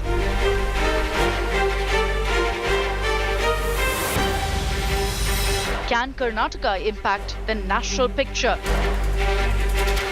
Verdict suspense on the road to 2024. That's our big focus on News Track. One of the biggest questions that will be asked again and again after Super Saturday is what impact will the assembly election results in Karnataka have on the big Lok Sabha elections next year? So what I did is I went into the deep dissection of the post-poll study done by Access My India for the India Today group, and we'll play out some of the results that we were able to pick up from this study and from some of the other post-poll surveys that have been carried out. To discuss this, I'm joined on the broadcast. Allow me to welcome my guests, Pradeep Gupta, lead cephalogist at Access My India. His neck on the chopping block tomorrow as the results for the actual results come out. This is called the exact poll, and with good reason. 95% accuracy record. So we'll know tomorrow whether that holds or not. With us also on this broadcast is Ashok Malik, partner at the Asia Group.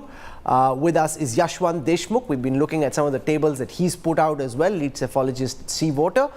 One-time cephalogist, now full-time politician, GVL Narasimha Rao. He's making copious notes, scribbling away since I've seen him, trying to intimidate us with the depth of his research. GVL, welcome. With us also is Lavanya Balal of the Congress Party. KC Tyagi, senior leader of the Janata Dal United. He's part of Nitish Kumar's efforts to try and bring the opposition together. We'll see if that is going to make any headway. And Clyde Crusto from the NCP.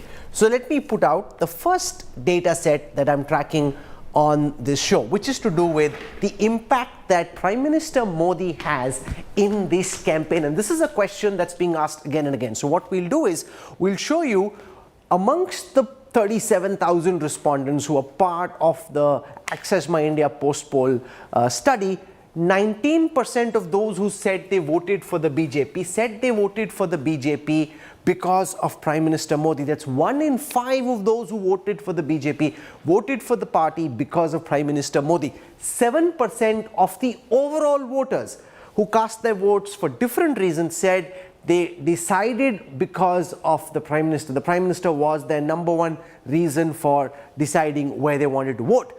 So what we did is then we worked with Pradeep Gupta and the Access My India team to try and estimate what the BJP's vote share in the assembly elections may have been had Prime Minister Modi not campaigned as strenuously as he did.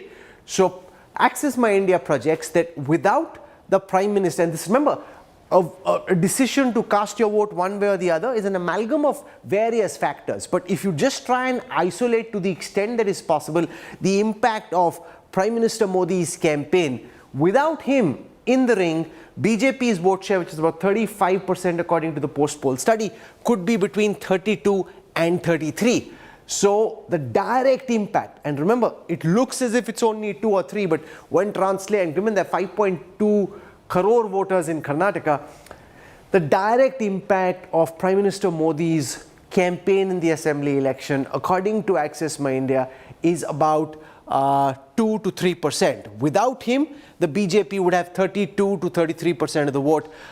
So what that essentially means, Pradeep Gupta, is if PM Modi had not campaigned in the way that he did, this would actually be a landslide in favor of the Congress. Definitely, yes, Rahul. The kind of anti-incumbency against state government we have seen on the ground. And Prime Minister Modi made all the different post-April 29. He entered in the Karnataka war field.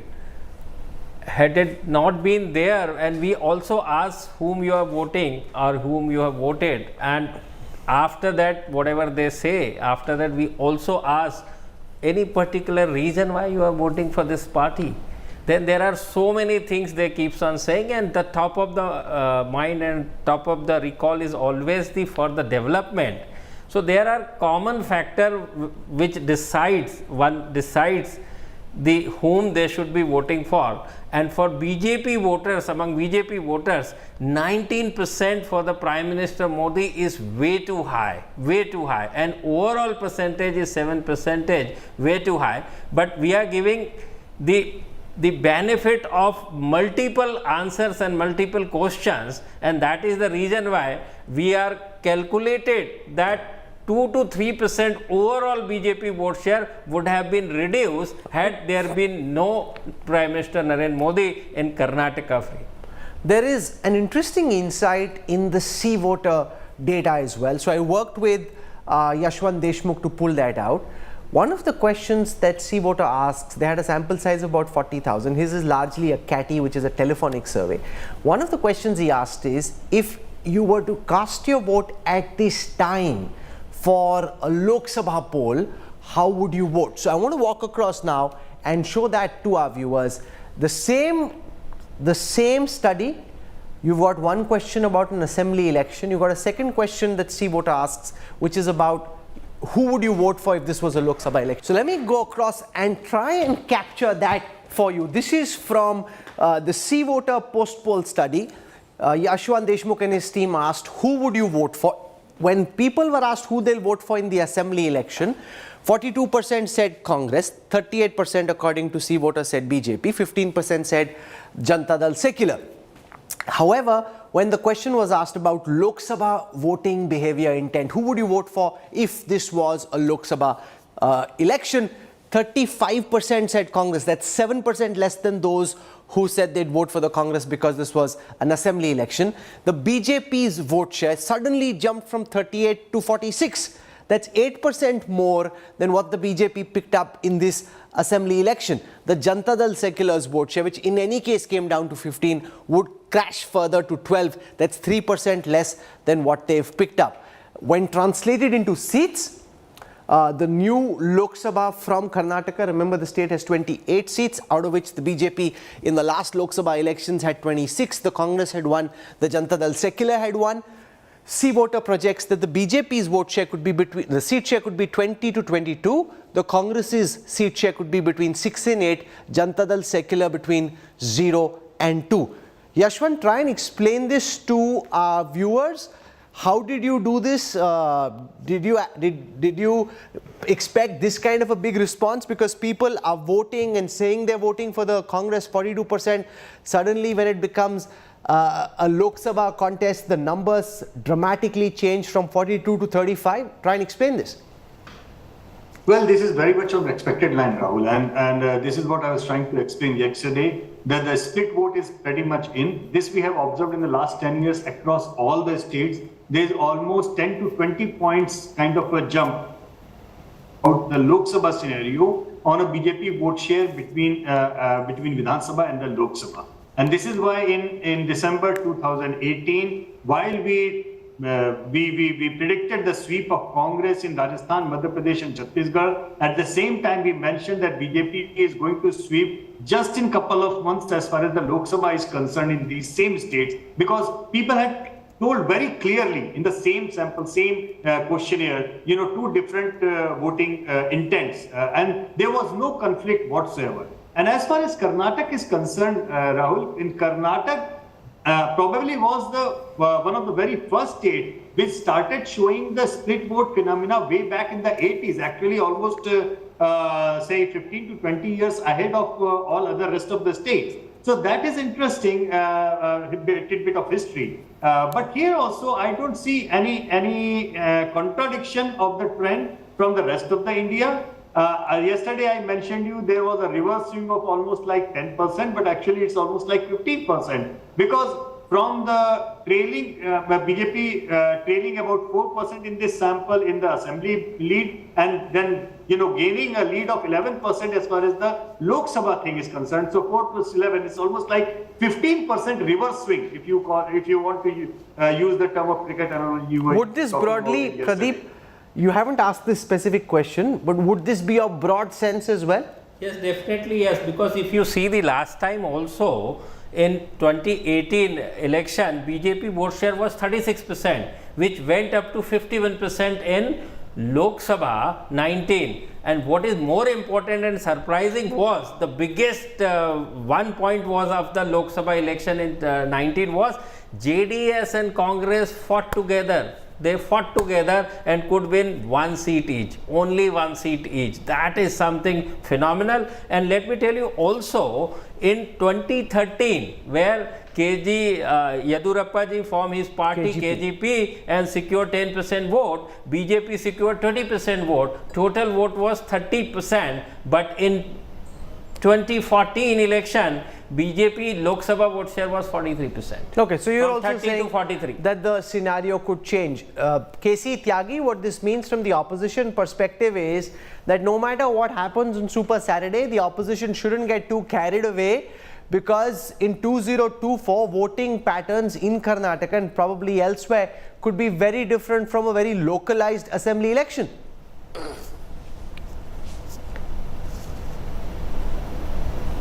Rahul, एक तो मैं आपकी जानकारी के लिए बताना चाहता हूं कि HD कुमारस्वामी, सिद्धरमैया और बुमई तीनों 15 साल पहले जनता दल के ही हिस्सा थे। बेशक। और जनता दल का गठन जो है वो भी बंगलोर में हुआ था 11 अक्टूबर 1998।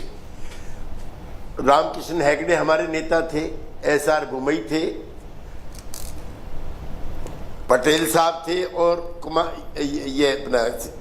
कुमार स्वामी के पिताश्री थे देवेगौड़ा जी।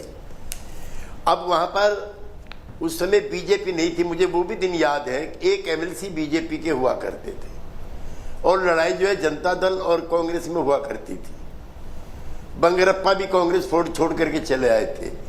तो ये 2014 के बाद का ही फिनोमिना है और बड़ा क्रेडिट इसका येदियुरप्पा को जाता है, जिनके नेतृत्व में बीजेपी ने इतनी बढ़त ली। और वो बढ़त लेने का कारण भी कास्ट है। आप लोग कास्ट को जो है मानते नहीं और दिन भर उसी पे प्रचार भी करते हो। ये पार्टियां जातियों की बनी हुई है, एक बोकालिंगा की पार्टी है, एक लिंगायत लोगों की पार्टी है, और कांग्रेस पार्टी जो है वो बटफोर सिद्धारमैया पिछड़ों की पार्टी है।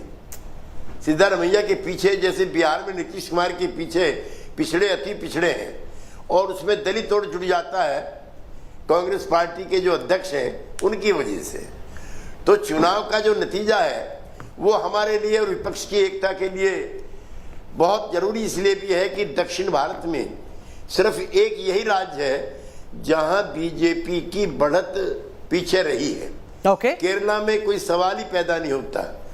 वहां डीएमके वर्सेस अन्ना डीएमके है तमिलनाडु में, डिवाइडेड आंध्रा में इट इज रीजनल आउटफिट, सब नेशनलिज्म वर्सेस बीजेपी। यहाँ पर जरूर उन्होंने अपनी जड़ें जमाई हैं। और पिछली बार भी बिल्कुल ठीक कह रहे थे जीवीएल, उनको मात्र 104 सीटें मिली थी, बहुमत नहीं था। अब एक चीज जरूर राहुल है जो इंदिरा जी के टाइम पे होता था, मेरे कांग्रेस के दोस्त बुरा ना माने, वही आजकल बीजेपी करती है। अगर बहुमत नहीं आता है तो खरीदो, फरोख्त करो, तोड़फोड़ करो, बहुमत प्राप्त कर लो। वो फोटो आपको याद होगा, अभी भी HD कुमार स्वामी की ओथ हो रही है और देश के सारे नेता अपोजिशन यूनिटी के लिए बंगलोर गए हुए हैं और थोड़े दिन बाद ही इनकी पार्टी में स्प्लिट करा करके, तोड़फोड़ करके। Let me put that question to GVL Narasimha Rao. We in fact saw one senior Karnataka minister, R. Ashok, actually say this, that there is a plan B, that if we don't get a majority, you know how it is, there is a plan B, we are working on a plan B. क्या कर रहे हो boss? अभी तो result भी नहीं आया. Your ministers are already publicly, I thought he said it first only on one channel. Our person went and got the exact same comments. So it's obviously something he's thinking about. R. Ashok says, in a year there's parliament elections. Keeping this in mind, we will get full majority. In case we don't get a full majority, we have plan B. It's only likely that we have a plan B. We are not saints. What is this plan B, Mr. GVL Narasimha Rao? Yeah, Rahul, good evening to you and all the viewers and the panelists. Every party will work on any imponderables that might become a part of the scenario, but it's too premature to even comment on this, to discuss about this. Only tomorrow afternoon we are very confident of getting a majority, or at least emerge as the single largest party, belying your poll predictions. And that is the time when we should really be looking at any government formation issues. Today it's too premature. Let me comment on some of the findings, or rather estimates, that your pollsters have made. You see, comparing, asking people about how you would have voted if the party leader had not been A or B, it is not an easy question that you can really get a response for. And it will always underestimate the impact of a leader, because it's very difficult to alienate a leader from a party. Can you go and ask JDS how much would you vote for JDS if Deve Gowda were not your leader? You will not, in fact, possibly JDS would not have actually existed. It would be zero, I would say, without Deve Gowda. So therefore, these estimates are always I thought you'd like the estimates. The estimates actually show that the BJP in a Lok Sabha context would do well. You seem to be upset with Pradeep Gupta's estimates. In the Lok Sabha context, they're saying you'll do well in the same state. That is known to every bacha in Karnataka, and if your pollsters have found it, it's a good finding for them. Every bacha would tell you that in Karnataka. And Prime Minister's impact, I think it's this 2%, 3%, I don't know, it sounds rather very unscientific. His impact in Lok Sabha itself, we have seen to be 36, going up to 51%. A direct 15% impact in Lok Sabha poll. In an assembly poll, it's difficult to assess, but I don't know why you need to apply a correction factor on 19% of the people who said we are voting because of Prime Minister Modi. I would rather estimate that to be a conservative figure. 7% of the overall vote share on account of leadership, and a substantial amount on account of the party and organization. Okay, Ashok Malik. Just look, politics aside, if we look purely at the data, is this something that would give the BJP some relief that, okay, no matter what happens on Saturday, in the Lok Sabha elections, the voting intent seems to be quite visibly different? You know, Rahul, as has been pointed out, both in 2014 and in 2019, the BJP got 10 to 15% more in the Lok Sabha elections than in the Vidhan Sabha elections the preceding years in Karnataka. And it stands to reason that Mr. Modi and the BJP are front runners for 2024, irrespective of what happens tomorrow. But I'd like to correlate this finding today with your exit poll, which you announced 2 days ago.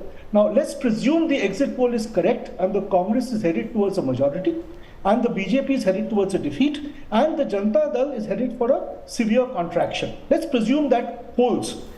Then how do we correlate this data? It means that the Janata Dal's performance in a Lok Sabha election will perhaps be much worse. A vast section of the remaining Vokaliga vote So in a Lok Sabha election, I think the BJP will not just retain its current voters or its 2019 voters, it will get new voters and new communities. So you're hoping that it could go up even beyond 51%, which is where they'd reached the last time. If the Janata Dal is genuinely collapsing, and if the Congress coalition is a non-Vocaliga, non-Lingayat coalition, the Vocaligas have to go. But the counter to that is that in the last elections, the Congress and the JDS fought together, so their vote collapsed into one. Right now, if they fight separately, then it may not be 51. A certain Vocaliga vote still remained with the Janata Dal, which is why the JDS did win one seat. I would say even more of the Vocaliga vote will now migrate towards the BJP, looking at it as a long-term option. Remember, Vocaligas and Lingayats voted together for the Congress O many years ago and for the Janata Party. So they have coexisted, and I feel in the long run they are moving towards the BJP. Clyde Castro, this seems to be bad news for the opposition's plank before 2024, where no matter what happens in a local state election, the mood in the national context seems to be quite different amongst the same voters. Well, when you say something like that, then the question comes to mind is that is the campaigning that done by Mr. Modi not effective at all in Karnataka? That's the question that comes up, because if we are talking that after the assembly elections, when the Lok Sabha elections come in, the BJP is going to have a benefit. That means all those who campaigned in Karnataka from outside Karnataka will not have an impact at all. So then the question comes to Mr. Modi's campaign in Karnataka, which will not be effective at all.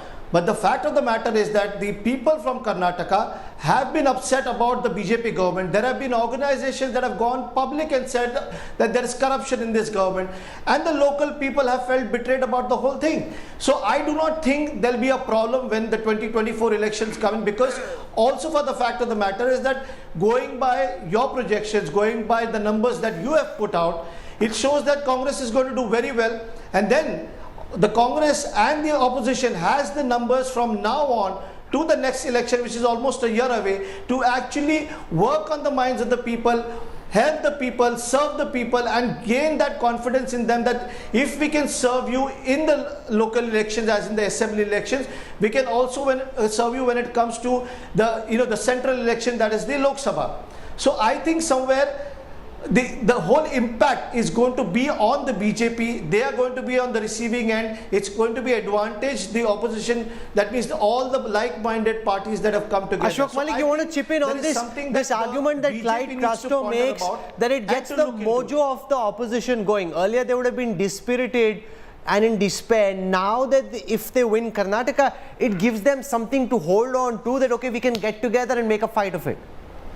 You know, look, if the Congress wins a majority tomorrow, no doubt it's a shot in the arm for the Congress. And it's a great victory for the Congress, hats off to it. But do remember, Mr. K.C. Tyagi spoke about Kumaraswamy being sworn in what was it, in 2018, and all the opposition leaders gathering. Why did they gather? Because it was a third front government. It was Kumaraswamy and the Congress, so a grand alliance.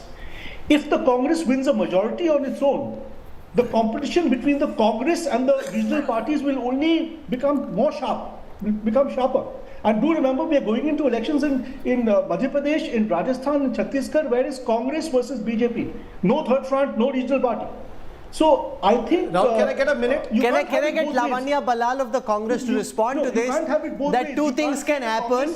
Like the Congress after December 2018 started assuming that they will now suddenly be able to take on Prime Minister Modi. Rahul Gandhi got overconfident, thinking, okay, we've beaten them in 3 states, we'll beat them again.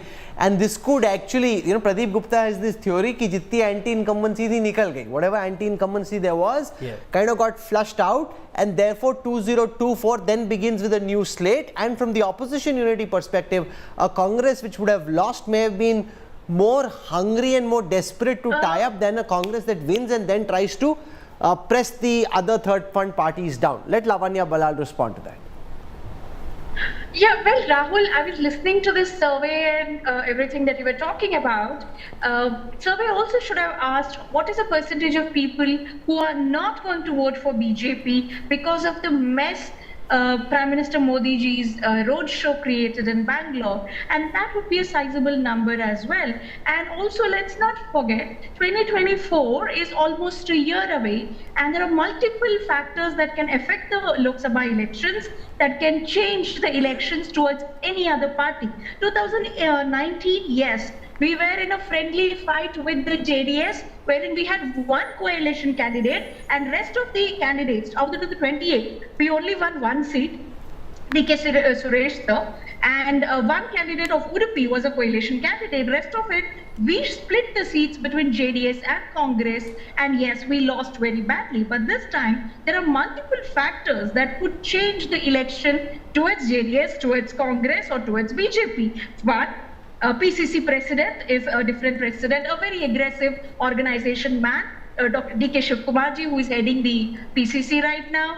And also, Karnataka always had a different opinion when it came to assembly elections, and the way they voted for the Lok Sabha Pradeep Gupta, on the back of these results, what's your understanding? Does it make more sense for the Congress and the Janata Dal Secular to ally and fight as one in the next elections? Will they do better then, or will they do better if they fight separately?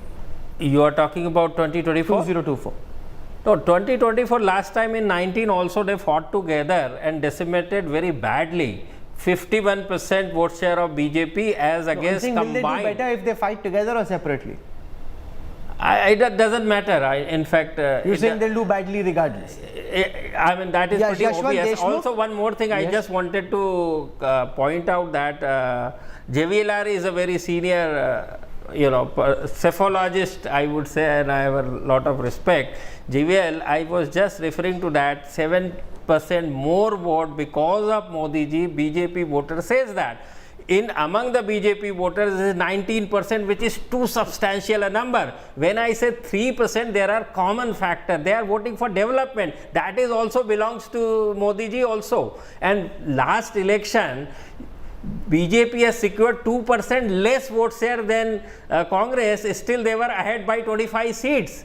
So 3% is a too substantial number when Modi ji comes and do the needful. Yashwant Deshmukh, in your view, will the Congress and the JDS do better if they fight together next year, or will they do better if they fight separately?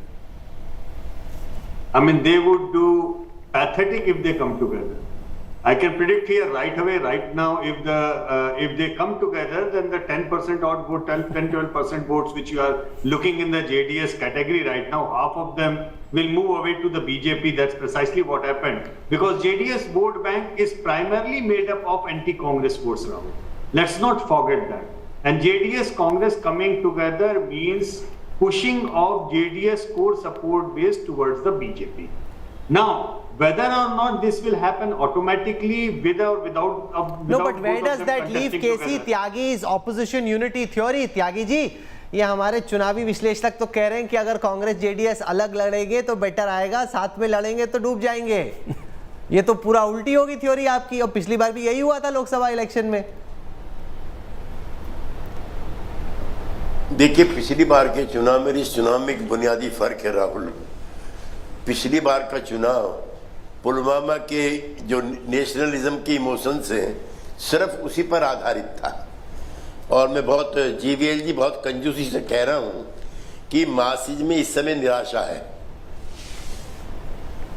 वो उत्साह नहीं है BJP के लिए जो पिछली बार था.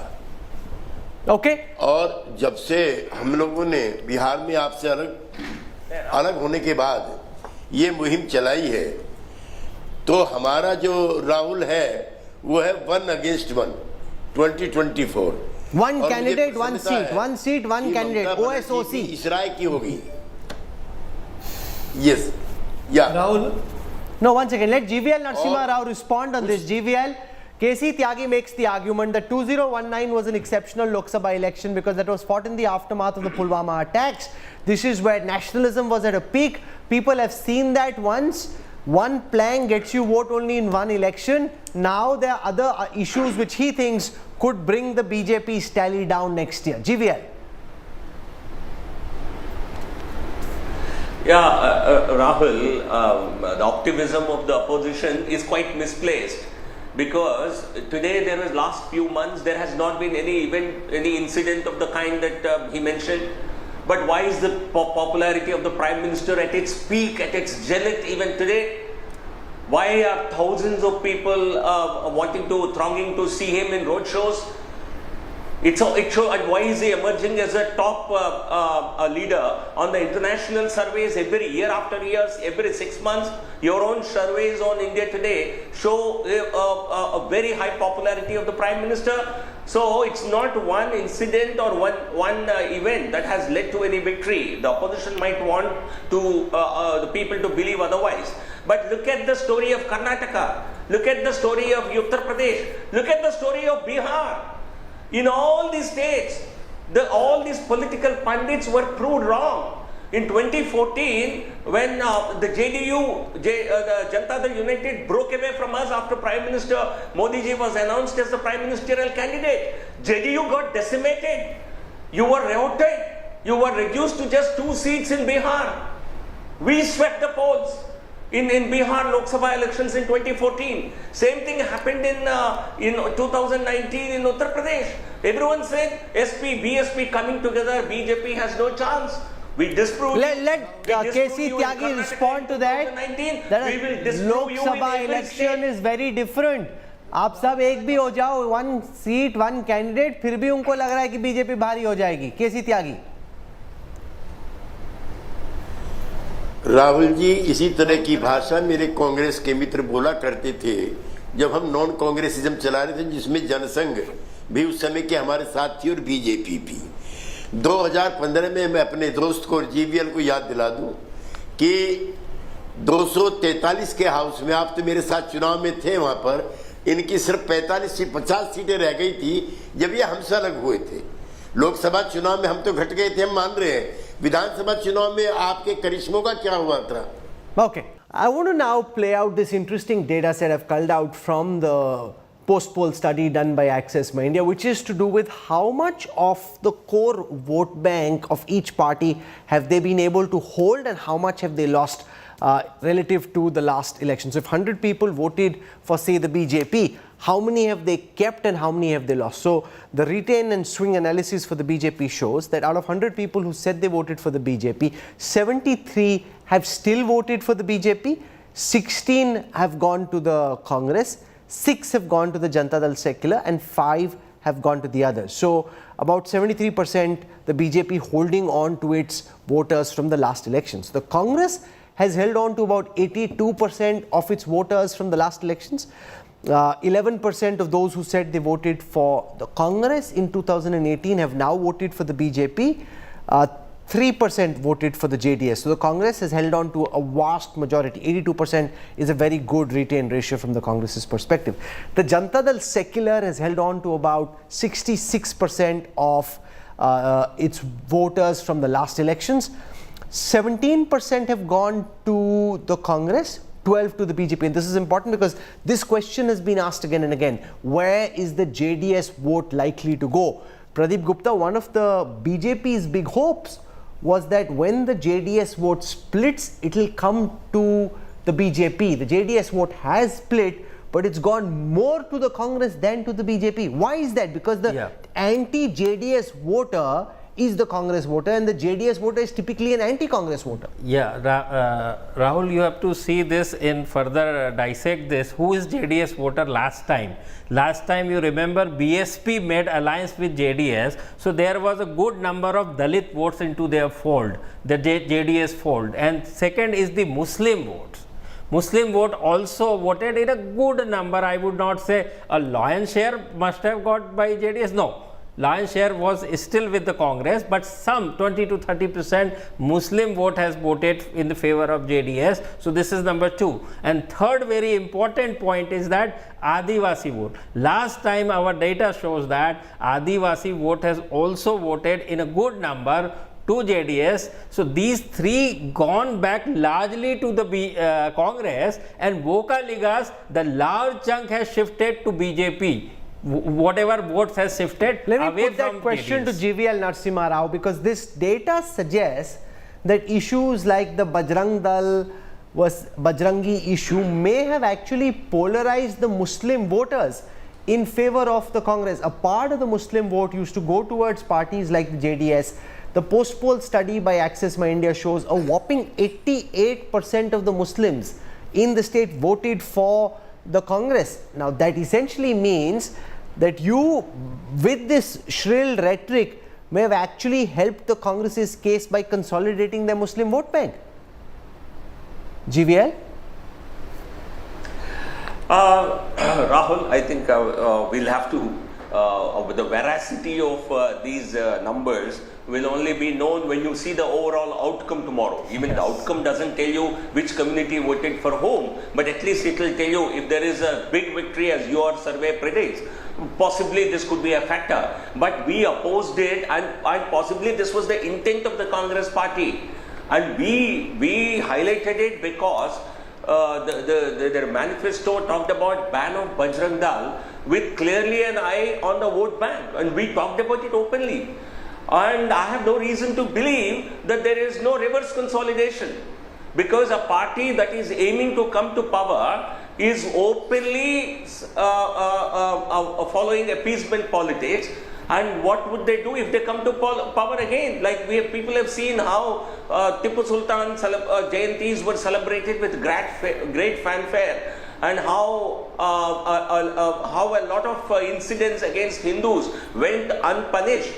Clyde Castro, respond to GVL Narasimha Rao's argument that as the majority voter sees these kind of numbers, that 88% of the Muslims have voted for the Congress, there could be going forward an even bigger Hindu consolidation, where Hindus feel that, okay, if Muslims are going to be voting that side, then they need to get together and vote for the BJP, which would be problematic for the opposition.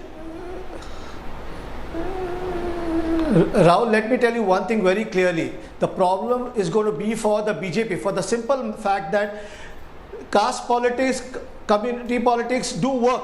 But at the moment in Karnataka, the general mood is that the people are upset with this government. They are upset with the Bombay government. There's talks of corruption. There's talk of the MLAs not working for the people. That is the mood right now. And the other thing that I'd like to tell you is that if an individual's aura or magic can only work for the Lok Sabha and not work for the Vidhan Sabha, I find it something very absurd. Because if the magic is going to work for the Lok Sabha, then it has to work for the Vidhan Sabha, because that's the way it should work. But somewhere or the other, you can understand that this magic is waning, and it's not going to be as effective. If not now, then it's not going to be effective in the Lok Sabha also. This is an argument the opposition will make. The people are upset, because I have been talking to the people. I have family and friends in Bangalore, and they've been telling me that the people are upset with the Bombay government, and no outside magic is going to work here. Okay, this is an argument Ashok Malik, the opposition will make again and again. It's an argument born out of politics, not out of data. But the argument is that Modi campaigned the way he did, uske baad haar gaye. Ye to batao, if he didn't win, then maybe the magic is fading, the aura is waning. This is an argument the opposition will make again and again if Pradeep Gupta's data is actually correct. Look, Rahul, I do believe that Mr. Modi's campaign covered some of the gap which the Bombay government's unpopularity had created, but obviously couldn't fill all of it. I don't think Mr. Modi can carry an entire state unit if people don't want to vote for it otherwise. They can, and also you're facing a very formidable Congress unit there which has strong local leaders, so you have to have a local face who matches those Congress leaders. But I do think there is the counter theory to that in a Lok Sabha election, you equally need a strong counter national face to Mr. Modi, which I don't see currently. Maybe someone will emerge in the next 1 year. No, but that's a good argument. Lavanya Balal. Here you had Siddaramaiah and DK Shiv Kumar. They were your faces, and these are strong faces. Siddaramaiah is arguably the most popular leader in Karnataka. All the polls say that. At the national level, the likes of Rahul Gandhi pale when compared with Prime Minister Modi. There simply is no comparison, and the likes of Ashok Malik would argue that is to the BJP's great advantage.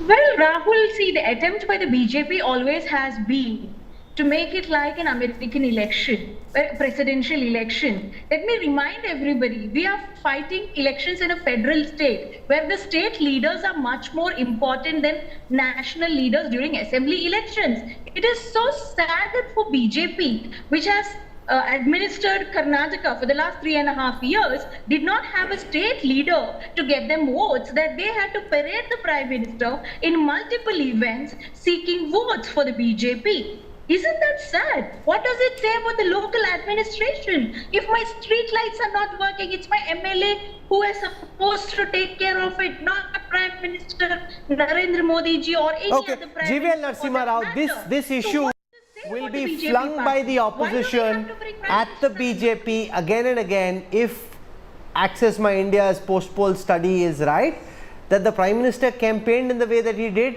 uske baad aap haar gaye, batao. And that means that the PM's magic is waning. That's the charge they'll throw at you. Rahul, there are analysis, and there are also sometimes people give such comments in self-deception. I think if people want to dupe themselves, deceive themselves, we have no problem with it. The people of the country, people of Karnataka know. I think if elections were to be held today, we would even actually sweep Karnataka 28 or 28, not even 26.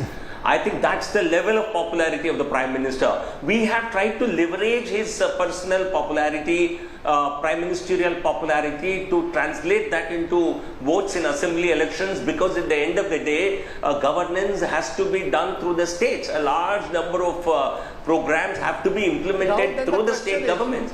And therefore, Prime Minister has made a big impact. But is that enough to take us beyond the halfway mark? That's a question that a lot of people are asking. But for anybody to believe that Prime Minister has not been able to improve BJP's lot in the state, I think they are indulging. Clyde wants to make a quick counter before I wrap up. Clyde Castro. No problem with that.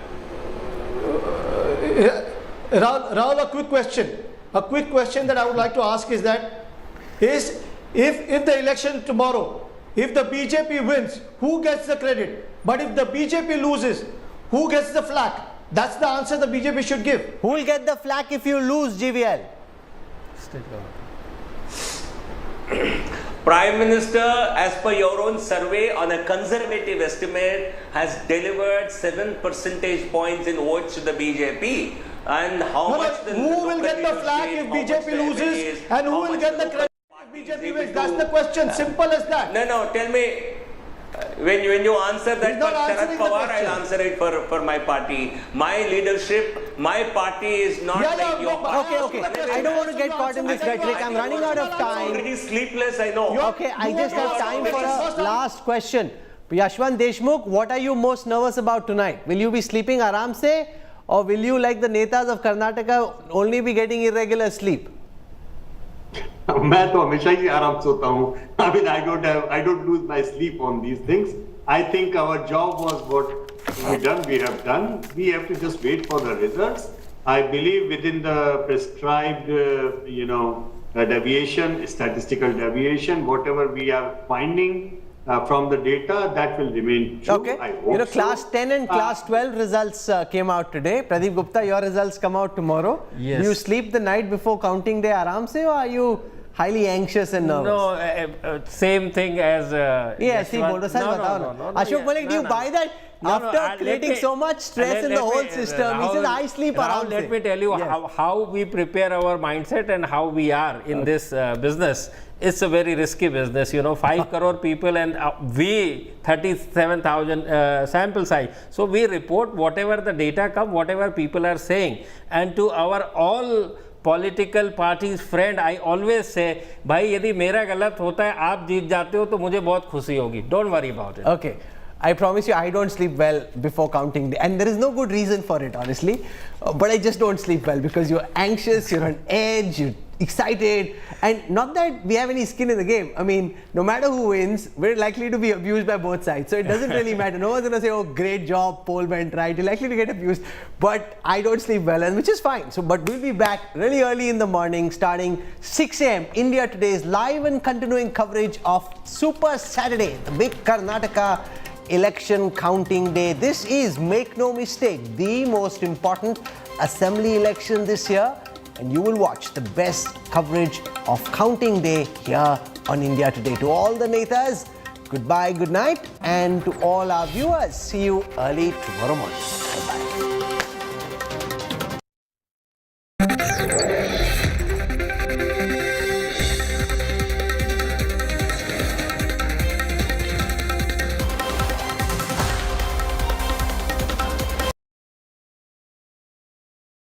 India's #1 reporters in the battlefield from India Today's Double Engine. So you're saying that in Karnataka you cannot do Hindu-Muslim politics? Are things getting better around here or are they getting worse? To Karnataka's finest reporting team. What do you wish for the state of Karnataka? Shettar also has an option. Mallikarjun Kharge reservation has been a hot topic. Priyanka Gandhi Vadra roadshow is a mega hit. And India's leading national reporters. How are you looking at politics in Karnataka? Less polarization, more infrastructure. Unsparing, unmatched, unrivaled coverage. India Today with Karnataka for Karnataka.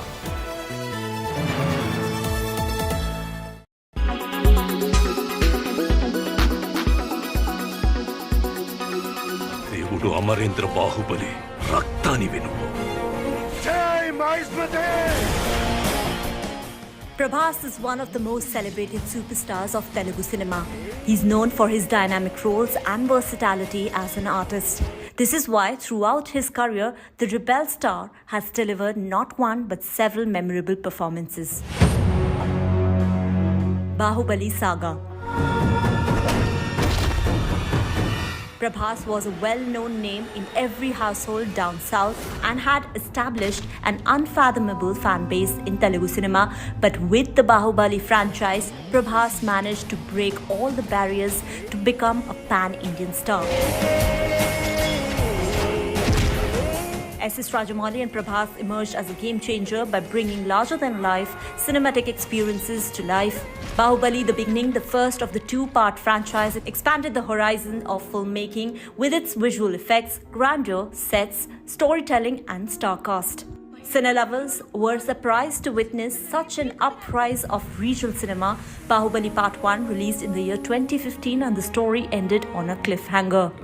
So much so that for the next 2 years before the second film, Bahubali The Conclusion, hit cinemas. Why did Kattappa kill Bahubali was one of the most asked questions. The makers played well on that and managed to keep the mystery under wraps. However, the answer was worth the wait.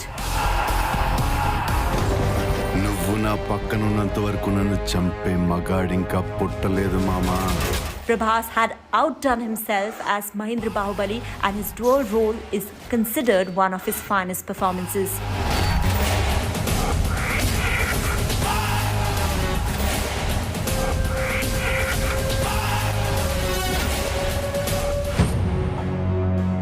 Mr. Perfect.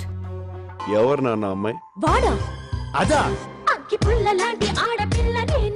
Fans love Prabhas doing a good old romantic comedy, and 2011's Mr. Perfect was exactly the same. నీకు నచ్చితే చాలా, తనకు నువ్వు నచ్చాలి కదా. నచ్చాలంటే నీలో something special ఉండాలి. స్వామి, ఈ ఎంట్రన్స్ టెస్ట్ లేని స్వామి.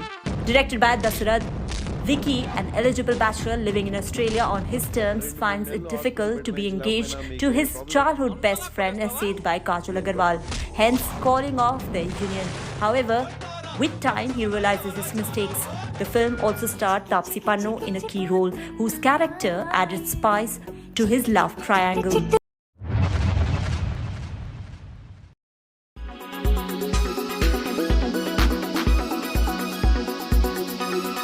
Why does this happen? Let me tell you the science behind it.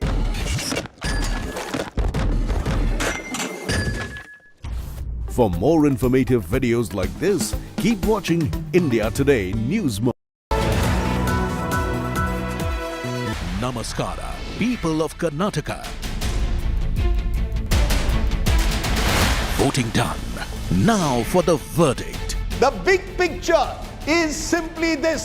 The Indian National Congress defeated in election after election in recent times. Their seemingly You've done very well in the Vokaliga belt. You've been able to pull away accurate results at blinding speed. The only results Broadcast India will watch. Double engine in top gear. Verdict day with the #1 election team. May 13th, 6 a.m. onwards. Only on India Today TV.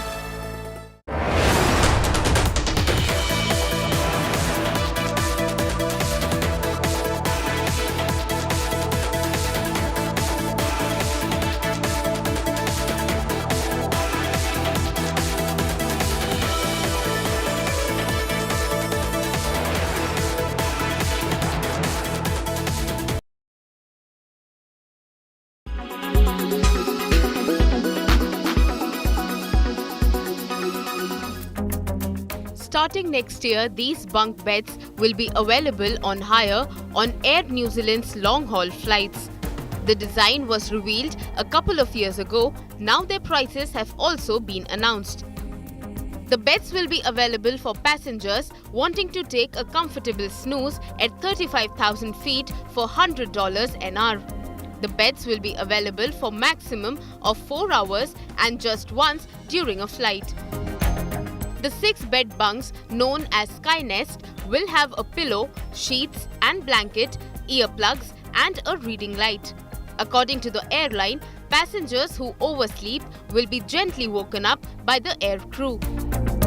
Air New Zealand is already offering Sky Couches on its flights, which combines 3 economy class seats to form a bed. The new bunk beds will be available on ultra long-haul flights on board new Boeing 787-9 aircraft on the Auckland-New York direct service and the 14-hour-long Auckland-Chicago flight. Currently, an economy class ticket for the New York flight costs up to $1,800, while the lie-flat seats of business class, similarly, an economy class ticket to Chicago costs $870, while the business class ticket will set you back by nearly $8,000. Making a $400 spend for 4 hours of sleep a fantastic bargain for many passengers. If this additional source of revenue clicks for Air New Zealand, it may soon find favour with other airlines as well, particularly the more aggressive ones like Emirates, Qatar, British Airways and Turkish Airlines. Even Air India, which has a massive pending order of 470 aircraft, may opt for the revenue spinner. Bureau Report, Business Today Television. What's your longer-term strategy on Europe, and is there a trade-off versus focusing more on India and expanding here? So, Siddharth, the situation in Europe needs to be understood, in a slightly more detailed level, right? You have the Dutch assets, operations in Netherlands, which is 70% of our European footprint, is a pretty strong asset. It has always been cash positive, EBITDA positive, and does not require any support from India. So they can run on their own. Okay, so we are less concerned about that. We've had a couple of bad quarters. We will have one more bad quarter simply because there's a blast furnace relining which is going on there.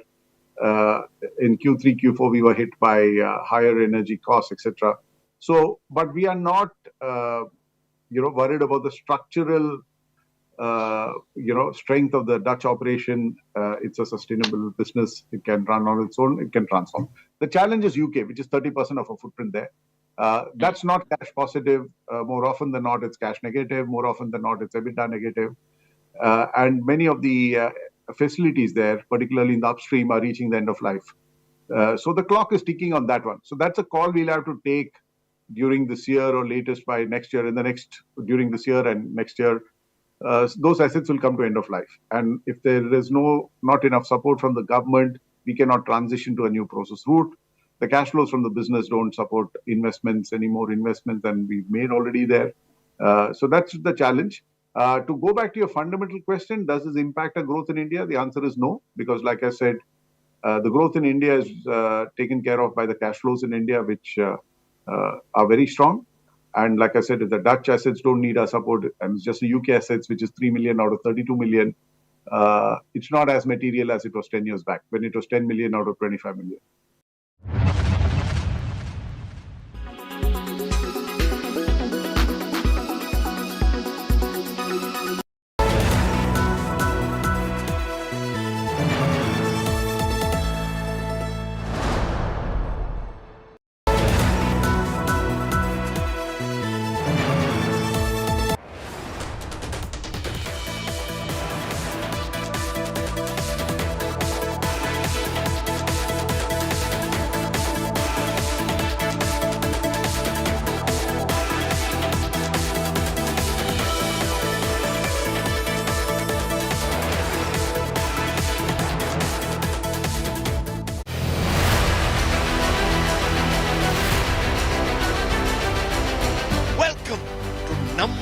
Bengaluru.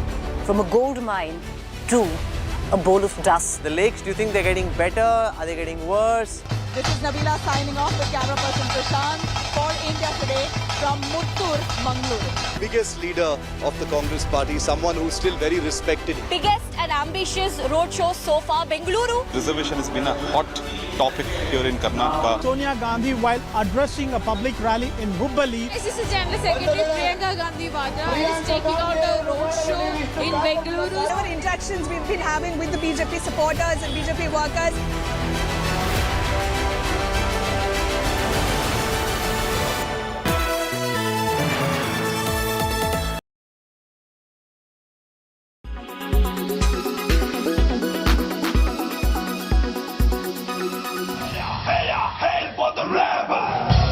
In 2012, Prabhas worked in a commercial entertainer titled Rebel for his fans. ఆవేశంతో వేటాడే పుల్ని చూసుంటారు. నేను 2 ఏళ్లు ఉపవాసం తర్వాత వేటాడే పుల్ని. దానికి ఆహారం ఇప్పుడే ఫిక్స్ అయింది. నేను యముడి రూపంలో వచ్చిన rebel.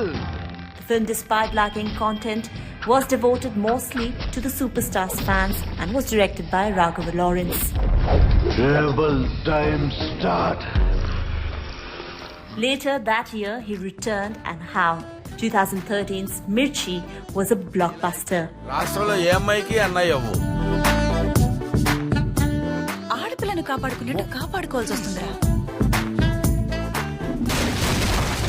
The action drama was directed by Kotala Siva, another big name in Telugu cinema. Mirchi had all the right elements of a masala entertainer, rivalry, but most importantly, love. వీలైతే ప్రేమిద్దాం dude, పోయిదే ఉంది. మహా అయితే తిరిగి ప్రేమిస్తా. He then made his Bollywood debut in 2014 with Ajay Devgan star Action Jackson, in which he appeared in a special number titled Punjabi Mast.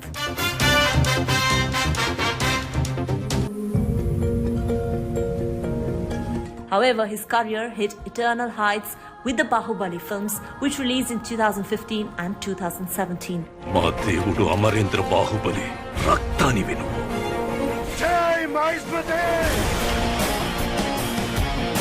Top-notch VFX, magnanimous sets, a larger-than-life cinematic experience, and one fictional period story, S.S. Rajamouli changed how Indian cinema was viewed, and Prabhas became a pan-Indian superstar.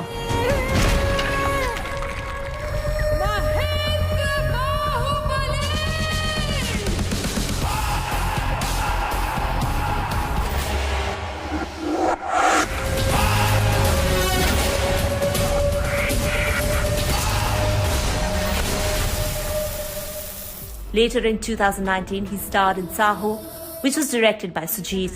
The film also featured Shraddha Kapoor opposite him. गली cricket में तो सब तेंदुलकर है. असली talent वो होता है जो भरे मैदान के बाहर सिक्सर मार सके. Despite unfavorable reviews, the action thriller grossed over 400 crore rupees in ticket sales. अपने आप को रोमियो समझते हो? नहीं, I don't fall in love. ये प्यार मुझसे नहीं होगा. After this, the superstar featured in a romantic drama titled Radhe Shyam. The film, however, failed to live up to the expectations of his fans and was a disaster. As far as his upcoming projects are concerned, Prabhas is currently gearing up for the release of Om Raut's Adipurush, a take on the mythological epic Ramayana. He also has Salar and Project K in his kitty.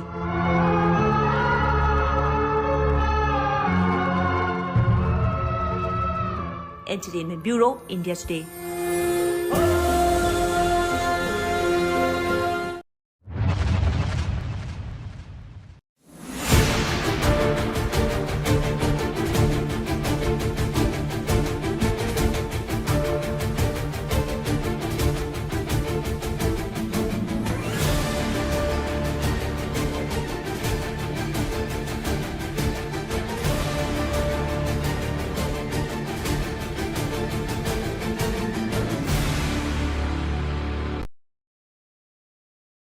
Weather forecast now. Delhi, maximum 43 and minimum 25 degrees. Mumbai, maximum 33 and minimum 28 degrees. Kolkata, maximum 39 and minimum 27 degrees. Bangalore, maximum 34 and minimum 25 degrees. Chennai, maximum 35 and minimum 28 degrees. Hyderabad, maximum 40 and minimum 24 degrees.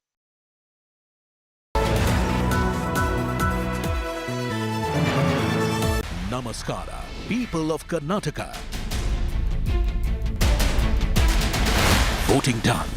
Now for the verdict. The big picture is simply this. The Indian National Congress defeated in election after election in recent times. They're seemingly, you've done very well in the Vokaliga belt. You've been able to pull away Accurate results at blinding speed. The only results Broadcast India will watch. Double engine in top gear. Verdict day with the #1 election team. May 13th, 6 a.m. onwards.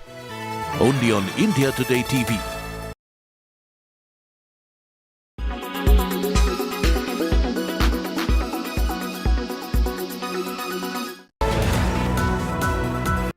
Co-presented by Star Health Insurance, the health insurance specialist. Co-presented by Kentaro, जो देता है सबसे शुद्ध पानी.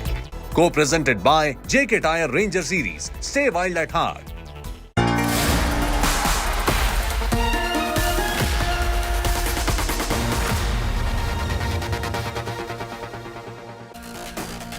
Good evening, hello and welcome. You're with the news today, Friday night, ahead of that big verdict day tomorrow morning starting at 7 a.m.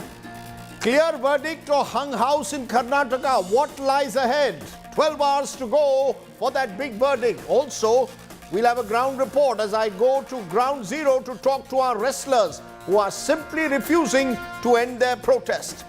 And Maharashtra's speaker, the man who has a big task ahead of him, will be joining me day after that big Supreme Court verdict. But first, as always, it's time for the 9 headlines at 9. All eyes on the big Karnataka verdict. Ahead of verdict day, Congress, BJP keep plan B in place in case the election throws up a hung assembly. H.D. Kumaraswamy hints he's ready to deal with any party that makes him chief minister. Axis My India Today poll predicts a clear win for the Congress. The dangle for justice now reaches the courts. Delhi police form an SIT to probe the case against Brij Bhushan Saran Singh, accused of sexually harassing women wrestlers. Judge says POSCO case will be transferred to a district judge.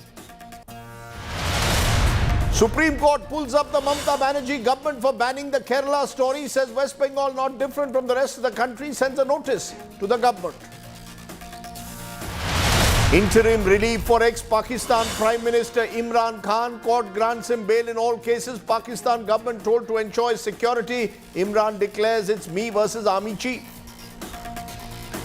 Sachin Pilot's sangharsh against the Gehlot government continues as he resumes his march from Ajmer.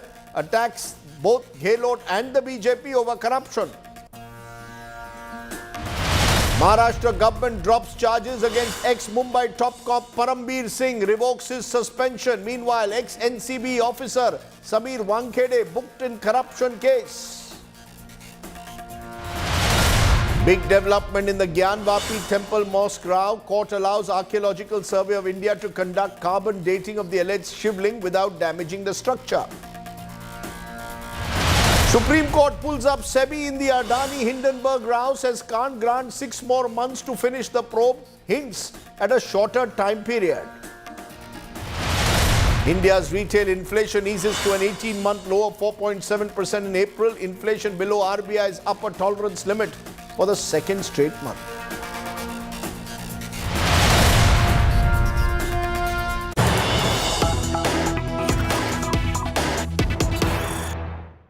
But the story that we are breaking at the very top, all eyes now on Karnataka, where counting begins tomorrow morning at 8 a.m. Top leaders of BJP, Congress have gone into a huddle this evening. BJP leaders claiming they have a plan B ready. H.D. Kumaraswamy has returned tonight from Singapore. So all eyes there in Karnataka on that big story, because remember, this is a crucial do-or-die battle for the Congress in particular. And ahead of that, Mr. H.D. Kumaraswamy flying off to Singapore, setting tongues wagging. What is he up to? The Congress is now in a meeting with its top leaders, while the BJP has openly said that they are ready with a plan B. All of this on the day before counting takes place in Karnataka. What's happening on ground zero? It's our top story tonight.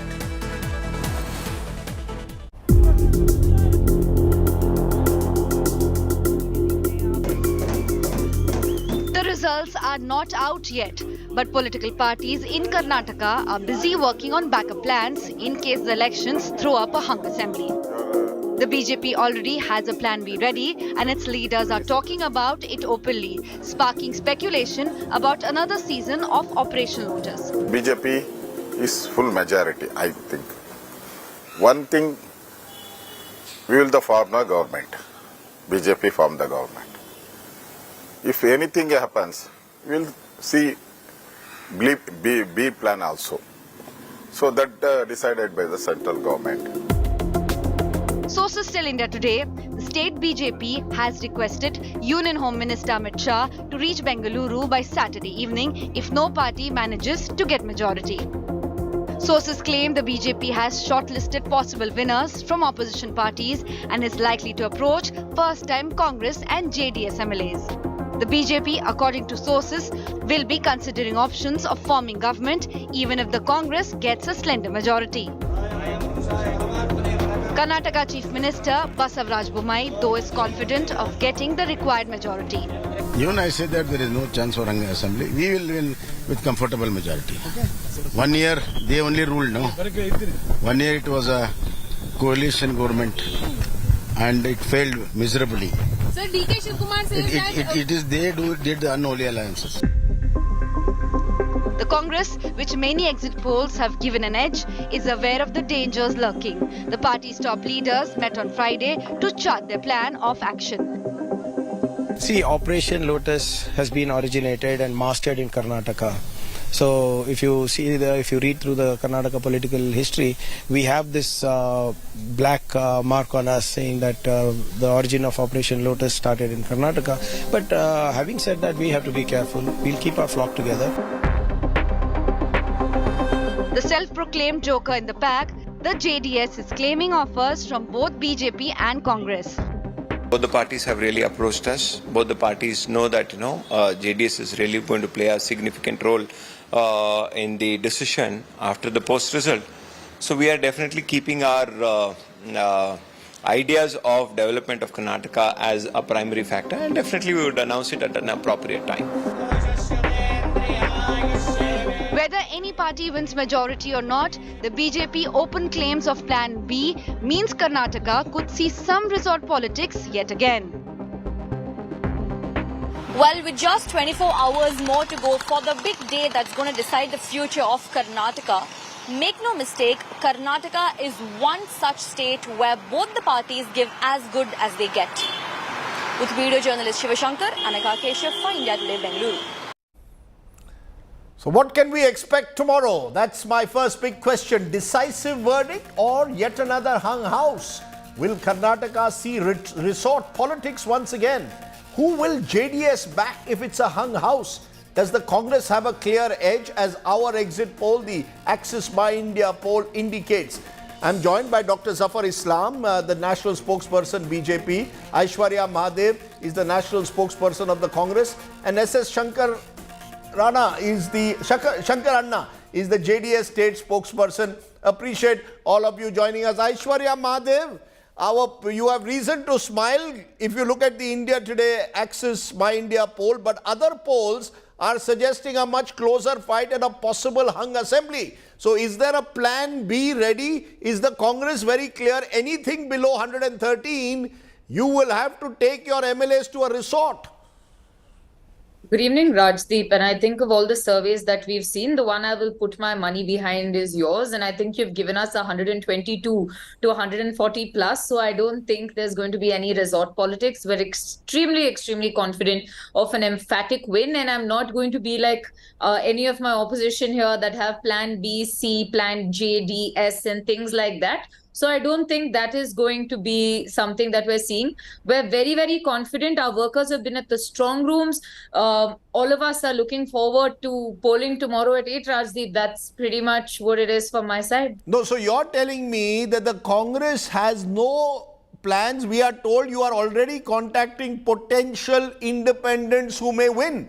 I was told this afternoon by a senior Congress leader that there are 3 or 4 independents who we are in touch with. You're denying all that. You're claiming that the Congress still sees only the India Today Axis poll. I'm putting all the polls out there. At least 5 of them are saying it's a hung assembly. Rajdeep, I think for us, we're very confident of it, but obviously contingency is something that the Congress will plan for, especially looking at how the BJP leadership has come out and the way that they've spoken, saying there will be an operation in Karnataka. It is just contingency to prepare and plan, because we can't put anything past the BJP where even completely patently illegal acts are seen as Chanakya at action. So that is the reality of today. So the Congress is very optimistic, but cautiously so also when it comes to contingencies. But then again, I still believe that you called it right. So we'll talk about this. Hopefully, if I get a chance to be on your show tomorrow, Rajdeep. Yeah, we'll have wait and see. If our poll is right, you'll have reason to smile. If it is wrong, I don't know whether you'll even come on the show, which is, of course... I will. Okay, you'll come even if our poll is wrong and you're losing. Okay. Irrespective. I do my irrespective, you'll be on the show. Good. That's the spirit to have. Shankar Anna, JDS state spokesperson, all eyes are also on Mr. Kumaraswamy, because in the past, 3 of the last 4 elections in Karnataka have thrown a hung assembly. He's been chief minister thrice. We are told he's flown off to Singapore and is coming back later tonight. Which way are you going? Are you in talks with the BJP? There is some talk that the BJP has contacted the JDS. Good evening, Rajdeep sir. Good evening. You personally have visited Karnataka, and one thing you will agree, sir, that though we might not get the absolute majority, but the people of Karnataka love Shri H.D. Kumaraswamy ji, and we will be the kingmaker, and we'll be getting around 50 seats.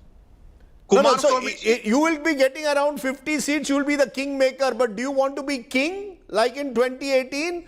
Who is your preference between the BJP and the Congress? Who is your first preference, Shankar Anna?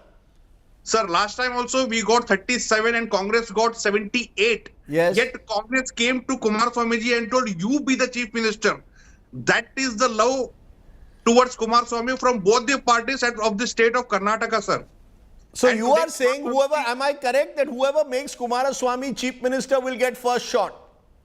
That is what Kumaraswamy ji has made it clear today to a national daily, sir. Yes, that is a big story. You're giving us breaking news. You're confirming what has been said by Kumaraswamy. Mr. Kumaraswamy is saying, whoever makes me chief minister, I will do a deal with them, is what the buzz is in Bengaluru. Dr. Syed Zafar Islam, is it true that you all are in touch with Mr. Kumaraswamy? R. Ashok, your leader, has already spoken of a plan B. Well, I'm not privy to what is the plan B of Mr. Ashok was talking about.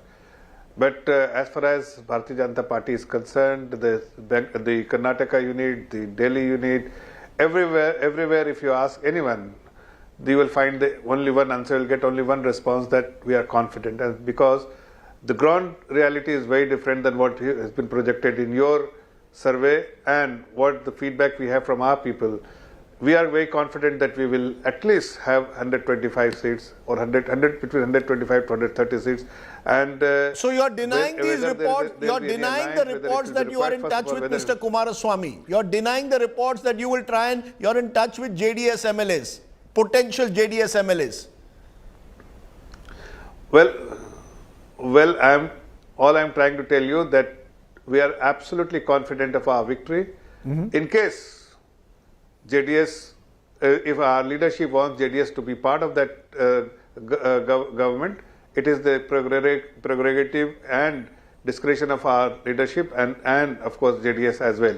So I won't comment anything there, whether they have been contacted, not contacted, whether there will be possible alliance for to form the government, because these are all speculative questions and I don't want to speculate at this point. I mean, I'm confident of our victory. Still, even if you are in a position to form the government, and should the leadership decide to rope in JDS also as a partner, it is the discretion of the party leadership. Or JDS wants to be part of the government, it is again they can make such requests.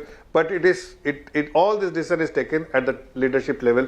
It is unfair on my part to make that statement that whether they have been contacted or whether we have not contacted. So you are saying you are confident of getting 125 seats. You are not worried. Aishwarya Mahadev, let's look at what H.D. Kumaraswamy told me 10 days ago. He is, as he self confessed to me, the joker in the pack. And he says no card game can be won without the joker. I want you to listen to what HDK said and I want you to respond, Aishwarya. The big question everyone is asking, hung assembly, who do you go with? You went in 2018 with the Congress. Who will you go with, sir? This time we worked very hard because last two occasions, what we have a bitter experience about bad experience. For that actually we wanted to bring our government on our own on the blessing of the people of Karnataka. For that we are working out. Let us see what will be. No, but if it is a hung assembly, then what? No, let us see. Wait and watch. Yes.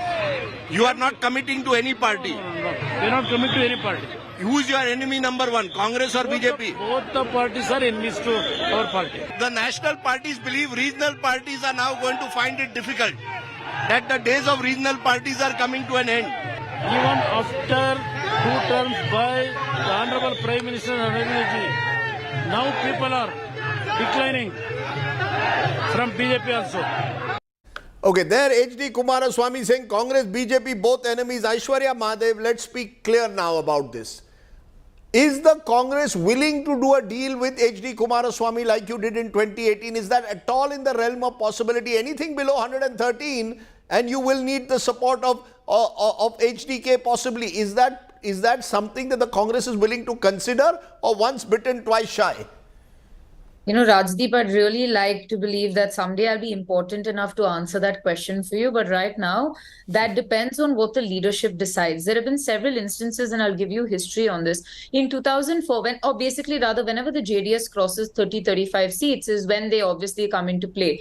In 2004, they created a coalition with Mr. Dharam Singh in the Congress. You know how that went down. In 2018 also, we see what happened and how the BJP obviously gave you Operation Kamala again. So the JDS, I'm assuming, and it's only fair for all political parties to have aspirations. The JDS hopes that this is the third time that, you know, that they can come in and make some impact out of this. But Rajdeep, I come from the old Mysore region. I come from what is the powerhouse for the JDS. And there is a massive vein of their basic vote bank that they have, whether it's caste-based, whether it's farmer-based and whatnot. So I don't think the JDS will make enough numbers there. Okay. However, in the off chance, I do not...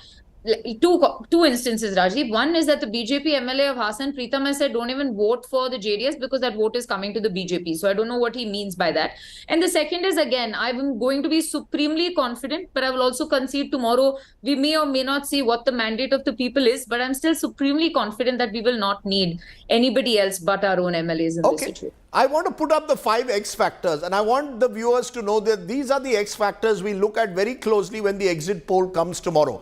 X factor number 1, Which way will the women and the poor vote? Remember, our exit poll is showing women, 11% more women are voting for the Congress compared to the BJP. Could be critical. The poor too, those below 20,000 income, 10,000 income, voting big time for the Congress. Number 2 X factor is, can the BJP hold on to its Lingayat votes? Remember, about 17% of Karnataka is Lingayat vote. Will the BJP hold on to this critical caste base of the party, especially in North and Central Karnataka? Takeaway number 3, X factor number 3, is a triangular fight in Old Mysuru helping the Congress. The vote share of JDS declining, BJP getting votes, but the Congress benefiting from the split in votes. Takeaway number 4, will the BJP's last mile booth management prove crucial? Remember, the BJP has the resources, has a lot of Panna Pramukhs who handle every page. They claim that will make the critical difference. And takeaway number 5, will that JDS vote remain intact or drop? If it starts dropping, who will benefit from it?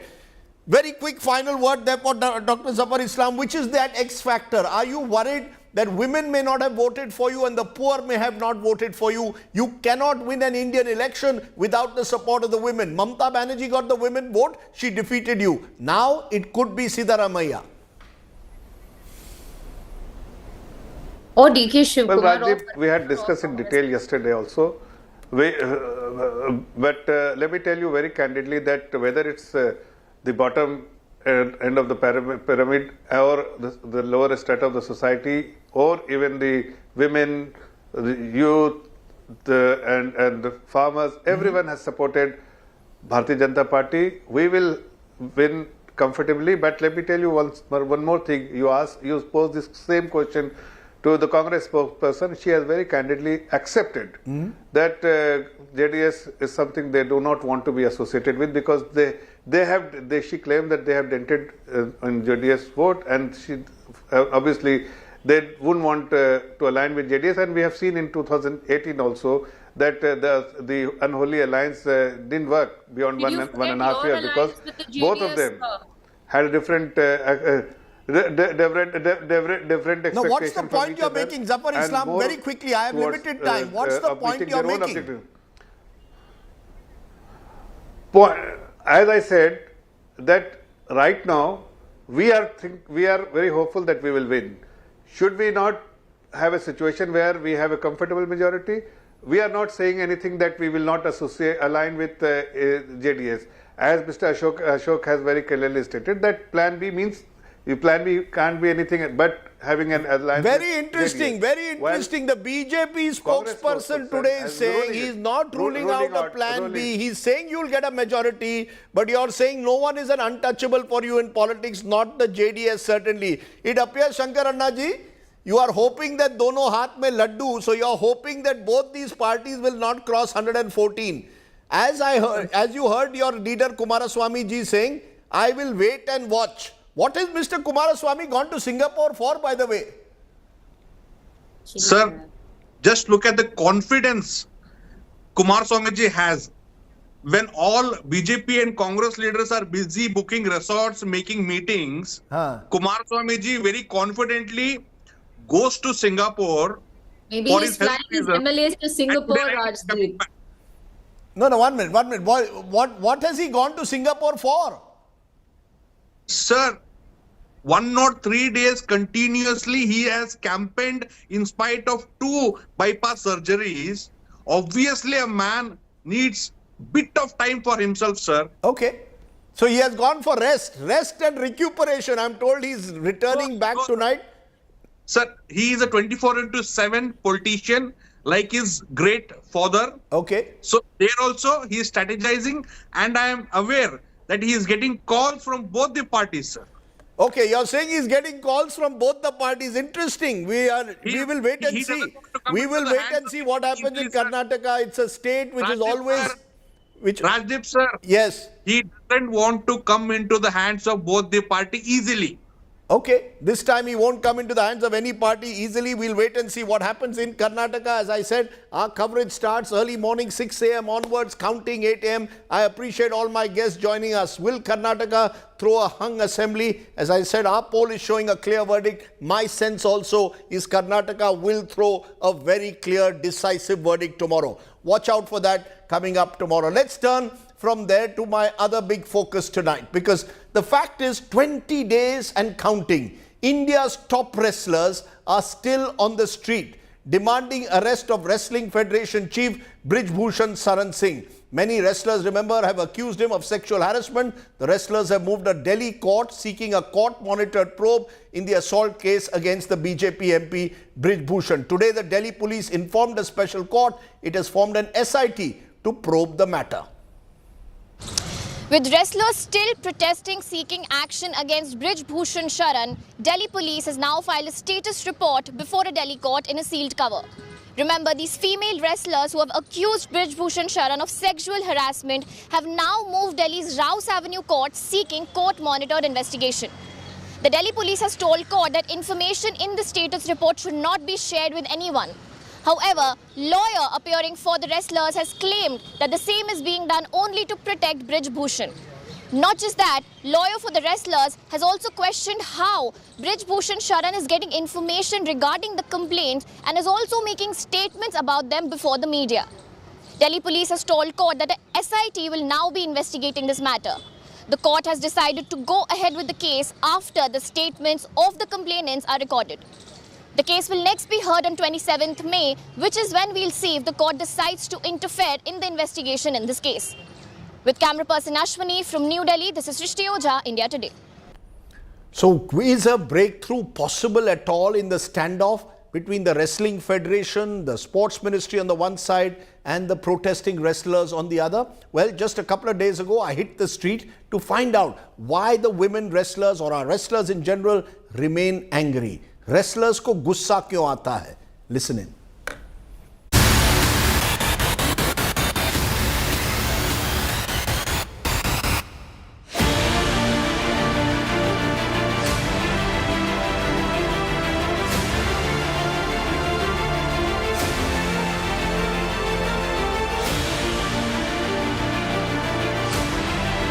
अच्छा, आप कहाँ से आए हो? आप कहाँ से आए हो? मैं रांची झारखंड से आया हूँ। मधेपुरा जिला बिहार से। तेलंगाना से आए हो? किसे आप? राजस्थान। आप? राजस्थान चूरू जिला। मध्य प्रदेश ग्वालियर से। आप ग्वालियर से आए हो? राजस्थान सीकर। आप करने क्या आए थे? यहाँ आकर क्या फर्क पड़ेगा? सर फर्क पड़ेगा क्योंकि अपनी बहनों को न्याय दिलाने के लिए, इंसाफ दिलाने के लिए ये जो प्रभूषण है इनको जेल भिजवाने के लिए आए हैं। सरकार कह रही है कि ये सब राजनीतिक हो गया है, अलग-अलग पार्टी ने हम देश से जुड़े हैं। या तो ये घुटनों के बल बैठ के सिर झुका के जी ले, या ये सर उठा कर मरे। भारतवर्ष में नहीं, पूरी दुनिया में जब झंडा ऊपर होता है तो हम लोग की आंख में आंसू आ जाती है, और ये इस तरह यहाँ बैठेंगी। किसान आंदोलन को आने की क्या जरूरत है? दरअसल बेटियां भी तो हैं किसी की, तो अगर क्या मतलब किसान को हक नहीं है यहाँ आने का?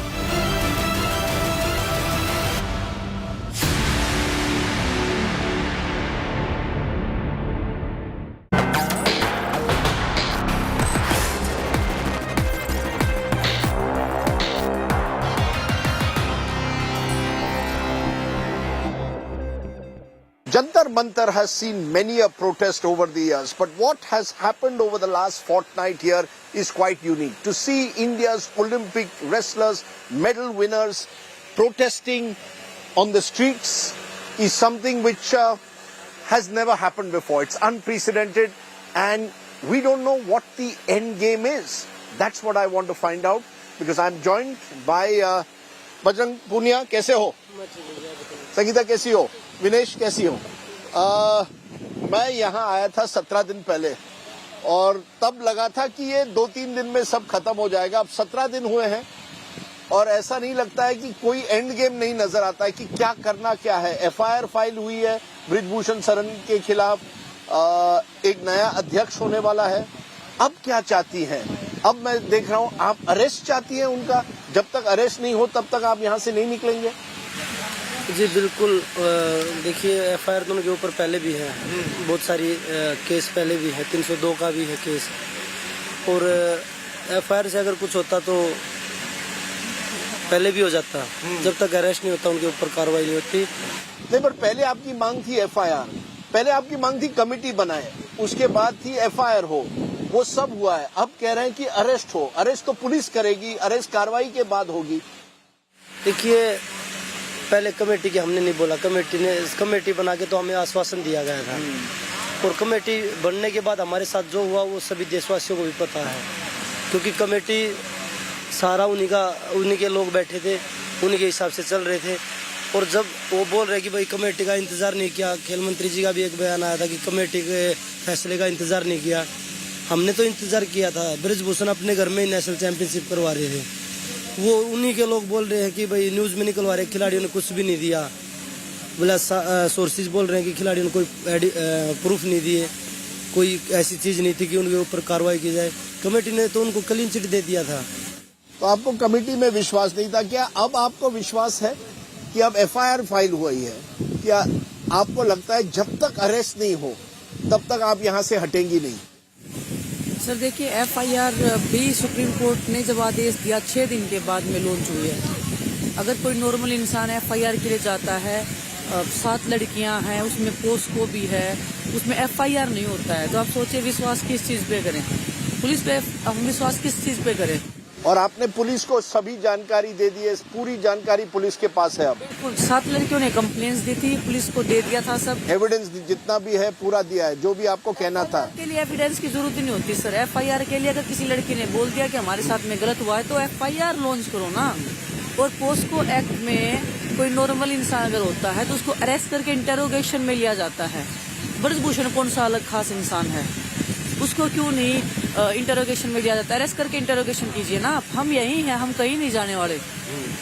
हम प्रोसेस में हम विश्वास करते, ऐसा नहीं है, लेकिन दिल्ली पुलिस पे हमारा विश्वास नहीं है। दिल्ली पुलिस पर नहीं है विश्वास? 6 दिन एफआईआर नहीं किया सर, कैसे विश्वास करें? तो पर फिर किस पे विश्वास होगा? सरकार पे नहीं है, कमेटी पर नहीं है, पुलिस पर नहीं है, तो किस पर होगा? कमेटी किसने बनाई थी?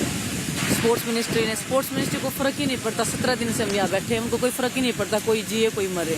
अनुराग ठाकुर कभी आए आपसे मिलने इतने दिनों में? फोन कॉल ही नहीं आया। कोई नहीं, कोई नहीं आया? अनुराग ठाकुर कोई नहीं? नहीं सर, कोई नहीं आया हमारे हमसे मिलने। हम 17 दिन से यहाँ बैठे तो किसी ने पूछा भी नहीं कि स्पोर्ट्स अथॉरिटी के ऑफिशियल आए थे? हाँ जी, उनसे बातचीत हुई। बट स्पोर्ट्स मिनिस्टर से आपने फोन पर बात करने की कोशिश की कि आप आइए यहाँ देखिए, हमारी बात सुनिए? नहीं, अभी नहीं की, लेकिन जब कमेटी की जब सारी प्रक्रिया चल रही थी उस टाइम पे मैंने भी 2-3 बार ट्राई किया।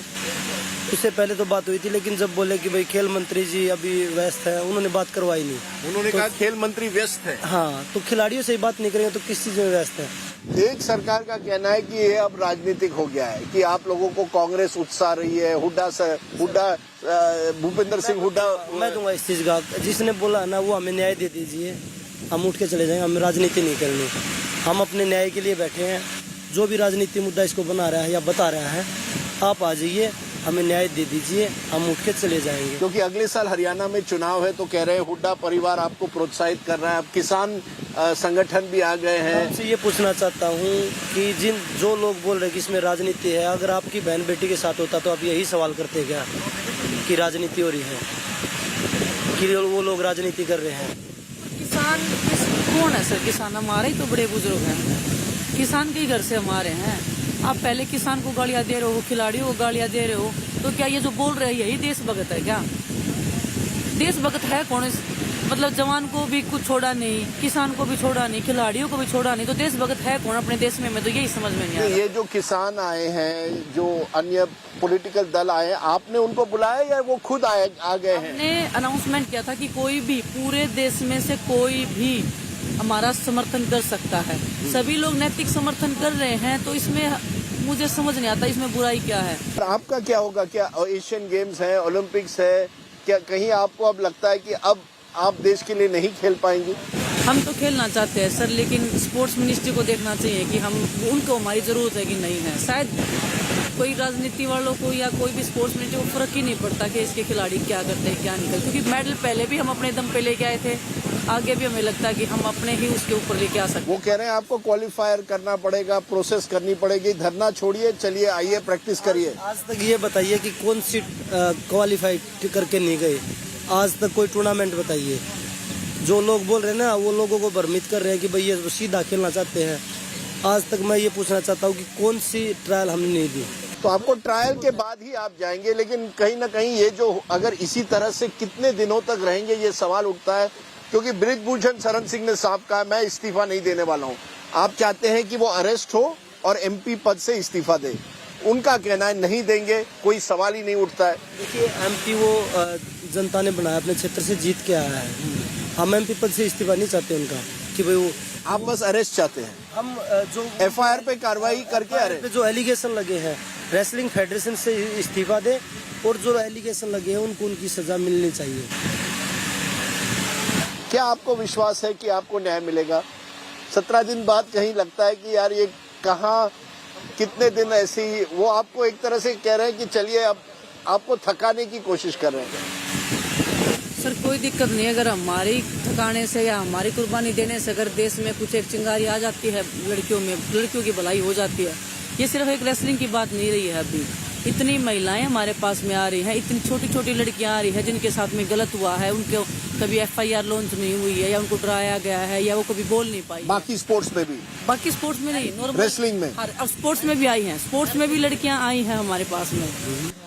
वहाँ कैमरा है, क्या कहेंगी ब्रिजभूषण सिंह जी को, क्या कहेंगी? देखिए कैमरा, क्या कहना है? वो तो बेशरम आदमी है, उनका तो कुछ नहीं, वो तो जेल में जाएंगे तभी पुलिस ही कुछ कह सकती है उनके बारे में। तो तभी आपको एक तरह से राहत मिलेगी जब वो जेल में जाएंगे। आपको लगता है उनको सजा होनी चाहिए? ऐसे लोग बाहर रह के देश की संसद में बैठ कैसे सकते हैं? ऐसे दरिंदे जो इतनी लड़कियों के साथ गलत करके वो कैसे संसद इतना पवित्र स्थान है, हमारे देश के संविधान का एक मुख्य पार्ट है संसद, वहाँ पे ऐसे लोग बैठेंगे तो लड़कियाँ कहाँ सेफ हो सकती हैं? ऐसे लोगों की जगह संसद में थोड़ी है सर, ऐसे लोगों की जगह जेल में ही है।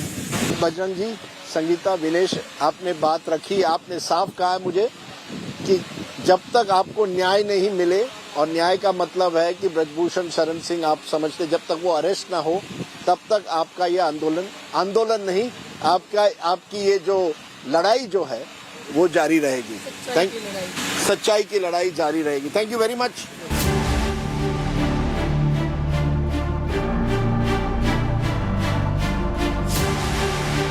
कौन कहता है कि तूफान इधर आएगा?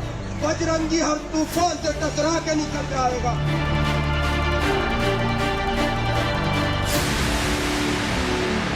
कितने दिनों चलेगा ये? सर जब तक न्याय नहीं मिल जाता, जब तक। न्याय का मतलब क्या है? न्याय का मतलब ये है कि अक्यूज के ऊपर जो एफआईआर की गई है, पहले हमारे बयान होंगे एंड देन कार्रवाई हो उचित। बयान तो आपने दे दिए हैं? नहीं, बयान लड़की अभी तक नहीं दिए, नहीं हुए हैं और 164 वाले नहीं हुए हैं। पुलिस डिले कर रही है कि उसको बचाने के लिए, और दूसरा फेडरेशन पे से बिल्कुल उनका कब्जा हटना चाहिए, क्योंकि फेडरेशन में तो अब एडॉक कमेटी आ गई है, तो कहा जा रहा है वो हटेंगे वहाँ से। तो एक बार हटे तो आप पे मैं कोई बिलीव नहीं है। कोई नहीं, कमेटी पे हमने बिलीव करके देखा, उन्होंने हमारे साथ धोखा किया कि कमेटी बनाएंगे और आपको बहुत अच्छे से। वो कह रहे हैं नए अध्यक्ष बनेंगे। नहीं, कमेटी एक वही बात है, ठंडे बस्ते में डालने वाली बात होती है। फिर 5-6 महीने हम वेट करते रह जाएंगे। अभी 3 महीने में क्या कर दिया था कमेटी ने। तो आप चाहती हैं कि वो अरेस्ट हो? हाँ, जो भी उचित कार्रवाई है, जो भी पुलिस जांच करेगी, जो भी कार्रवाई बनती है उन पे होनी चाहिए, और फेडरेशन से उनको इस्तीफा देना चाहिए। और पुलिस कह रही है कार्रवाई शुरू हो गई है। नहीं हुई है कार्रवाई, बिना बयान के कैसे शुरू होगी? तो आप चाहती हैं कि कार्रवाई जब तक समाप्त ना हो, जब तक कोई ठोस नतीजे पर नहीं आए, तब तक यहाँ से नहीं हटेंगे? नहीं। कहीं ऐसा है कि एक डर का माहौल है कि ये इतने ताकतवर हैं, सरकार के खिलाफ एक तरह से आप बन गई हैं। कहीं डर है कि हमारा करियर खत्म हो जाएगा, अब हम रेसलिंग भी नहीं कर पाएंगे देश के लिए? सर जब दोबारा प्रोटेस्ट पे बैठे थे ना, तो सिर्फ यही सोच के बैठे थे, हर चीज चाहे दाव पे लग जाए, करियर, जॉब, जान, कुछ भी लग जाए, लेकिन हमें बैठना था। क्योंकि पहली बार धोखे से उठाया और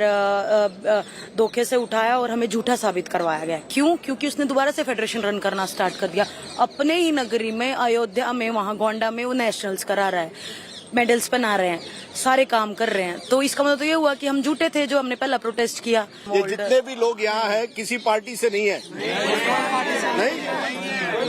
कोई पार्टी से नहीं। हमारा जो धरना है वो किसी पॉलिटिकल पार्टी को सपोर्ट नहीं करता, ना हम किसी पॉलिटिकल पार्टी को सपोर्ट करते। हम एक खिलाड़ी हैं जो पूरे देश के हैं, और ये भाई लोग खड़े हैं, इतने दिन से आ रहे हैं, साथ दे रहे हैं, और हमारा मंच है। और हमने डे फर्स्ट से ये बोला है कि हमारा मंच हर एक भारतीय नागरिक के लिए है, जो हमें इंसाफ दिलाना चाहता है वो आ सकता है। चलिए ma'am, thank you very much, Sakshi ji. Thank you. Thank you. So what do you think? What happens next? We'll wait and see to our wrestlers in their fight against the authorities. Let's turn to another fight, because a day after the Supreme Court called the governor's order to conduct a floor test illegal, questioned the manner in which the speaker had chosen a whip in Maharashtra, the Shiv Sena Uddhav Thackeray claimed a moral victory.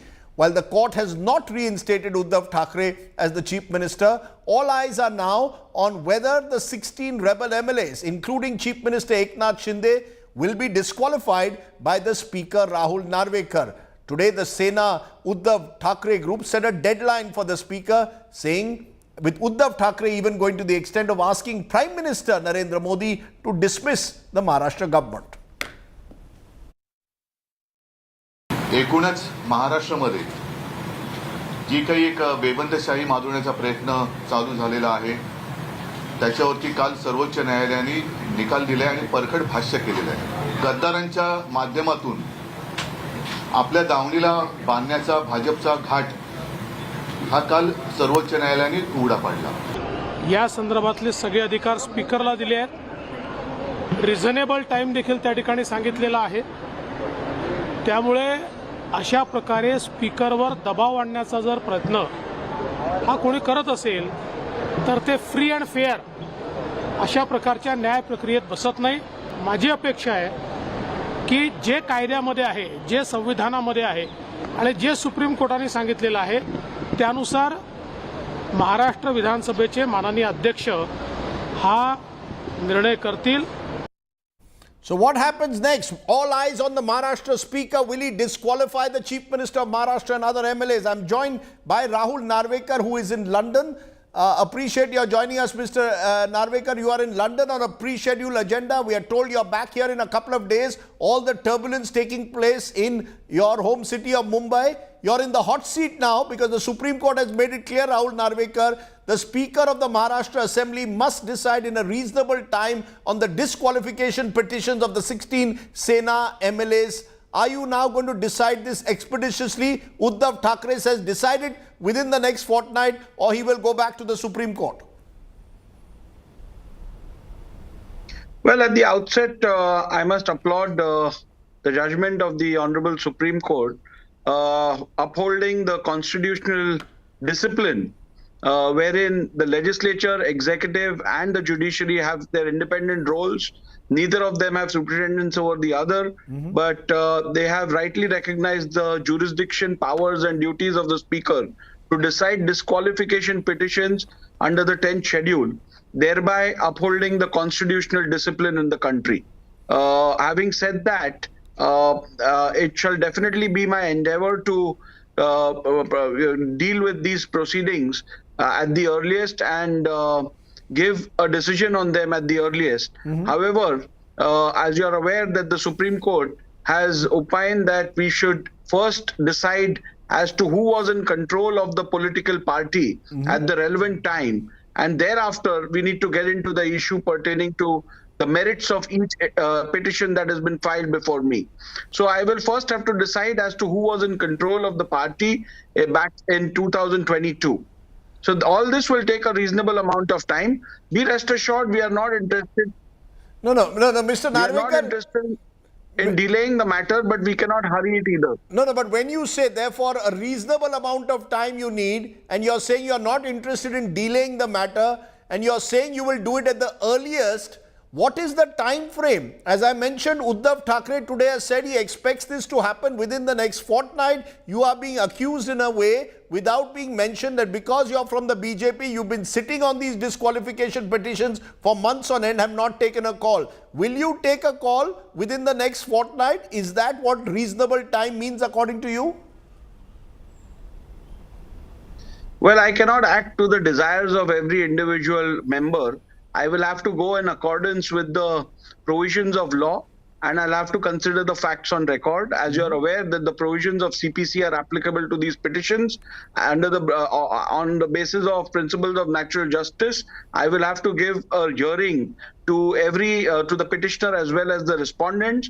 There'll be evidence led, there'll be examination in chief, there'll be cross examination, there'll be verification, the entire process will be carried on. And therefore, it would be most unfair to expect results in a hurry. We will carry out the entire process and deliver the judgment or pass an order at the earliest. No, but at the earliest, do you want us to give us some kind of a time frame? We are in May of 2023. Next year, Maharashtra has its Vidhan Sabha elections, Lok Sabha elections. Will you give a judgment before the end of this year?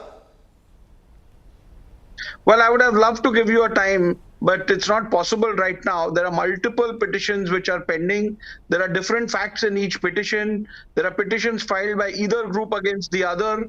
There is the primary issue as to who was in control of the party and who represented the political party at the relevant time yet has to be decided. And thereafter, I'll have to go into the merits of the petition. So all this would take considerable amount of time, but I would like to assure you and the viewers that I shall not delay this matter at all, and it shall be my endeavor to complete all the procedures in the minimum time that is required. You know, you keep referring to you having to first settle the decision as to which is the political party which was in charge to decide on the whip for the Shiv Sena. Now, as you know, yesterday the Supreme Court has very clearly said that your action in choosing a member of the Shinde Sena as the chief of the party was prima facie illegal. You did it without applying your mind, without an independent inquiry. You should have inquired as to which was the political party at the time in control before that taking that decision, instead of simply accepting the Shinde Sena's whip. How do you respond? Would you concede that you did not apply your mind before accepting the Shinde Sena's nominee as the whip? Well, Rajdeep, insofar as my decision to recognize Mr. Bharat Gogawale as the whip is concerned, let me tell you that the Schedule 10 provides for the political party, and the rules made under the Schedule 10 provide for the whip being appointed on the basis of a majority decision of the elected MLAs. And this has been the process that has been carried out in the state legislature for years together. Even in the past, and this is not only with regards to the Shiv Sena, but with all the major parties in the assembly, the same process has been followed. Right. And therefore, there was no reason for me to deviate from that process. And now that the Supreme Court has perhaps interpreted the provisions of Schedule 10, that becomes the law of the land. So we shall abide by that now. Okay. But there is no reason for any to be attributed to the decision taken then. Mr. Narvekar, just a final question. After the Supreme Court verdict, as you said, you will review your decisions. I just want you to tell our viewers, can we expect that this decision will not be motivated by malice and bias? You are a speaker, but also a BJP MLA. Can you give an assurance that whatever decision you take, which will have huge implications for the government in Maharashtra on the issue of whip or disqualification, will be free of any pressure, malice or bias? Every citizen who believes in democracy shall believe in the constitution of this country. The constitution of this country mandates the speaker to act in an unbiased manner. Once I assumed the office of the speaker, I am unattached and do not have an affiliation to any political party per se in my discharge of my duties as the speaker. Right. And therefore, be rest assured, I needless to state that I'm going to be absolutely fair, unbiased in this matter. I am going to take up the issues based on the facts on record and the law. Okay. As it prevails. Okay, let me leave it there. That's reassuring, but we will wait and see whether you act, how expeditiously you act on this crucial issue of disqualification of MLAs. Rahul Narvekar, our exclusive newsmaker tonight, thank you very much for joining me. Let's take a break. On the other side is our good news today story. And yes, it comes from battle-scarred Imphal. We'll tell you more on the other side.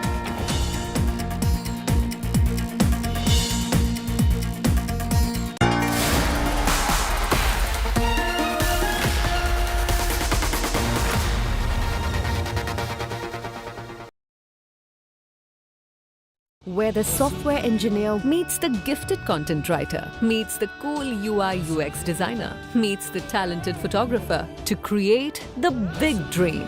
The world comes together at Sharda University. So where are you? Make your media plan smarter with India Today Live TV on your connected devices. Amplify your brand with 100 million smart internet viewers. To advertise, mail us at sales@aajtak.com. Where the software engineer meets the smart market analyst, meets the gifted content writer.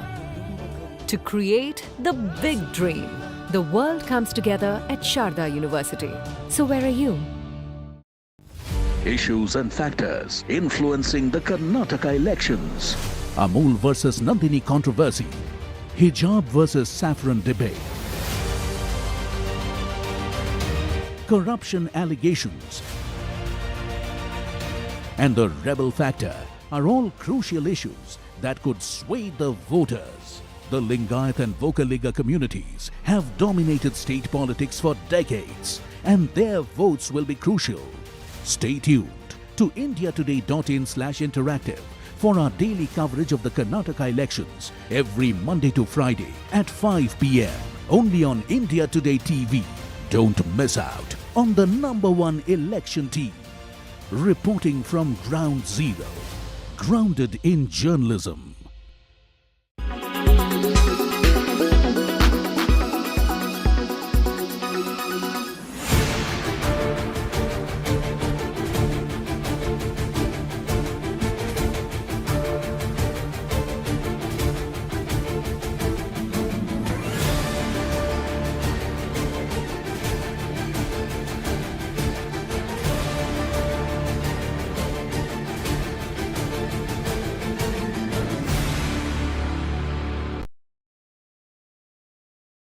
Quality today. In Delhi, 163. In Mumbai, 90. In Kolkata, 106. In Bangalore, 51. In Chennai, 72. In Hyderabad, 63.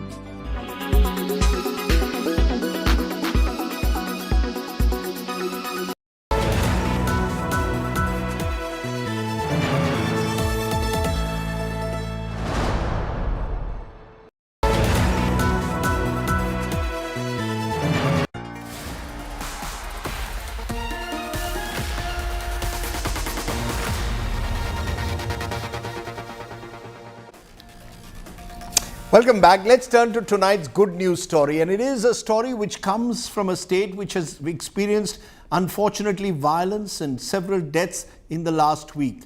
Today, we tell you the story of a brave school principal in Imphal who rescued nearly 90 students who were stuck when violence broke out in Manipur's capital. It's tonight's Good News Today story.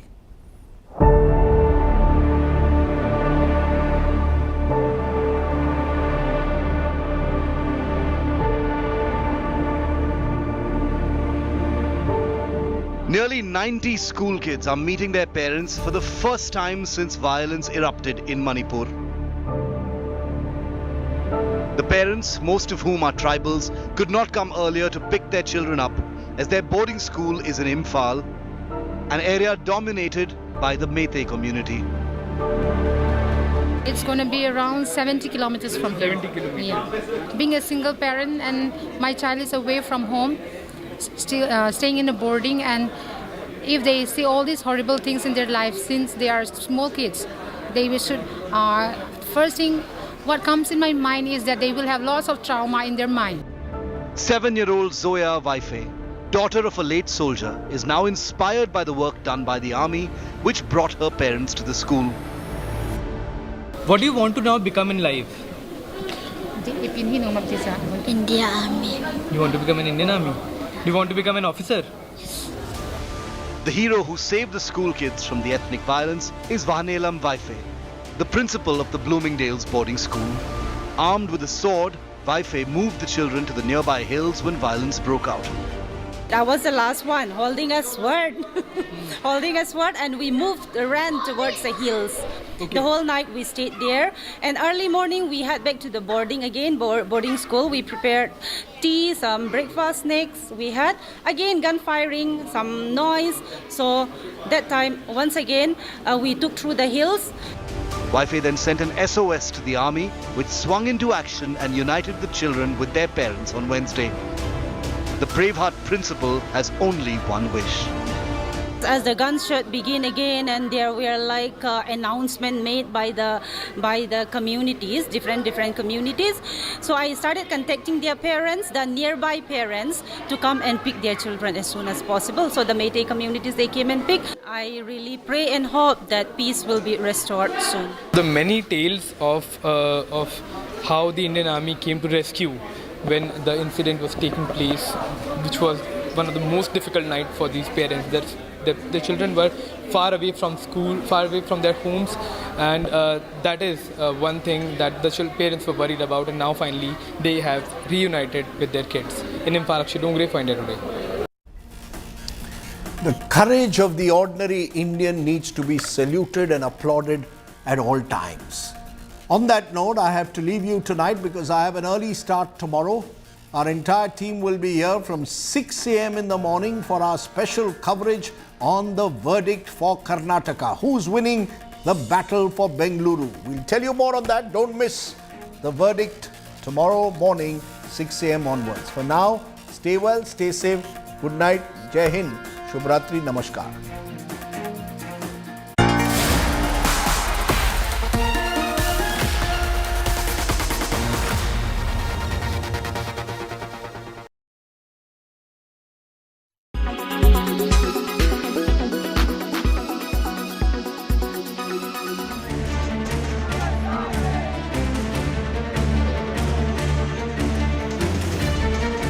The Shiv Sena BJP government getting a massive respite in top court. That the governor cannot act upon an inference that he has drawn that a section of the Shiv Sena wish to withdraw their support to the government on the floor of the House. The Eknath Shinde government surviving the bruising Sena versus Sena war. A big blow to former Maharashtra Chief Minister Uddhav Thackeray.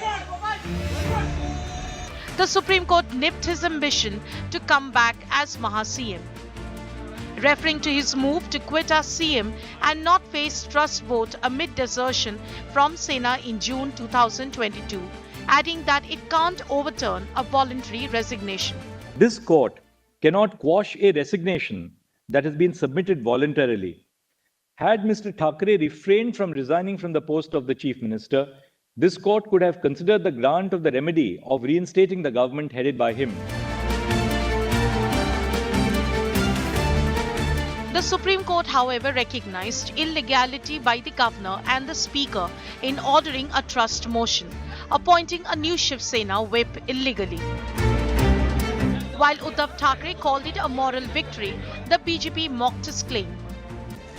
Chief Minister Shinde and Uddhav also sparred over who is the real traitor. The then Maharashtra Governor Bhagat Singh Koshyari and sitting Maharashtra Speaker defended their role. मैं राजनीतिक मसलों से अपने को बहुत दूर रखता हूं और जो मसला सुप्रीम कोर्ट में था उस मसले पर सुप्रीम कोर्ट ने अपना निर्णय दे दिया है। उस निर्णय पर जो कानूनविद हैं वही अपनी राय व्यक्त करेंगे। मुझे नहीं लगता कि मैं चूँकि कानून का विद्यार्थी हूँ नहीं, मैं केवल संसदीय परंपराएं जानता हूँ और विधायी परंपराएं जानता हूँ। उस हिसाब से मैंने जिस समय जो भी कदम लिए सोच समझ के लिए। Has the Supreme Court verdict, instead of setting the Sena versus Sena war, only renewed the bitter Maharashtra rivalry? The Supreme Court very clearly saying that had Mr. Thackeray not resigned, the situation could have been different. But with the leader of the largest party, the party with the most number of legislators in the assembly extending support to Eknath Shinde, the governor was in fact justified in asking him to form the government. Clearly, legally, politically, questions have been answered in a very, very different terms. The Supreme Court making a delicate balance between what was correct, what is the law, and what was done in Maharashtra politics. With cameraman Ridul in New Delhi, this is Anisha Mathur for India Today.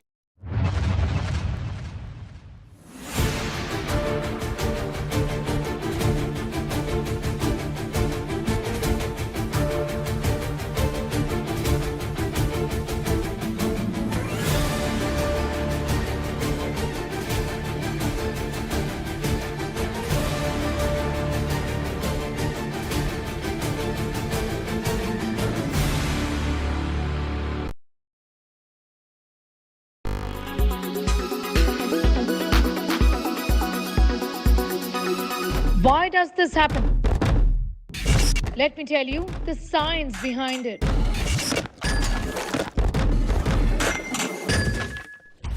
For more informative videos like this, keep watching India Today News Mode.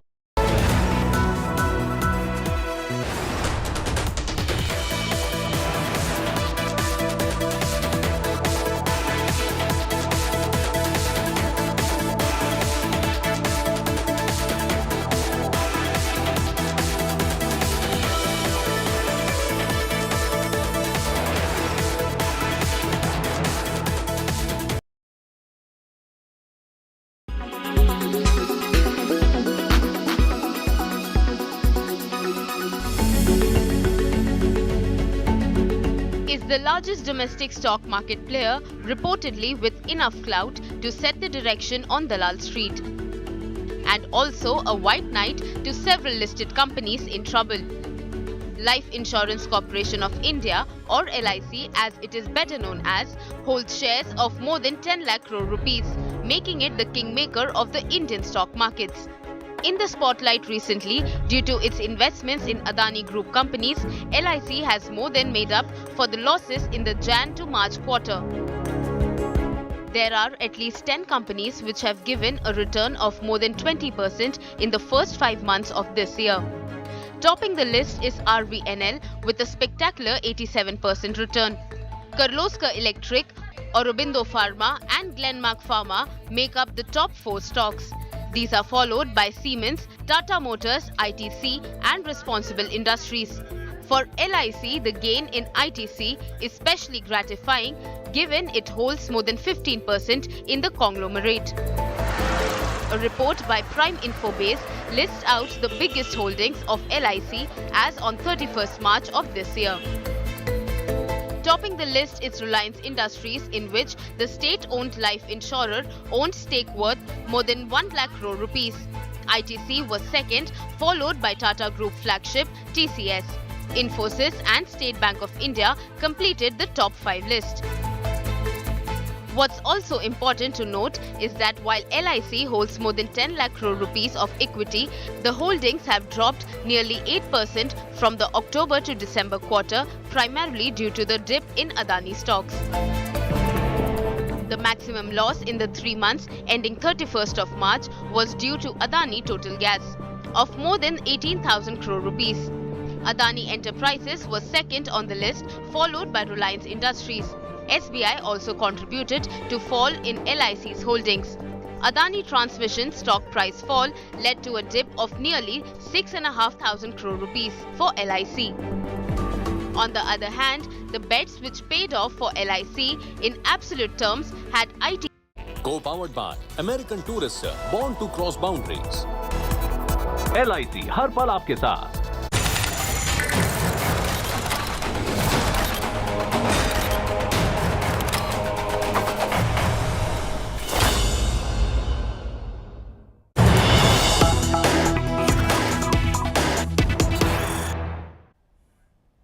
Good evening, you're watching India First. I'm Gaurav Sawant. I quickly want to cut across to Islamabad. There are reports of firing taking place outside the Islamabad High Court. Even as we speak, we are told there is firing that's going on. Imran Khan is still inside the Islamabad High Court. He's been granted bail. He was granted bail almost 5 hours ago, but he hasn't been able to come out of court because there's massive firing, we are told, that's being reported. But for a moment, let's just cut across and listen in to that firing in outside the Islamabad High Court.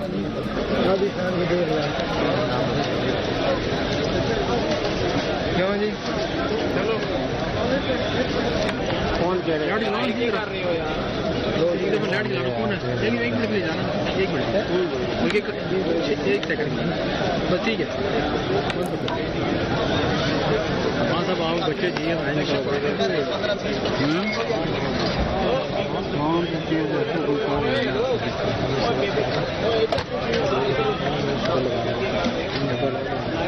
मुझे पता है मैं समझ लिया इसलिए बोला कि single है Give me a moment, I'll get you more on that story. I quickly want to cut across to India Today's Hamza Amir, who joins us for more on the story. Hamza, what's happening? What's happening? Tell us about these reports of firing. Gaurav, just a little while back when Imran Khan's convoy of 35 vehicles was ready to leave from the Islamabad High Court and take the Srinagar highway route towards the motorway to go towards Lahore, there was a firing incident and the police security says that they were fired upon from the G13 area. Now, G13 area is basically right next to the G11 sector of Islamabad where Imran Khan currently is and the High Court is present. Police says that the firing incident triggered a security threat and that is why a search operation was conducted. And during that time, even more aerial firing was heard. Now the protesters are out on the streets. Tear gases are being fired to disperse them and it has forced even Imran Khan to call out for calm and saying it out to his people that he has been waiting for the past 4 hours to leave from Islamabad and now because of this situation he has to wait. So he's called on his protesters to wait and to stay calm because such incidents are actually going to create a security situation which will not allow him to leave Islamabad and move towards Lahore. And he has a convoy ready, he has his personal security guards ready to take him from the Islamabad High Court. But for the moment, he has been told to sit back in the courtroom where he was in the morning. It has been over 11 hours, I think, that Imran Khan has been in the court. And now he's waiting for the security clearance to clear the area so that he can leave with a convoy towards Lahore. So right now, even as we speak, you are saying firing is still going on and this time it's the security forces that are firing in the direction. Do we have any idea who fired first? Where did this exact firing take place? And was there any threat to either Imran Khan's life or to the lives of his supporters or to the lives of security forces? Well, as per the security forces, the Islamabad Capital Territory Police, they say that the firing incident was done. The firing incident happened by the supporters of Imran Khan who take part in the convoy that is moving or supposed to move towards Lahore. They wanted to join him and because they were stopped, there was an aerial firing incident. And now, as we speak, the DIG operations of Islamabad is in consultation meeting with Imran Khan, telling him to give out statements to his supporters to settle down, calm down, because they need to clear out the area first. Otherwise, he will not leave under that kind of a security situation. So it is basically the supporters of Imran Khan. Hamza, also, is the Lahore police still here? We were told that Lahore police wanted to arrest Imran Khan the moment he came out of court. Has that been sorted out, Hamza? Yes, that has been sorted out and the police has left because they were waiting for directives from the higher authorities of their department. After Imran Khan got a blanket bail for till at least Monday. So they were actually given the orders of the court in which they took and they left because now after getting a bail from the court, they cannot arrest Imran Khan. Till the time that did not happen, they stayed present outside the Islamabad High Court. But that issue got sorted out once Imran Khan got a written verdict from the court which was handed over to the Punjab police officer. Fair enough. Hamza, for the moment, many thanks for joining me. For the benefit of viewers who've just joined us, listen in to the firing that took place outside Islamabad High Court.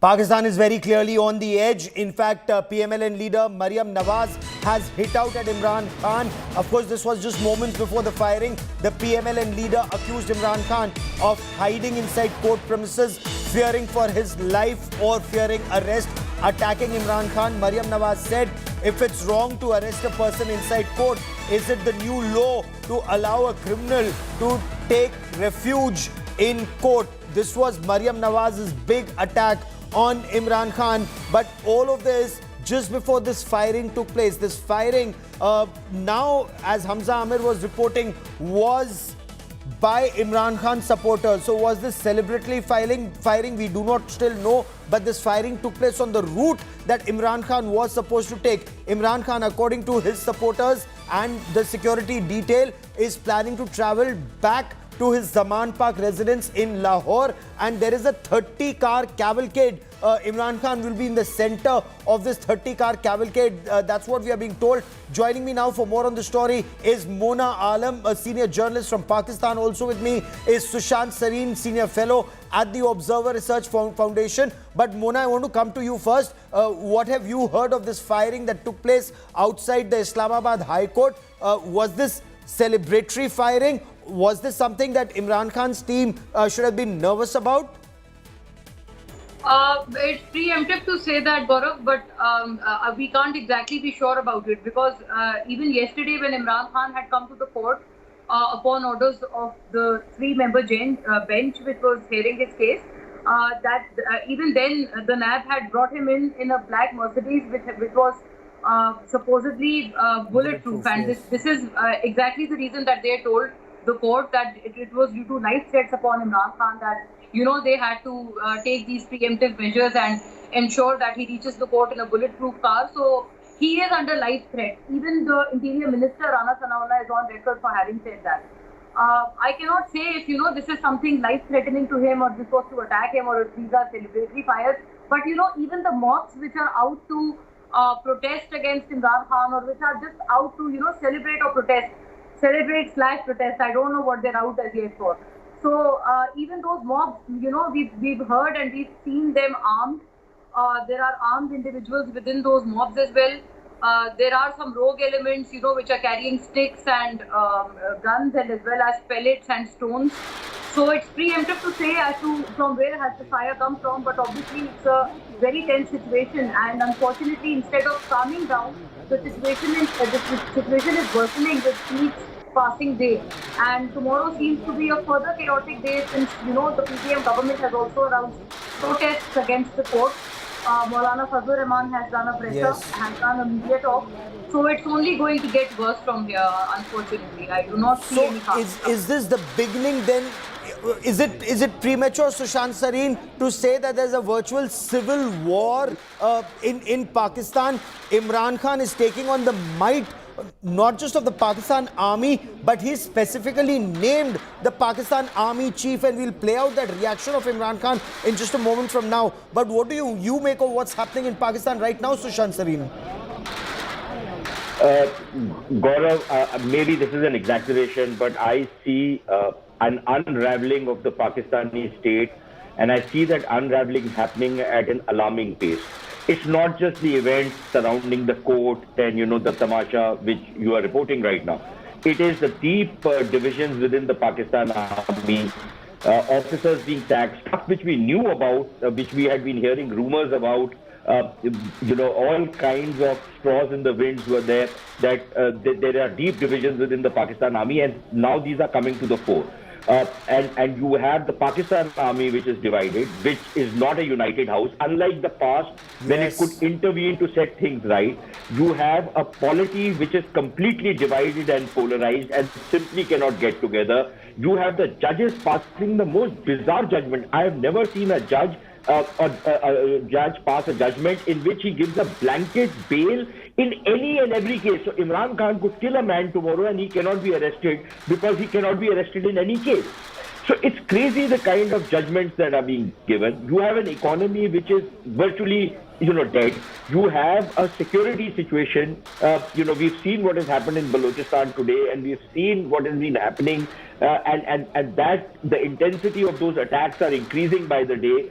and you have this spectacle taking place. The courts actually trying to sabotage the state. Courts are supposed to be a pillar of the state. They are not supposed to sabotage the state, but they are doing it. They are doing it because, I don't know whether it's the mother-in-law effect, whether it's whatever effect it is. But so I see the unraveling of the Pakistani You're state. seeing unraveling of the Pakistani state? Arrested. Okay, can the tide still be stemmed? I have more breaking news coming in. Now we are told a vehicle has just been set on fire by protesters and not far from the Islamabad High Court. In fact, Imran Khan has warned the IG of police. Imran Khan has warned IG of police to clear the route and let him go in under 15 minutes, or he will announce a strict plan of action. Imran Khan has said, and I quote, this is a statement that's just been put out by Imran Khan's team. Imran Khan says, have gotten bail from court, have been waiting for the past 4 hours to leave for Lahore. Why am I not being allowed to leave the court premises? Unquote. What we are also being told is that a vehicle has been set on fire outside the court premises. Imran Khan has also appealed to the protesters to stay calm so that he can go home after being in court for over 10 hours. I once again want to bring in Mona Alam. And before that, Talha Saeed joins me live for more on this from Pakistan. Talha, what more can you tell us about the firing and about Imran Khan's appeal, Talha? Well, the thing is that the firing incident that happened nearby the court, it's not exactly outside the court. It is it is on in a very safe distance. You can say that it happened from very safe distance from the court, and that was not only one incident of firing, but the firing incident happened thrice in a row, and after that the authorities and the law enforcement agencies, they stopped Imran Khan and they didn't give him the security clearance to leave the Islamabad High Court. So right now Imran Khan is still present inside the Islamabad High Court, and authorities are saying that till they are not very much sure about the situation outside, they can't let him go. And on the other hand, Imran Khan, he gave an ultimatum to IG Islamabad, and he said that he needs the route cleared within the next 15 minutes. Otherwise, he's going to give a call to his workers for his next action plan. So let's see that what could be his next action plan. Stay with me, Talha. But Mona, I want to understand this from you. Is the Pakistan army a divided house? Do we have any more details? Why was the Lahore Corps commander shunted out? Well, there hasn't come any confirmation regarding the Lahore Corps commander, as if, as though, yes, there are reports and they do suggest that he was shown the door, he was sacked. And I think apparently, as far as reports are concerned, we're hearing that this has happened because he failed to act against the protesters and the mob that had stormed into his house. And he showed restraint, although he was probably instructed by his higher-ups to take action if necessary, and that he didn't. This is one reason, and this is the only reason that I've heard so far. But as far as these rounds of fires are concerned, and Imran Khan giving calls of clearing the way within 15 minutes, otherwise he's going to give the next plan of action, this is extremely concerning and worrying. As much as I stress upon it, it won't be sufficient, because I just fail to understand and fathom two things. One, I mean, if the court, no matter how biased they may appear, as Mr. Sareen also has been pointed that Imran Khan is being bailed in almost every case that was against him. They may be genuine cases, they may be frivolous cases, and the government may have their serious reservations on these bails to Imran Khan. But, I mean, they cannot outrightly say that they're in total defiance of the court. And they're in total defiance of the court orders. I mean, if not the courts, then who's going to run the country?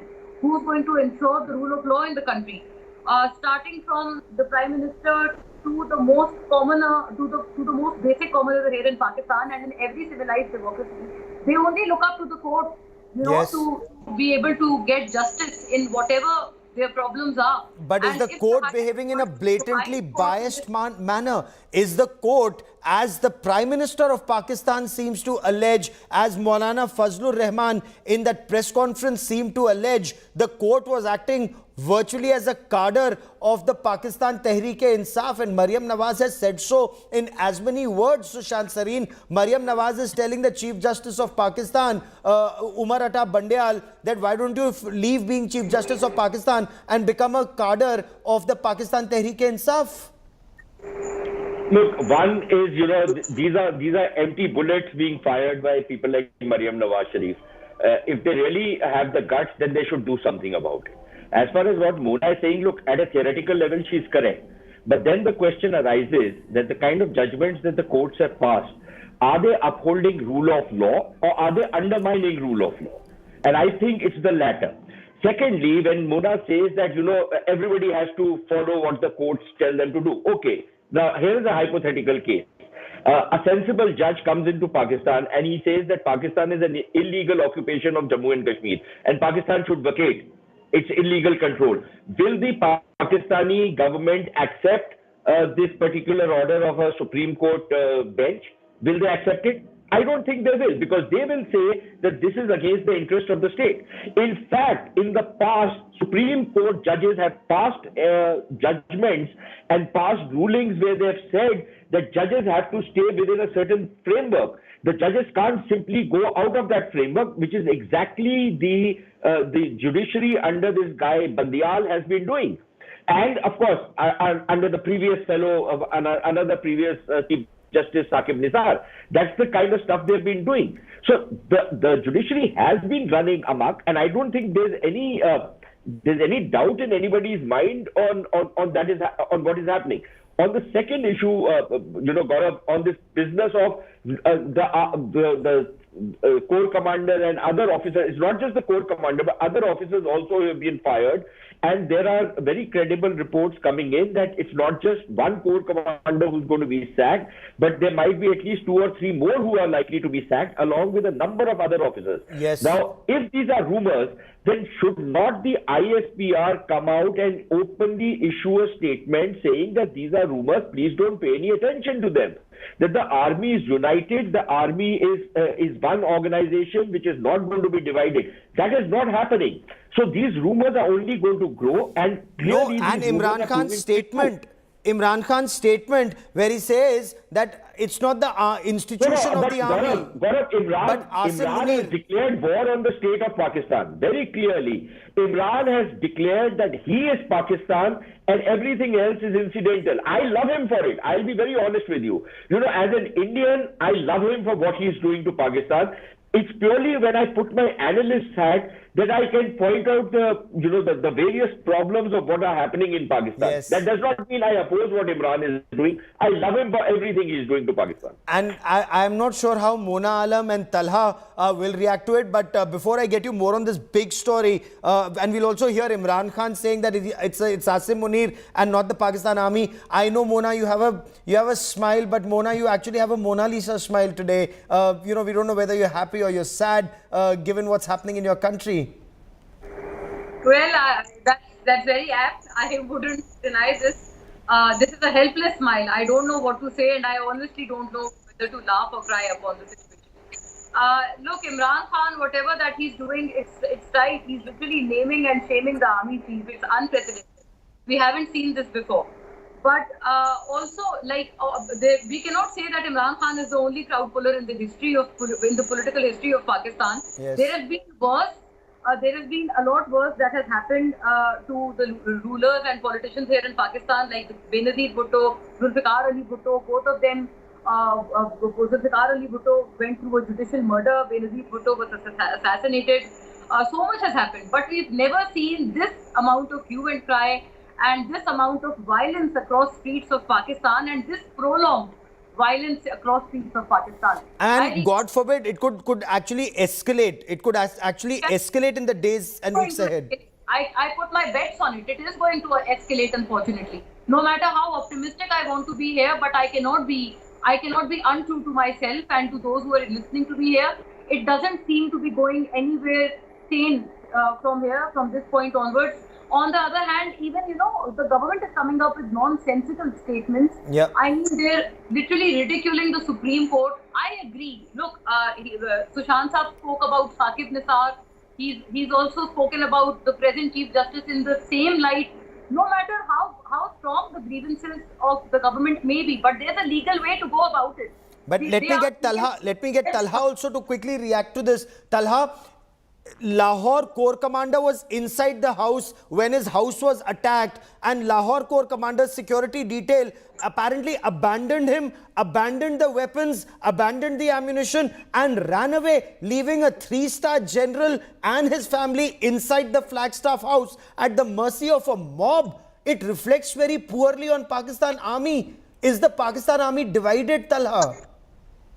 Well, so the thing is that the clip which is viral on the Twitter and the internet or social media sites right now, that is being claimed fake by the intelligence sources, and they are stating that the Corps commander was not in his house and that video is totally engineered. And the sources are claiming that the Corps commander and his family, they were not in that house, not even like on that same day, but they were not present over there from the last 3 to 4 days of the said incident. So we are not sure about that either those visuals. But why was the Corps commander sacked? Why has the Corps commander been removed? What are your intelligence sources telling you?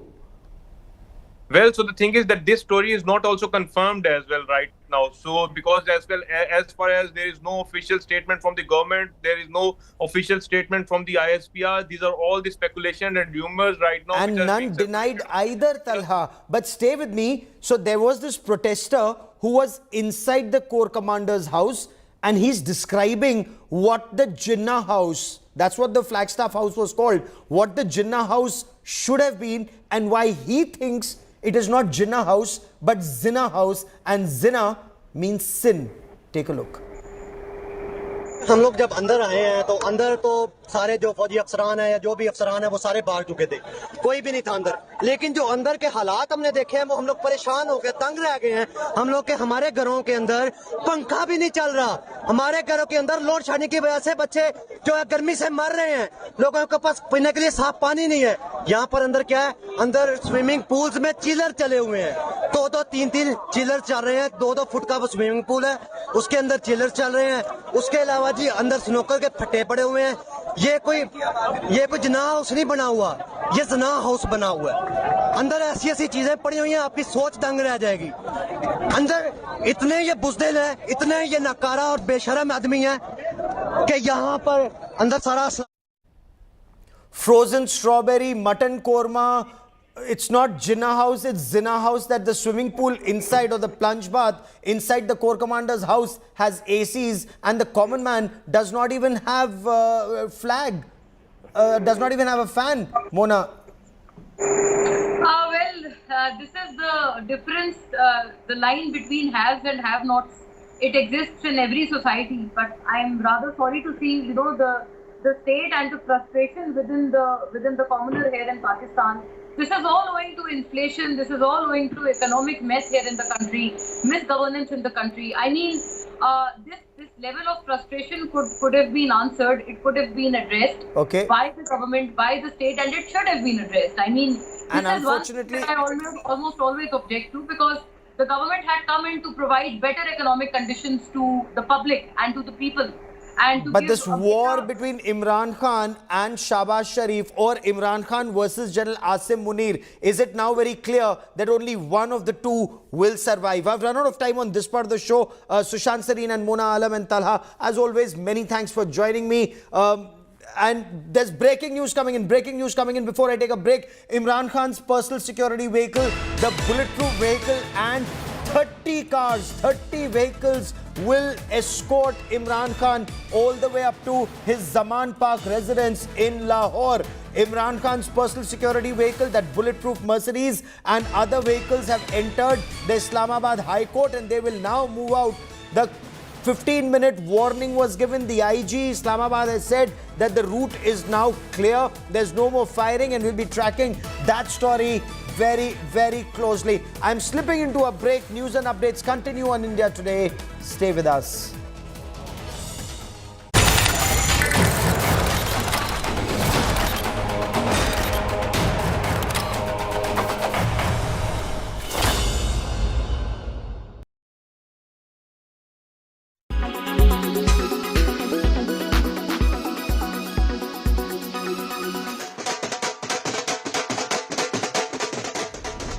Big win for Delhi CM Arvind Kejriwal after a long drawn-out fight with the Lieutenant Governor and the centre. In a unanimous verdict, the Supreme Court on Thursday demarcated the powers of the centre and Delhi government with regard to governance of the national capital. The top court declared that the centre would control Delhi's land, public order and police. But the Delhi government will have legislative and executive powers over services. This means the Delhi government will decide on transfers and postings of all officials, including IAS, except those related to land, police and law and order. The court also ruled that the Lieutenant Governor was bound by the elected government's decisions. The ideal conclusion would be that GNCTD ought to have control over services subject to exclusion of subjects which are out of its legislative domain. If services are excluded from its legislative and executive domain, the ministers and executives and the executive who are charged with formulating policies in the territory of NCTD would be excluded from controlling the civil service officers who implement such executive decisions. Soon after the decision was announced, celebrations erupted at the Aam Aadmi Party headquarters in Delhi, where CM Kejriwal received a grand welcome. Party workers celebrated with firecrackers and drums.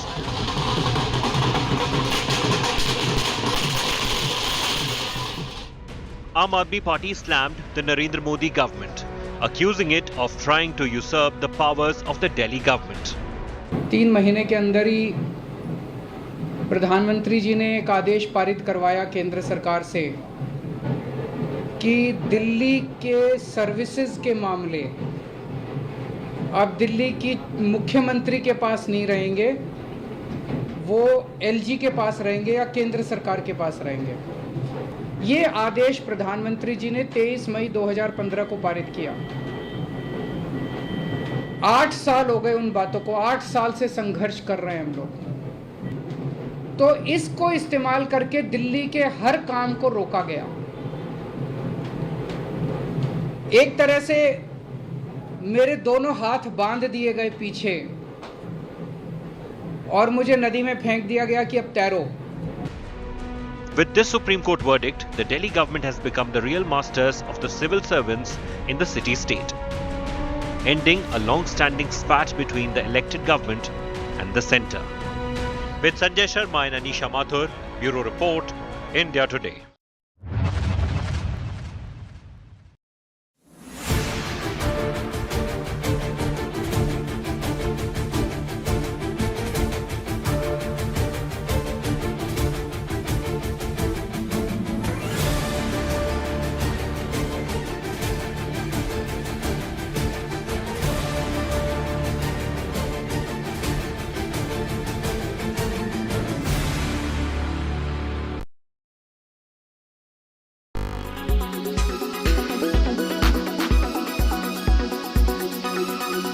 Make your media plan smarter with India Today Live TV on your connected devices. Amplify your brand with 100 million smart internet viewers. To advertise, mail us at sales@aajtak.com.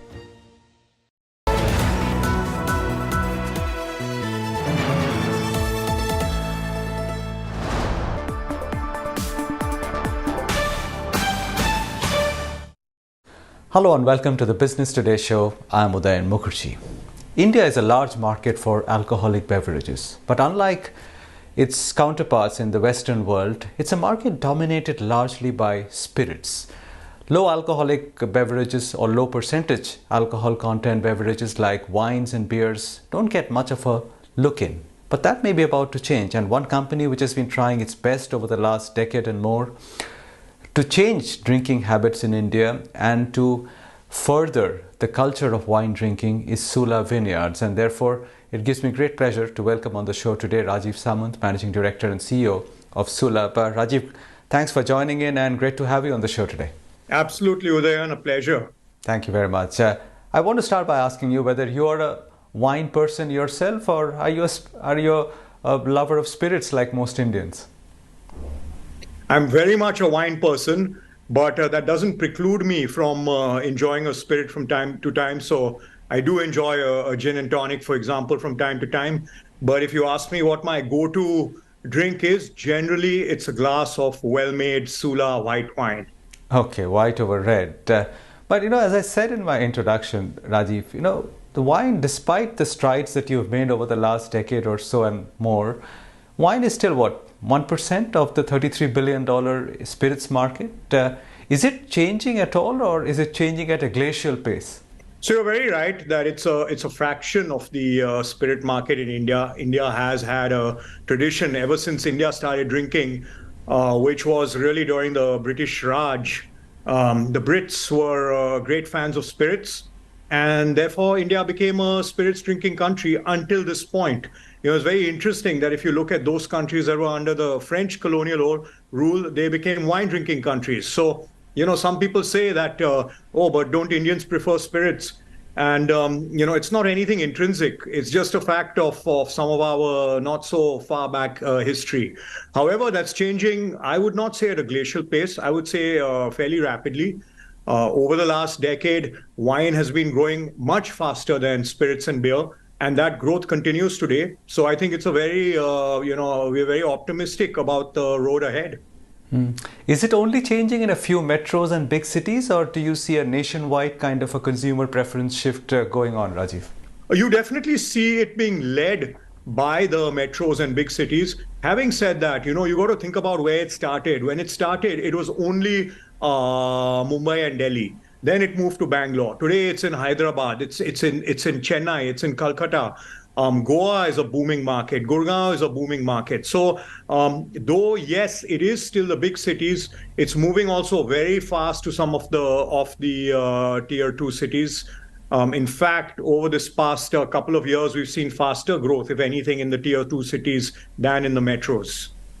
You have any numbers you can throw at me in terms of targets by, say, in the next 5 or 10 years? What percentage of the Indian market, alcohol market, could actually be wines? When does it cross 5% of the entire alcoholic beverages market? So at this point, I would say even if we double over the next 5 years, you're still looking at just about 2%. So 5% is fairly far in the future. But let's understand what that means. India is one of the largest volume markets in terms of spirits in the world. And rapidly also in terms of value becoming one of the most important. If you think about the spirit majors, India is generally in the top 5 markets for the spirit majors. So it's a very significant market. So I would say at this point, even if we capture 2% of the market, that would still mean that we at Sula would have to something like produce 2.5 to 3 times the volume of wine that we're producing today. So we have our work cut out for us for the next 10, 15 years ahead, even to get to 2%.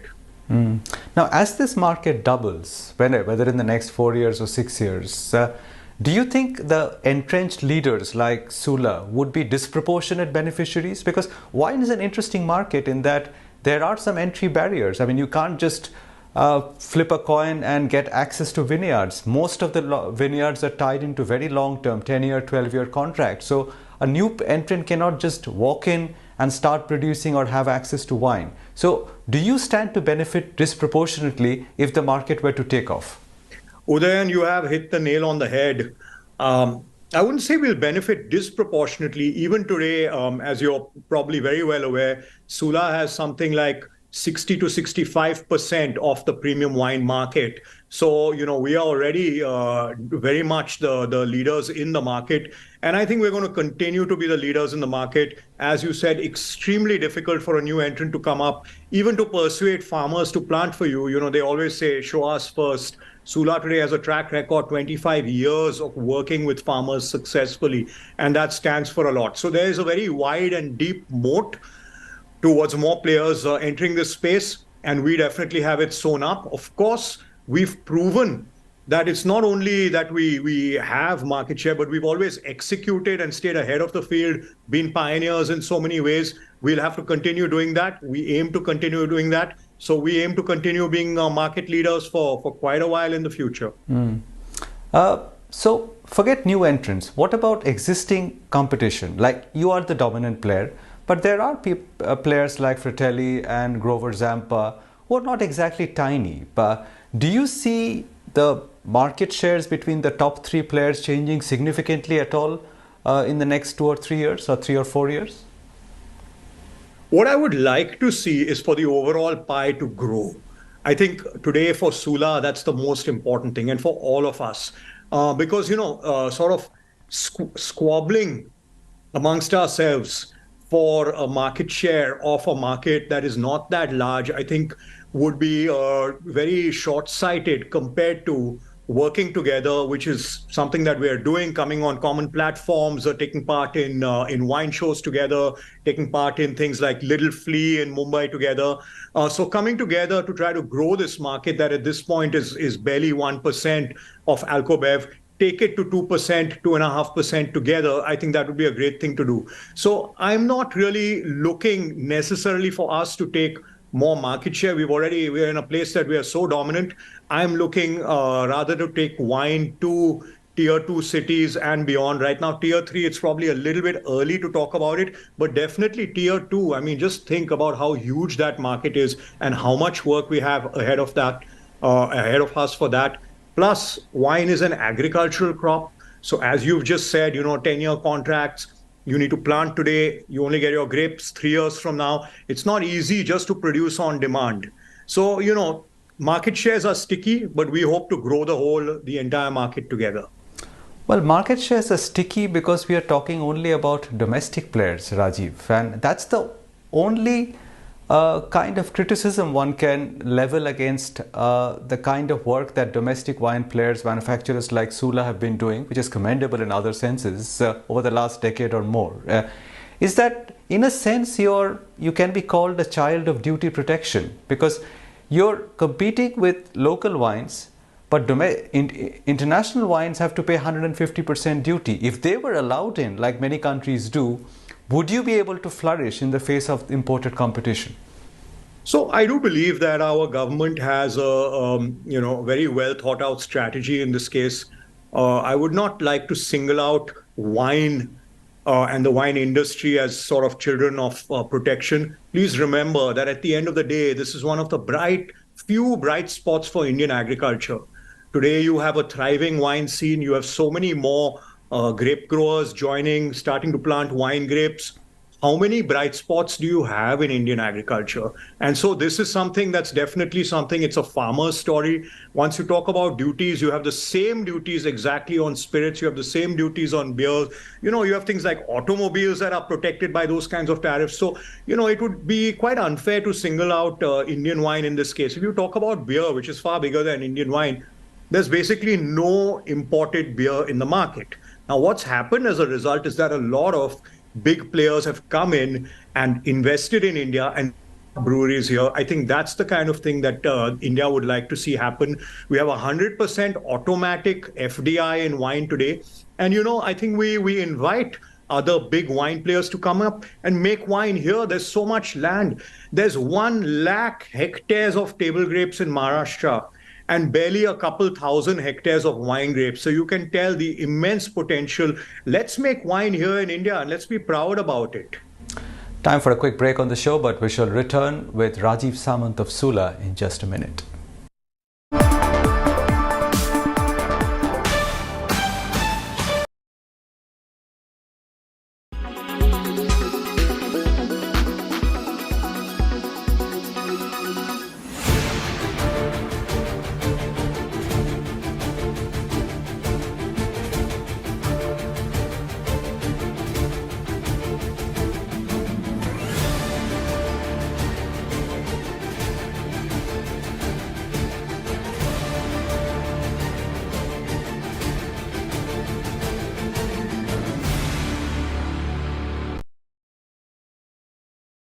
Quality today.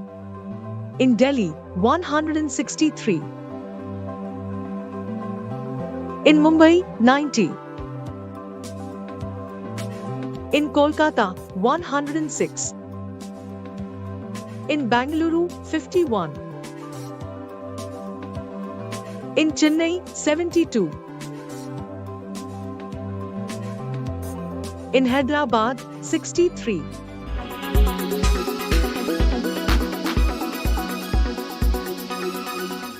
Make your media plan smarter with India Today Live TV on your connected devices. Amplify your brand with 100 million smart internet viewers. To advertise, mail us at sales@aajtak.com.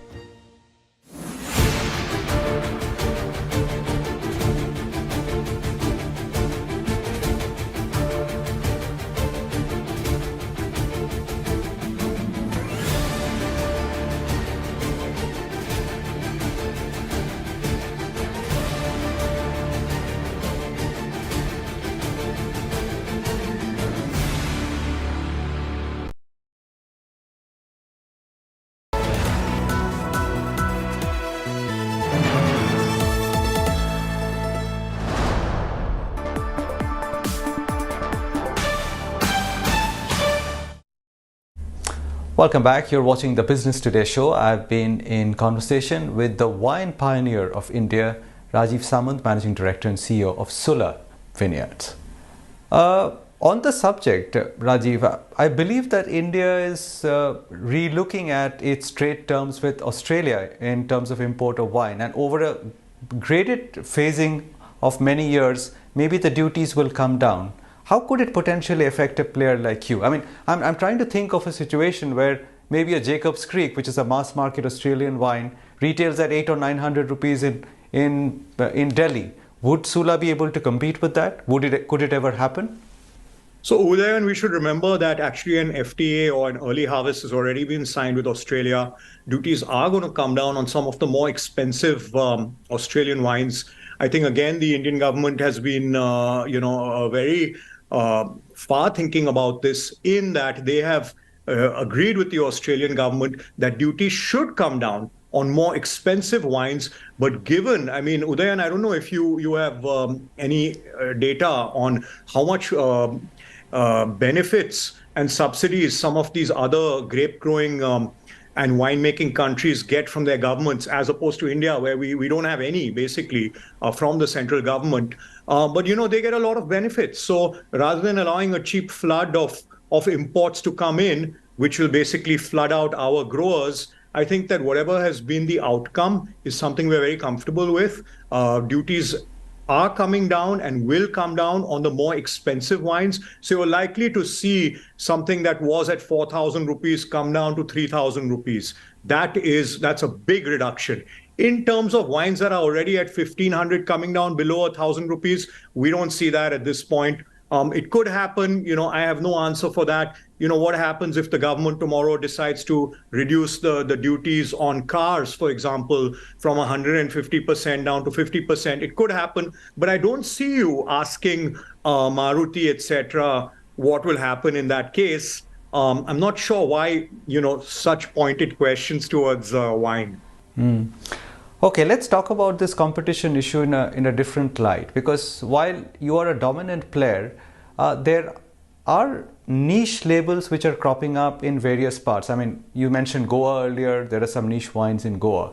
And you made an interesting move a couple of years ago by buying the wine unit of York. How has that worked out for Sula? And do you see the inorganic space as an opportunity in the years ahead? I mean, of course, you'll continue to launch your own brands, but could you potentially be buying some of these niche, smaller labels which are coming up? So Goa is a very interesting case in point. Goa has, as you said, a proliferation of smaller labels, especially imports. And in fact, you have a lot of imported wine in the price point, exactly the price point that you talked about, because of low state duties at 800, 900, 1,000 rupees. In fact, as low as 700 rupees. Sula has just had one of its best years ever in Goa. I think probably grew by something like 30% over the past year in Goa. So, great tourism season for Goa. Of course, it's been mainly driven by domestic tourists, which has lifted all boats.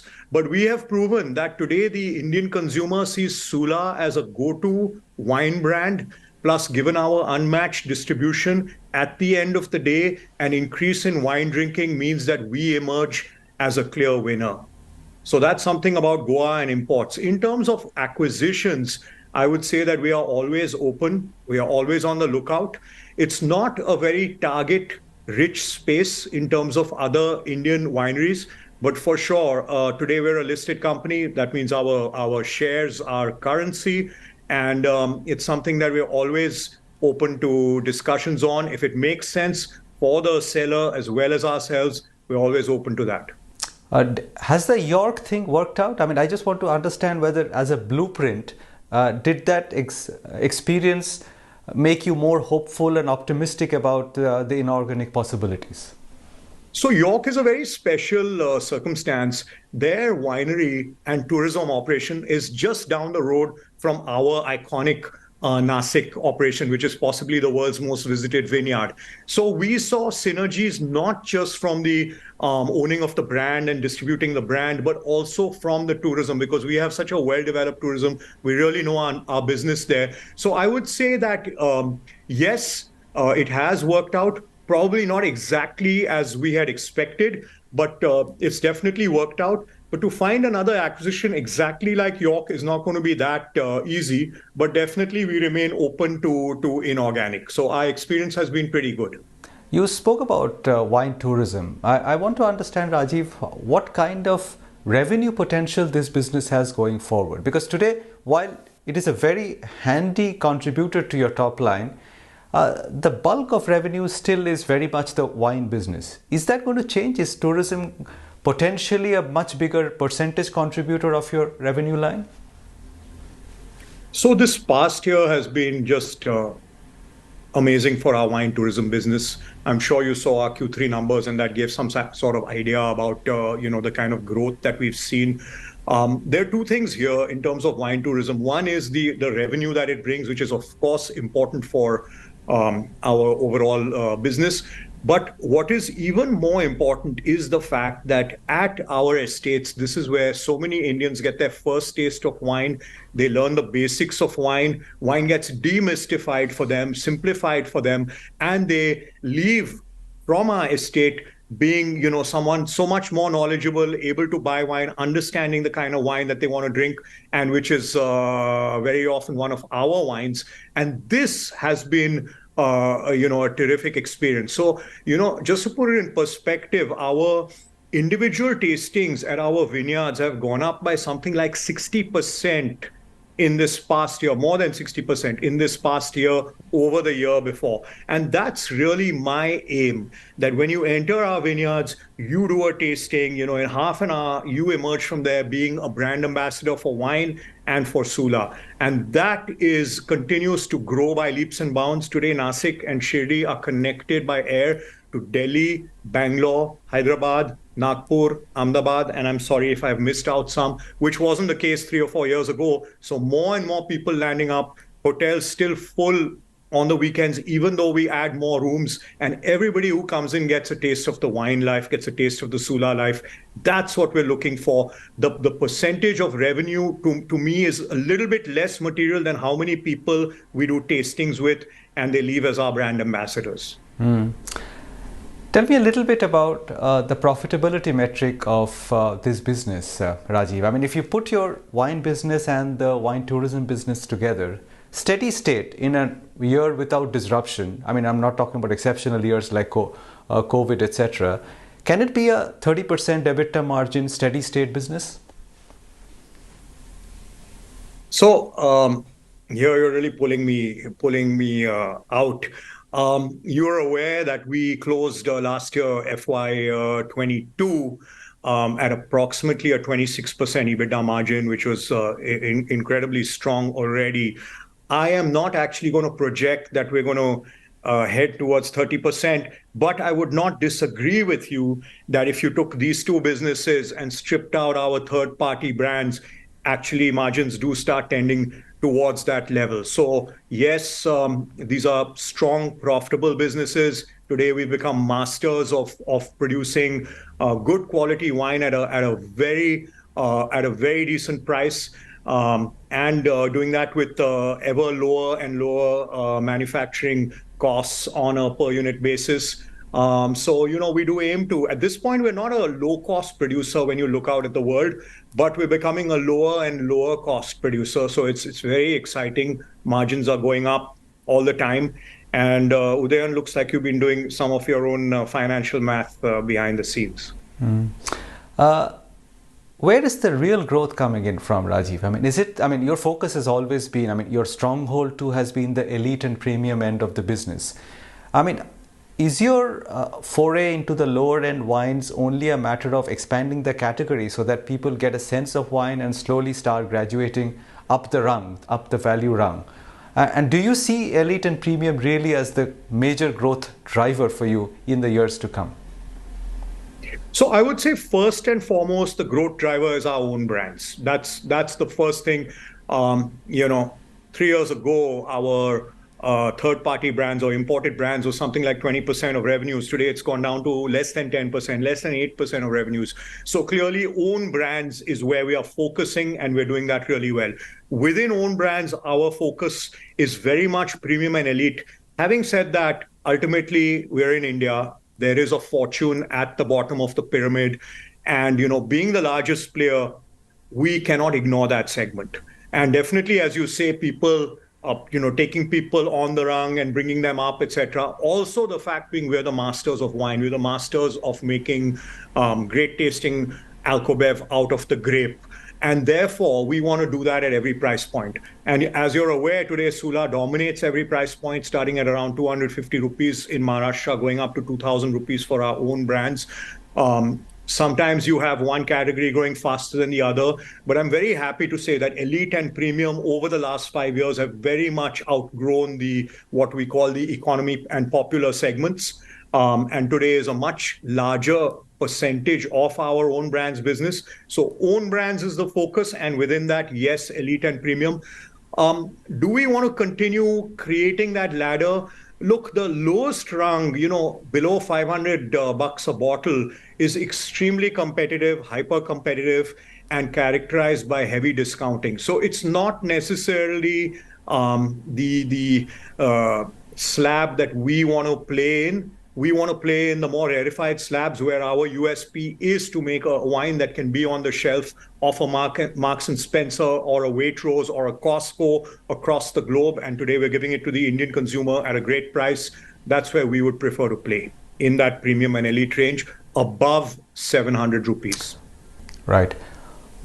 Wines of which geographical region appeal to you the most personally, Rajiv? I mean, what do you consider aspirational for Sula? I mean, if I were to ask you, does Sula aspire to be producing wines of the quality of a traditional strong Clare like France? Or is it a world of new wines like New Zealand or even California, where you cut your teeth in education and perhaps even picked up your love for wines?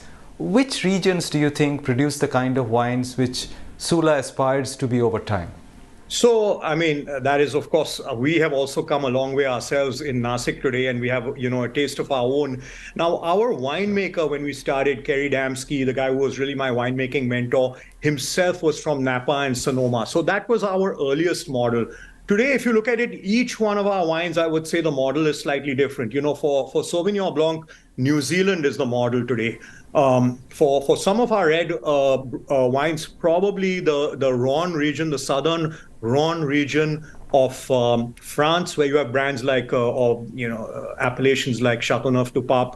Those are something, because that's where the world's great Syrahs come from.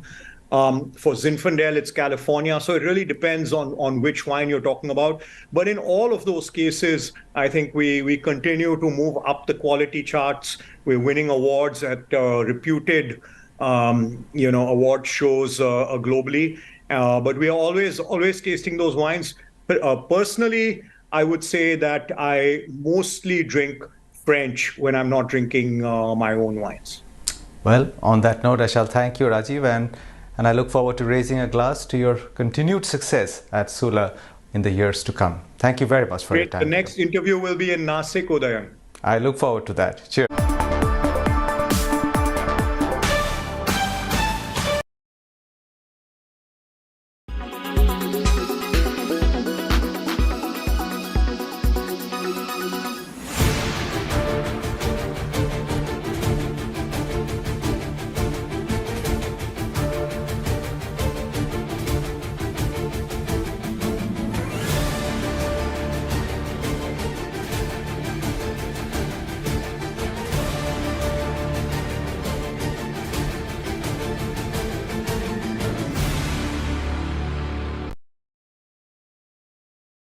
Weather forecast now.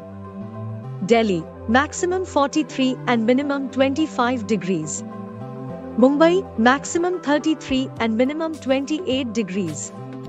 Kolkata, maximum 39 and minimum 27 degrees.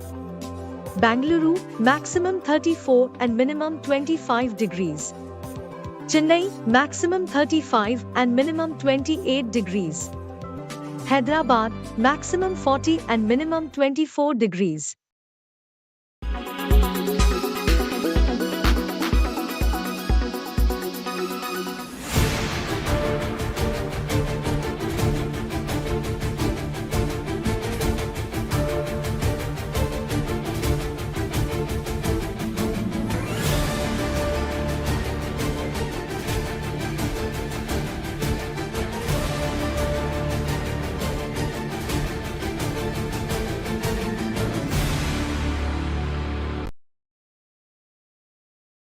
Why does this happen? Let me tell you the science behind it.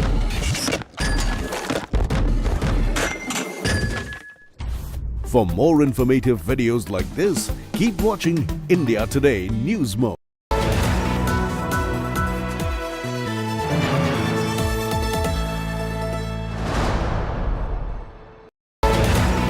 Oh, sorry.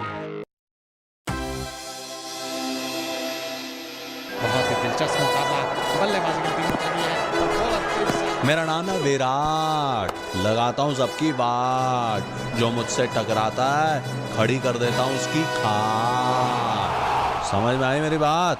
हाँ अच्छा बेटा, मेरा नाम है गंभीर, मुझसे जीतना टेढ़ी खीर, मुझसे जो टकराएगा दूंगा उसको मैं चीर।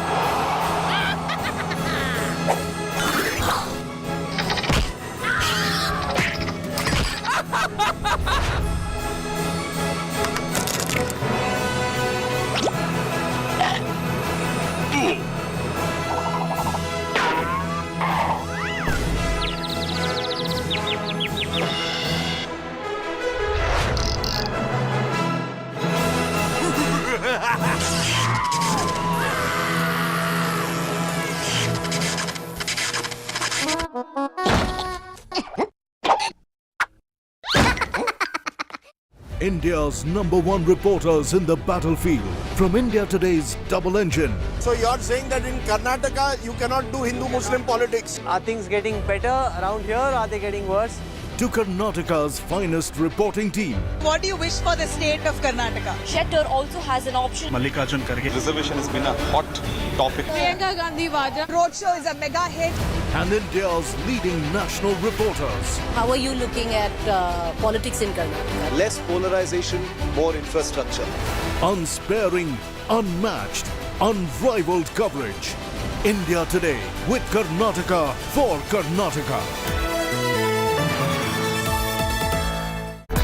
Presented by RP Sanjeev Goenka Group, Growing Legacies. Co-presented by Macho Hind, बड़े आराम से. Co-presented by Hayfler, Let's Reimagine. Co-powered by Timex, Choice of the Titans.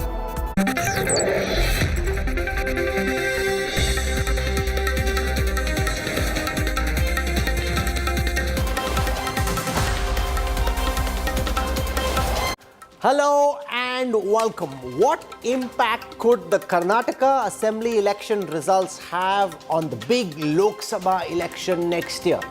Everyone has an opinion, but I have the data. And on this show, we will lay out from the post-poll studies that have been carried out, data which looks at what could potentially happen if voters in Karnataka were to cast their vote not in an assembly election, but rather in a Lok Sabha election. And that's my top focus on the news track.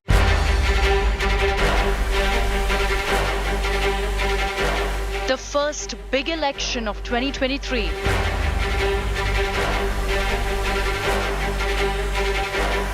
This sets the tone for 2024. What impact will the verdict have?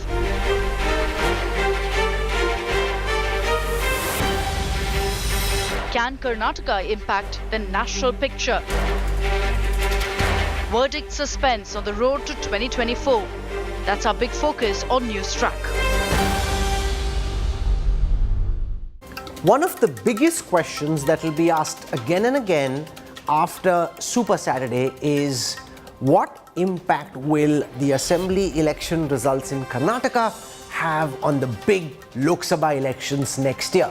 So what I did is I went into the deep dissection of the post-poll study done by Access My India for the India Today group, and we'll play out some of the results that we were able to pick up from this study and from some of the other post-poll surveys that have been carried out. To discuss this, I'm joined on the broadcast. Allow me to welcome my guests, Pradeep Gupta, lead cephalogist at Access My India. His neck on the chopping block tomorrow as the results for the actual results come out. This is called the exact poll, and with good reason. 95% accuracy record. So we'll know tomorrow whether that holds or not. With us also on this broadcast is Ashok Malik, partner at the Asia Group. With us is Yashwant Deshmukh. We've been looking at some of the tables that he's put out as well, lead cephalogist at Sea Voter. One-time cephalogist, now full-time politician, GVL Narasimha Rao. He's making copious notes, scribbling away since I've seen him, trying to intimidate us with the depth of his research. GVL, welcome. With us also is Lavanya Balal of the Congress Party. KC Tyagi, senior leader of the Janata Dal United. He's part of Nitish Kumar's efforts to try and bring the opposition together. We'll see if that is going to make any headway. And Clyde Crusto from the NCP. So let me put out the first data set that I'm tracking on this show, which is to do with the impact that Prime Minister Modi has in this campaign. And this is a question that's being asked again and again. So what we'll do is we'll show you amongst the 37,000 respondents who are part of the Access My India post-poll study, 19% of those who said they voted for the BJP said they voted for the BJP because of Prime Minister Modi. That's 1 in 5 of those who voted for the BJP voted for the party because of Prime Minister Modi. 7% of the overall voters who cast their votes for different reasons said they decided because of the Prime Minister. The Prime Minister was their number one reason for deciding where they wanted to vote. So what we did is then we worked with Pradeep Gupta and the Access My India team to try and estimate what the BJP's vote share in the assembly elections may have been had Prime Minister Modi not campaigned as strenuously as he did. So Access My India projects that without the Prime Minister, and this, remember, a decision to cast your vote one way or the other is an amalgam of various factors. But if you just try and isolate to the extent that is possible the impact of Prime Minister Modi's campaign, without him in the ring, BJP's vote share, which is about 35% according to the post-poll study, could be between 32 and 33. So the direct impact, and remember, it looks as if it's only 2 or 3, but when translated, and given there are 5.2 crore voters in Karnataka, the direct impact of Prime Minister Modi's campaign in the assembly election, according to Access My India, is about 2 to 3%. Without him, the BJP would have 32 to 33% of the vote. So what that essentially means, Pradeep Gupta, is if PM Modi had not campaigned in the way that he did, this would actually be a landslide in favor of the Congress. Definitely, yes, Rahul. The kind of anti-incumbency against state government we have seen on the ground. And Prime Minister Modi made all the different post-April 29, he entered in the Karnataka war field. Had it not been there, and we also asked whom you are voting or whom you have voted, and after that, whatever they say, after that we also ask any particular reason why you are voting for this party. Then there are so many things they keeps on saying, and the top of the mind and top of the recall is always for the development. So there are common factor which decides the whom they should be voting for. And for BJP voters, among BJP voters, 19% for the Prime Minister Modi is way too high, and overall percentage is 7%, way too high. But we are giving the the benefit of multiple answers and multiple questions, and that is the reason why we are calculated that 2 to 3% overall BJP vote share would have been reduced had there been no Prime Minister Narendra Modi in Karnataka free. There is an interesting insight in the C voter data as well. So I worked with Yashwant Deshmukh to pull that out. One of the questions that C voter asks, they had a sample size of about 40,000. His is largely a CATI, which is a telephonic survey. One of the questions he asked is, if you were to cast your vote at this time for a Lok Sabha poll, how would you vote? So I want to walk across now and show that to our viewers. The same study, you've got one question about an assembly election. You've got a second question that C voter asks, which is about who would you vote for if this was a Lok Sabha election. So let me go across and try and capture that for you. This is from the C voter post poll study. Yashwant Deshmukh and his team asked, who would you vote for? When people were asked who they'll vote for in the assembly election, 42% said Congress, 38% according to C voter said BJP, 15% said Janata Dal Secular. However, when the question was asked about Lok Sabha voting behavior intent, who would you vote for if this was a Lok Sabha election, 35% said Congress. That's 7% less than those who said they'd vote for the Congress because this was an assembly election. The BJP's vote share suddenly jumped from 38 to 46. That's 8% more than what the BJP picked up in this assembly election. The Janata Dal Secular's vote share, which in any case came down to 15, would crash further to 12. That's 3% less than what they've picked up. When translated into seats, the new Lok Sabha from Karnataka, remember the state has 28 seats, out of which the BJP in the last Lok Sabha elections had 26. The Congress had 1, the Janata Dal Secular had 1.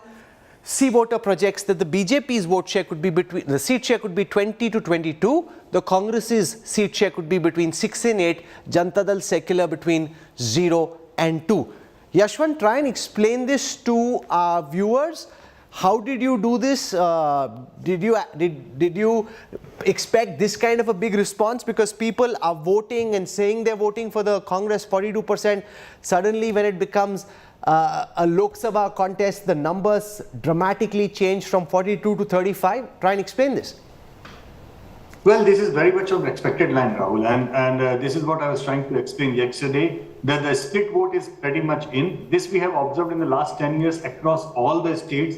There is almost 10 to 20 points kind of a jump out the Lok Sabha scenario on a BJP vote share between Vidhan Sabha and the Lok Sabha.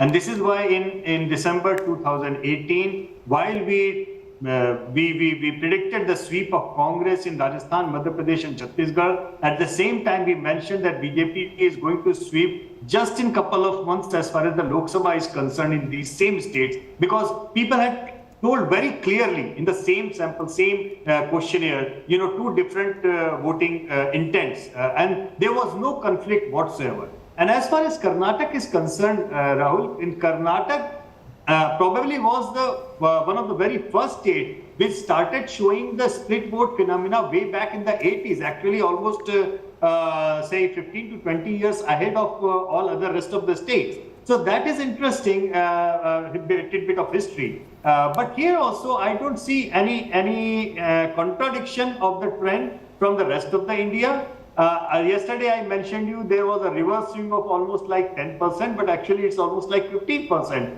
because from the trailing BJP trailing about 4% in this sample in the assembly lead, and then gaining a lead of 11% as far as the Lok Sabha thing is concerned. So 4 plus 11 is almost like 15% reverse swing, if you want to use the term of cricket analogy. Would this broadly, Pradeep, you haven't asked this specific question, but would this be a broad sense as well? Yes, definitely yes, because if you see the last time also, in 2018 election, BJP vote share was 36%, which went up to 51% in Lok Sabha 19. And what is more important and surprising was the biggest 1 point was of the Lok Sabha election in 19 was JDS and Congress fought together. they fought together and could win 1 seat each, only 1 seat each. That is something phenomenal. And let me tell you also, in 2013, where KG Yadurappa ji formed his party KGP and secured 10% vote, BJP secured 20% vote, total vote was 30%, but in 2014 election, BJP Lok Sabha vote share was 43%. Okay, so you're from also 30 saying to 43. that the scenario could change. KC Tyagi, what this means from the opposition perspective is that no matter what happens on Super Saturday, the opposition shouldn't get too carried away, because in 2024, voting patterns in Karnataka and probably elsewhere could be very different from a very localized assembly election.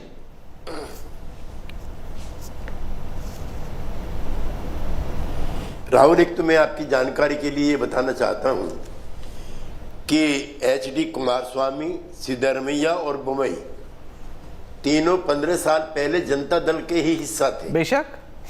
और जनता दल का गठन जो है वो भी बंगलोर में हुआ था 11 अक्टूबर 1998। रामकृष्ण हेगड़े हमारे नेता थे, SR बुमई थे, पटेल साहब थे और कुमार स्वामी के पिताश्री थे देवेगौड़ा जी। अब वहां पर उस समय बीजेपी नहीं थी, मुझे वो भी दिन याद है। एक MLC बीजेपी के हुआ करते थे और लड़ाई जो है जनता दल और कांग्रेस में हुआ करती थी। बंगरप्पा भी कांग्रेस छोड़ करके चले आए थे। तो ये 2014 के बाद का ही फिनोमिना है और बड़ा क्रेडिट इसका येदियुरप्पा को जाता है, जिनके नेतृत्व में बीजेपी ने इतनी बढ़त ली। और वो बढ़त लेने का कारण भी कास्ट है। आप लोग कास्ट को जो है मानते नहीं और दिन भर उसी पे प्रचार भी करते हो। ये पार्टियां जातियों की बनी हुई है, एक बोकालिंगा की पार्टी है, एक लिंगायत लोगों की पार्टी है, और कांग्रेस पार्टी जो है वो बटफोर सिद्धारमैया पिछड़ों की पार्टी है। सिद्धारमैया के पीछे जैसे बिहार में नीतीश कुमार के पीछे पिछड़े अति पिछड़े हैं और उसमें दलित तोड़ जुड़ जाता है कांग्रेस पार्टी के जो अध्यक्ष हैं उनकी वजह से। तो चुनाव का जो नतीजा है वो हमारे लिए और विपक्ष की एकता के लिए बहुत जरूरी इसलिए भी है कि दक्षिण भारत में सिर्फ एक यही राज्य है जहां बीजेपी की बढ़त पीछे रही है। केरला में कोई सवाल ही पैदा नहीं होता, वहां डीएमके वर्सेस अन्ना डीएमके है। तमिलनाडु में डिवाइडेड, आंध्रा में इट इज रीजनल आउटफिट, सब नेशनलिज्म वर्सेस बीजेपी। यहाँ पर जरूर उन्होंने अपनी जड़ें जमाई हैं और पिछली बार भी बिल्कुल ठीक कह रहे थे जीवीएल, उनको मात्र 104 सीटें मिली थी, बहुमत नहीं था। अब एक चीज जरूर राहुल है, जो इंदिरा जी के टाइम पे होता था, मेरे कांग्रेस के दोस्त बुरा ना माने, वही आजकल बीजेपी करती है। अगर बहुमत नहीं आता है तो खरीदो, फरोख्त करो, तोड़फोड़ करो, बहुमत प्राप्त कर लो। वो फोटो आपको याद होगा, अभी भी HD कुमारस्वामी की ओथ हो रही है और देश के सारे नेता अपोजिशन यूनिटी के लिए बंगलोर गए हुए हैं और थोड़े दिन बाद ही इनकी पार्टी में स्प्लिट करा करके, तोड़फोड़ करके। Let me put that question to GVL Narasimha Rao.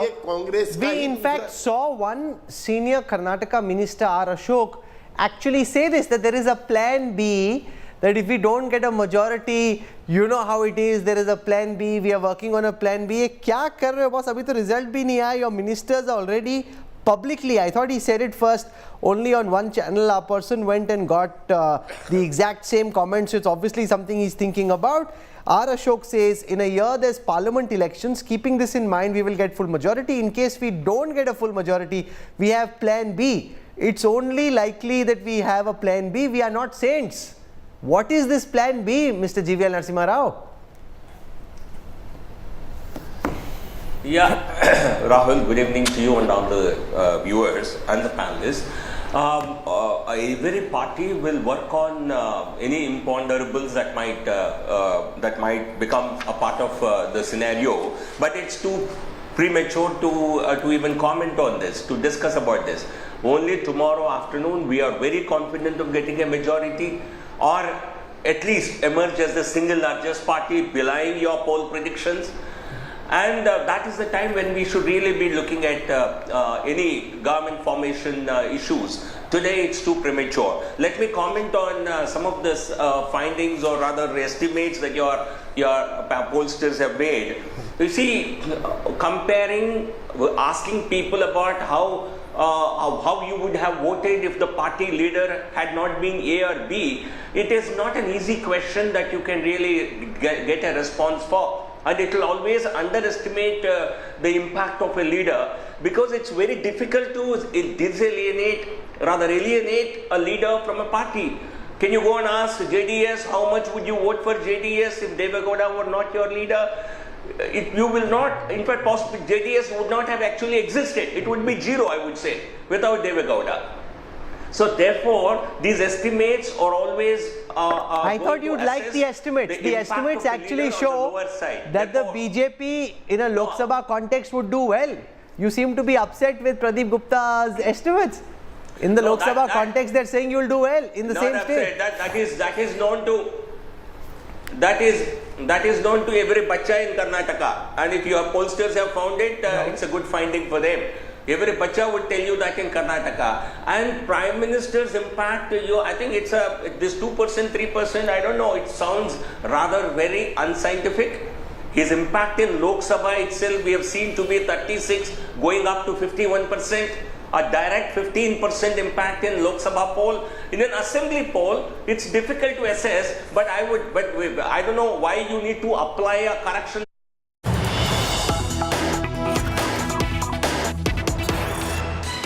And we've got breaking news, breaking late tonight. Imran Khan has left the Islamabad High Court after a great deal of high drama. 7 hours after he received bail, Imran Khan has left the court with massive security. We're tracking the story live here on India Today tonight. After 7 hours inside the Islamabad High Court, 7 hours after he got bail, Imran Khan has left with a huge amount of security, headed towards Lahore minutes after he had warned the police to release him in 15 minutes. Imran Khan has actually now released a video claiming that he is being held hostage by the security forces. Remember that the security forces are escorting Imran Khan. He's received bail in all of the cases against him. The court has given him relief from arrest until at least the 17th of May. Here's the video that Imran Khan has just put out a short while ago. Here's the latest chapter in this unfolding drama from Pakistan. 7 hours after he received bail, Imran Khan being escorted to Lahore by security forces. He's left the Islamabad High Court with massive security. Here's the video that Imran Khan's just put out. अब 3 घंटे हो गए हैं। 3 घंटे से मुझे इन्होंने यहाँ रखा हुआ है अदालत के अंदर, जाने नहीं दे रहा है। कभी कोई बहाना मारते हैं, कभी कोई बहाना मारते हैं। मैं आज सारी कौम को कह रहा हूँ कि अदालत ने मुझे हर जगह बेल दे दी है। मेरे ऊपर अब कोई केस नहीं है, मैं आज़ाद हूँ। उसके बावजूद इन्होंने मुझे यहाँ किडनैप किया हुआ है, ज़बरदस्ती रखा हुआ है। मैं सारी कौम को आज ये बताना चाहता हूँ कि इनकी बदनीयती है, ये फिर से कुछ करना चाहते हैं। सारी कौम तैयार हो जाए कि जब अदालतों के फैसले नहीं माने जा रहे, जिस मुल्क के अंदर कानून की हैसियत ही खत्म हो गई है, तो अवाम को पुरअमन एहतजाज करना चाहिए। नहीं तो हम भेड़ बकरियां बन गए हैं। अब जब आइन की भी कोई परवाह ना हो, जब कानून की भी परवाह ना हो, जो ताकतवर हो, जो मर्जी चाहे, कि अदालत ने फैसला कर दिया कि मैं आज़ाद हूँ। 3 जजेस ने हाई कोर्ट के फैसला किया है, उसके बावजूद मुझे यहाँ रोका हुआ इन्होंने पिछले 3 घंटे से। मैं सारी कौम को अभी बता रहा हूँ, आप पुरअमन तरीके से एहतजाज के लिए तैयार हो जाएं। Very rapid late night developments now. Imran Khan, we understand, is being taken to an undisclosed location. He's been taken out of Islamabad, currently at the city limits of Islamabad, being escorted under a large amount of security and being taken towards Lahore. India Today's reporter on the ground, Hamza Amir, says the spokesperson of the Islamabad Capital Police has said that they are reviewing all security arrangements and the court orders will be fully implemented. Imran Khan's cavalcade with that security has reached the motorway. He's being escorted by the Islamabad police till the motorway and limitations of Islamabad on their way to Lahore right now. So Imran Khan has just put out that video, very dramatic video, where he says he's being held hostage, but the security forces escorting Imran Khan out of Islamabad towards Lahore is something that is happening as we speak. I want to go across to Talha Saeed, who's a reporter who's tracking all developments here. Talha, what's the latest that you can tell us? 7 hours after he received bail, Imran Khan with security forces apparently departing from Islamabad and heading towards Lahore. Talha. Well, so Imran Khan just left the Islamabad High Court just a while ago, and right now his cavalcade just hit the motorway, and Imran Khan is coming back to Lahore.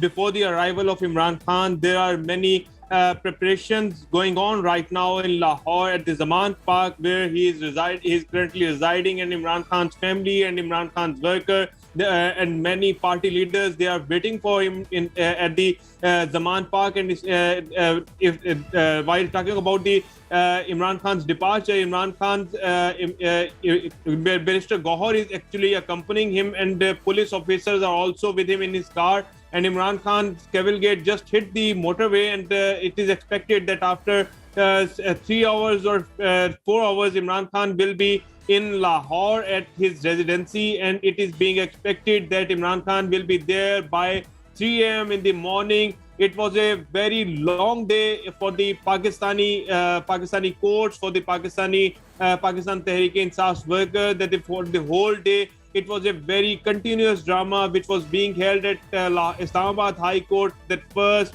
Imran Khan was late for the court, then after that when he managed to secure all the bails from the court, his departure from the court was also very dramatic. And now after whole of this drama, now Imran Khan is finally on his way towards Lahore, and we are still expecting that when he'll reach in Lahore, there will be huge celebrations, because there are preparations being made at Zaman Park. Workers are gathering over there. They're chanting the party slogans. They are preparing the fireworks, which is going to be held when Imran Khan will arrive at Zaman Park. So this is the situation in Lahore right now, and in Islamabad, the things are getting normalized now as the Imran Khan left Islamabad for Lahore.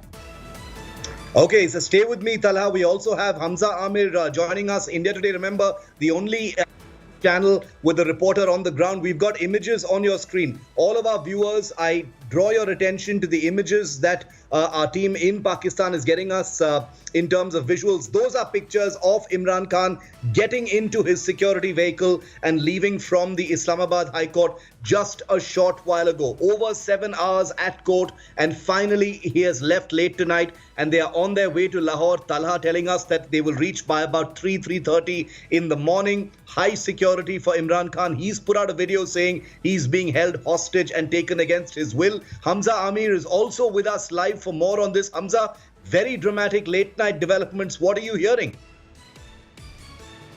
Well, as per the latest shift, Imran Khan currently is on his way towards Lahore. The Islamabad security forces are escorting him till the motorway from where the limitations of Islamabad capital territory end. Before that, he was dramatically moved out of the Islamabad High Court from the back door, because after his consultation and meeting with the IG Islamabad, Imran Khan clearly refused to move an inch from there. He said he will not go and stay at any safe house. He wants to go back to Lahore, back to his home. So his arrangements of a movement were done. The security movement took him out of the Islamabad High Court, and then now, as we hear, he is currently being moved on. He's on his way towards the motorway to reach at the end of the Islamabad limitation, and from there he will be going from the Islamabad-Lahore motorway towards Lahore to his house in Zaman Park. What next, Hamza? You know, once Imran Khan's cavalcade reaches Lahore at before 4 a.m., we understand what happens next. He's going to be kept at his residence. Yes, this is what he plans to do. He wants to go back home to his house, his residence in Zaman Park. and because he cannot be arrested, there can be nothing done against him as far as legal course is concerned till Monday midnight.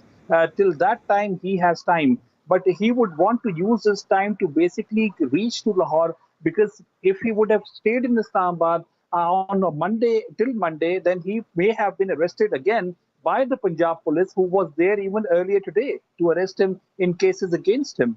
So he has a relief till Monday. He would want to be in Zaman Park because Zaman Park is a much more safer place for him to be than Banigala, only for the fact that in the past we have seen that there are supporters who actually bank themselves outside Imran Khan's residence for 24 hours or even more. They put up tents in the area, they sit 24 hours, and whoever wants to come from the security forces to meet or even arrest or present an arrest warrant to Imran Khan, they have to go through that massive confrontation with his supporters who sit outside to protect Imran Khan. So I think Imran Khan feels that the most safest place for him right now is his house in Zaman Park, where he can be actually shielded by his supporters very efficiently. And there are no other routes that come to the same house, so it has to be the one street that reaches to his house in Zaman Park.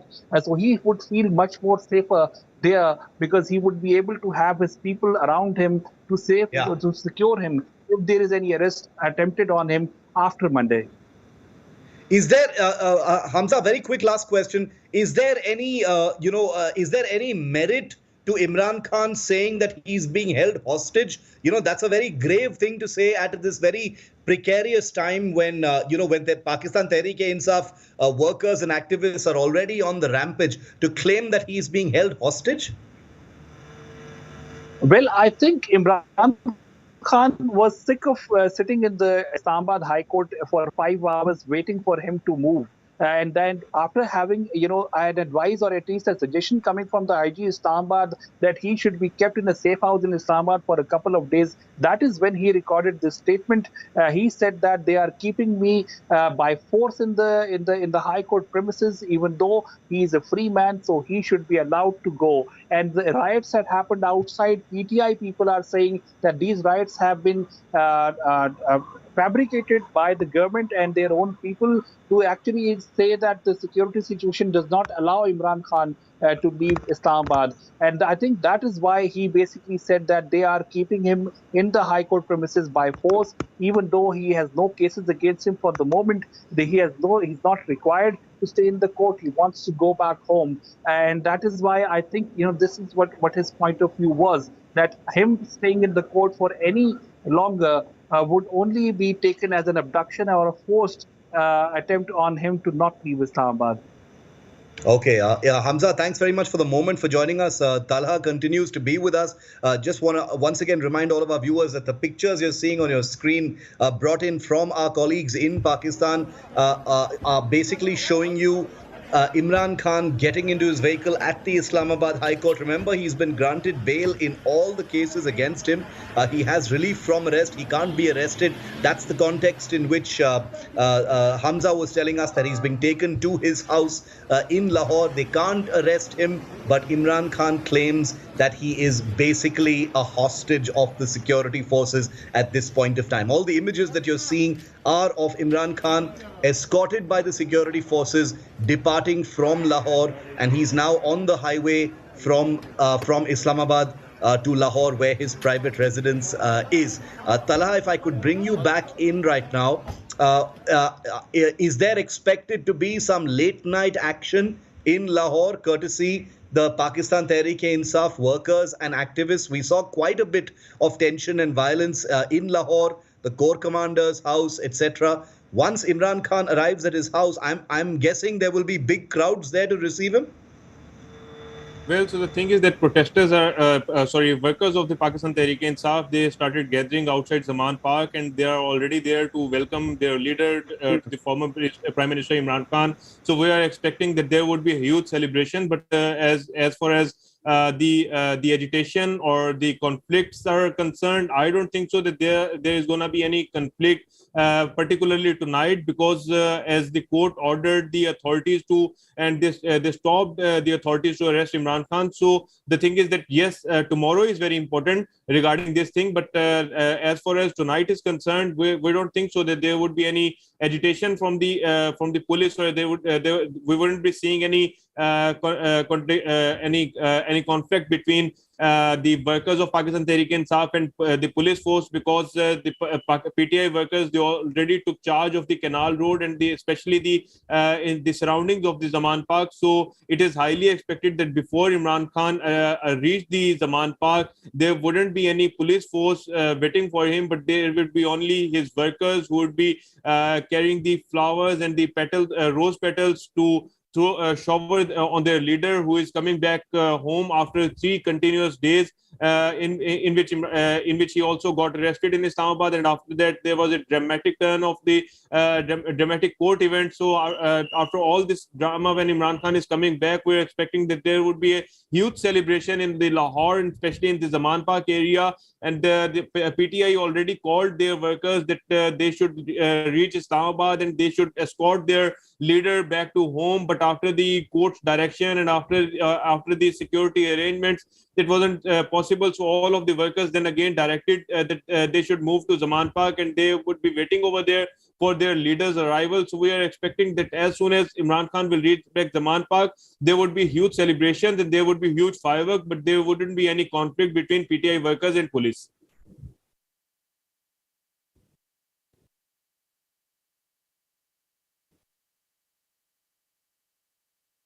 Nana, stay with me. We're staying with these images that we're getting late tonight. Imran Khan in his convoy, escorted by security forces, currently on their way to Lahore. I want to bring in Pakistani journalist Zameer Ali, also in on our coverage. Zameer, thank you for being with us. क्या आप बता सकते हैं ज़मीर की exactly क्या हो रहा है अभी, क्या तैयारी की जा रही है लाहौर में जब इमरान खान पहुंचेंगे कुछ देर में, क्या होगा वहां पर ज़मीर?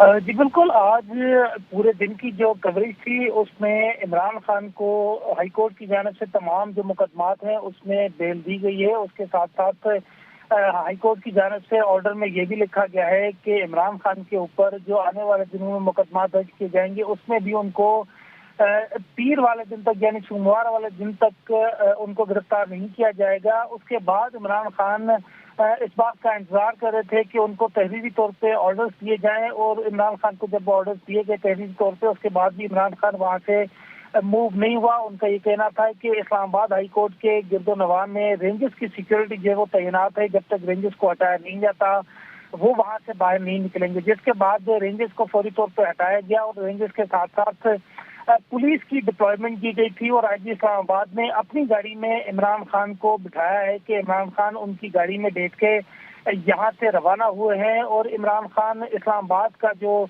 गेट है जिसको टूल प्लाजा कहा जाता है, वहां तक आईजी इस्लामाबाद की गाड़ी में रवाना हुए हैं। वहां पर इमरान खान की जाती गाड़ी और उनकी जो पर्सनल सिक्योरिटी है वो वहां पे मौजूद है, और उसके बाद फिर इमरान खान वहां से रवाना हो जाएंगे। मैं आपको बताता चलूं कि इस्लामाबाद से लाहौर तक का जो बाय रोड फासला है ये तकरीबन 3.5 से लेकर 4 घंटे तक का सफर है। तो 4 घंटे के अंदर अंदर इमरान खान लाहौर पहुंचेंगे, और लाहौर पहुंचने के बाद उनका इस्तकबाल किया जाएगा जो पाकिस्तान तहरीक-ए-इंसाफ के कारकुनान हैं उनकी जानिब से। इससे पहले इमरान खान ने अपना एक वीडियो बयान जारी किया था, और इमरान खान ने उस बयान में ये खदशा जाहिर किया था कि उनको अरेस्ट किया गया है या फिर उनको अगवा किया गया है और उनको बाहर जाने की इजाजत नहीं दी जा रही थी, जिस वजह से उन्होंने ऐलान किया था कि पूरे मुल्क में उनके जो कारकुनान हैं वो प्रोटेस्ट दोबारा करें। तमाम उसके बाद फिर अब इमरान खान से बातचीत के बाद ये बातचीत तय हुई है कि इमरान खान इस्लामाबाद पुलिस की सिक्योरिटी में यहाँ से रवाना हुए हैं, और ये टूल प्लाजा के बाद फिर इमरान खान अपनी जाती सिक्योरिटी में यहाँ से रवाना होंगे। जी ओके ज़मीर अली, हमसे बात करने के लिए बहुत धन्यवाद for that detailed look at what's happening in between Islamabad and Lahore right now.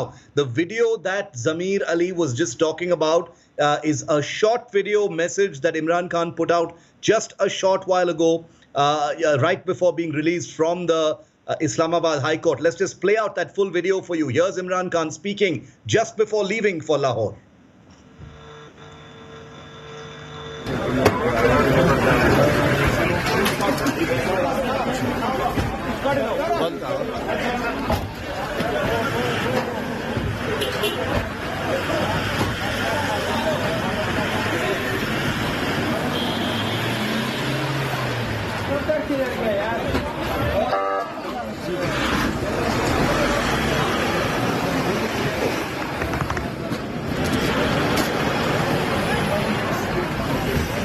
अब 3 घंटे हो गए हैं। 3 घंटे से मुझे इन्होंने यहाँ रखा हुआ है अदालत के अंदर, जाने नहीं दे रहा है। कभी कोई बहाना मारते हैं, कभी कोई बहाना मारते हैं। मैं आज सारी कौम को कह रहा हूँ कि अदालत ने मुझे हर जगह बेल दे दी है, मेरे ऊपर अब कोई केस नहीं है, मैं आज़ाद हूँ। उसके बावजूद इन्होंने मुझे यहाँ किडनैप किया हुआ है, ज़बरदस्ती रखा हुआ है। मैं सारी कौम को आज ये बताना चाहता हूँ कि इनकी बदनीयती है, ये फिर से कुछ करना चाहते हैं। सारी कौम तैयार हो जाए कि एक जब अदालतों के फैसले नहीं माने जा रहे, जिस मुल्क के अंदर कानून की हैसियत ही खत्म हो गई है, तो अवाम को पुरअमन एहतजाज करना चाहिए। नहीं तो हम भेड़ बकरियां बन गए हैं। अब जब आइन की भी कोई परवाह ना हो, जब कानून की भी परवाह ना हो, जो ताकतवर हो जो मर्जी चाहे, कि अदालत ने फैसला कर दिया कि मैं आज़ाद हूँ। 3 जजेस ने हाई कोर्ट के फैसला किया है, उसके बावजूद मुझे यहाँ रोका हुआ इन्होंने पिछले 3 घंटे से। मैं सारी कौम को अभी बता रहा हूँ, आप पुरअमन तरीके से एहतजाज के लिए तैयार हो जाए। अब 3 घंटे हो गए हैं। 3 घंटे से मुझे इन्होंने यहाँ रखा हुआ है अदालत के अंदर, जाने नहीं दे रहा है। कभी कोई बहाना मारते हैं, कभी कोई बहाना मारते हैं। मैं आज सारी कौम को कह रहा हूँ कि अदालत ने मुझे हर जगह बेल दे दी है, मेरे ऊपर अब कोई केस नहीं है, मैं आज़ाद हूँ। उसके बावजूद इन्होंने मुझे यहाँ किडनैप किया हुआ है, ज़बरदस्ती रखा हुआ है। मैं सारी कौम को आज ये बताना चाहता हूँ कि इनकी बदनीयती है, ये फिर से कुछ करना चाहते हैं। सारी कौम तैयार हो जाए कि एक जब अदालतों के फैसले नहीं माने जा रहे, जिस मुल्क के अंदर कानून की हैसियत ही खत्म हो गई है, तो अवाम को पुरअमन एहतजाज करना चाहिए। नहीं तो हम भेड़ बकरियां बन गए हैं। जब आइन की भी कोई परवाह ना हो, जब कानून की भी परवाह ना हो, जो ताकतवर हो जो मर्जी चाहे, कि अदालत ने फैसला कर दिया कि मैं आज़ाद हूँ। 3 जजेस ने हाई कोर्ट के फैसला किया, उसके बावजूद मुझे यहाँ रोका हुआ इन्होंने पिछले 3 घंटे से। मैं सारी कौम को भी बता रहा हूँ, आप पुरअमन तरीके से एहतजाज के लिए तैयार हो जाए। Okay, that was Imran Khan's message just a short moment ago. Remember, he is making that very, very grave charge, grave claim that he is being held hostage by the security forces. He is, in fact, being held. He is being escorted by the security forces. They cannot arrest him, remember, because Imran Khan has bail and release from arrest till the 17th of May in all the cases against him, including the ones in which he had gotten bail yesterday.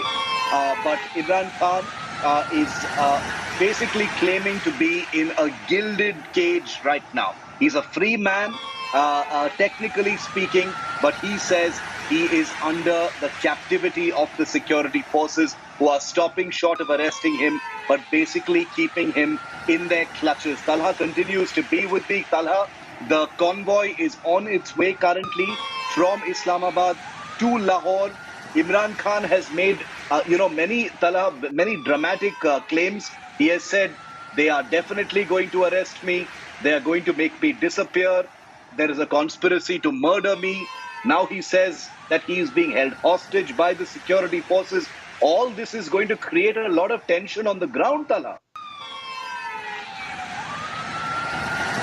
Well, so the thing is that if Imran Khan was really in the custody of the security forces, then how he was recording that video statement? So this is not totally true that he was in custody of the security forces, but the thing is that he is actually being escorted to his home by the security forces.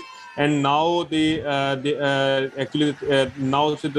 the ground reality is that Imran Khan is being escorted to Lahore by the mix of his own personal security and by the security forces. So this claim of Imran Khan that he is being held hostage by the security forces, for now it is not true. But the thing is that you can count it as a political statement, but not as a not as a literal statement. So when Imran Khan will finally be home, as we are expecting him that he will be here in Zaman Park by 3 a.m. in the mornings. So we are sure that after that this statement will totally not be valid. New video has been put out by Imran Khan. It's just been released by the Tehreek-e-Insaf. Let's just play that out. New video from Imran Khan.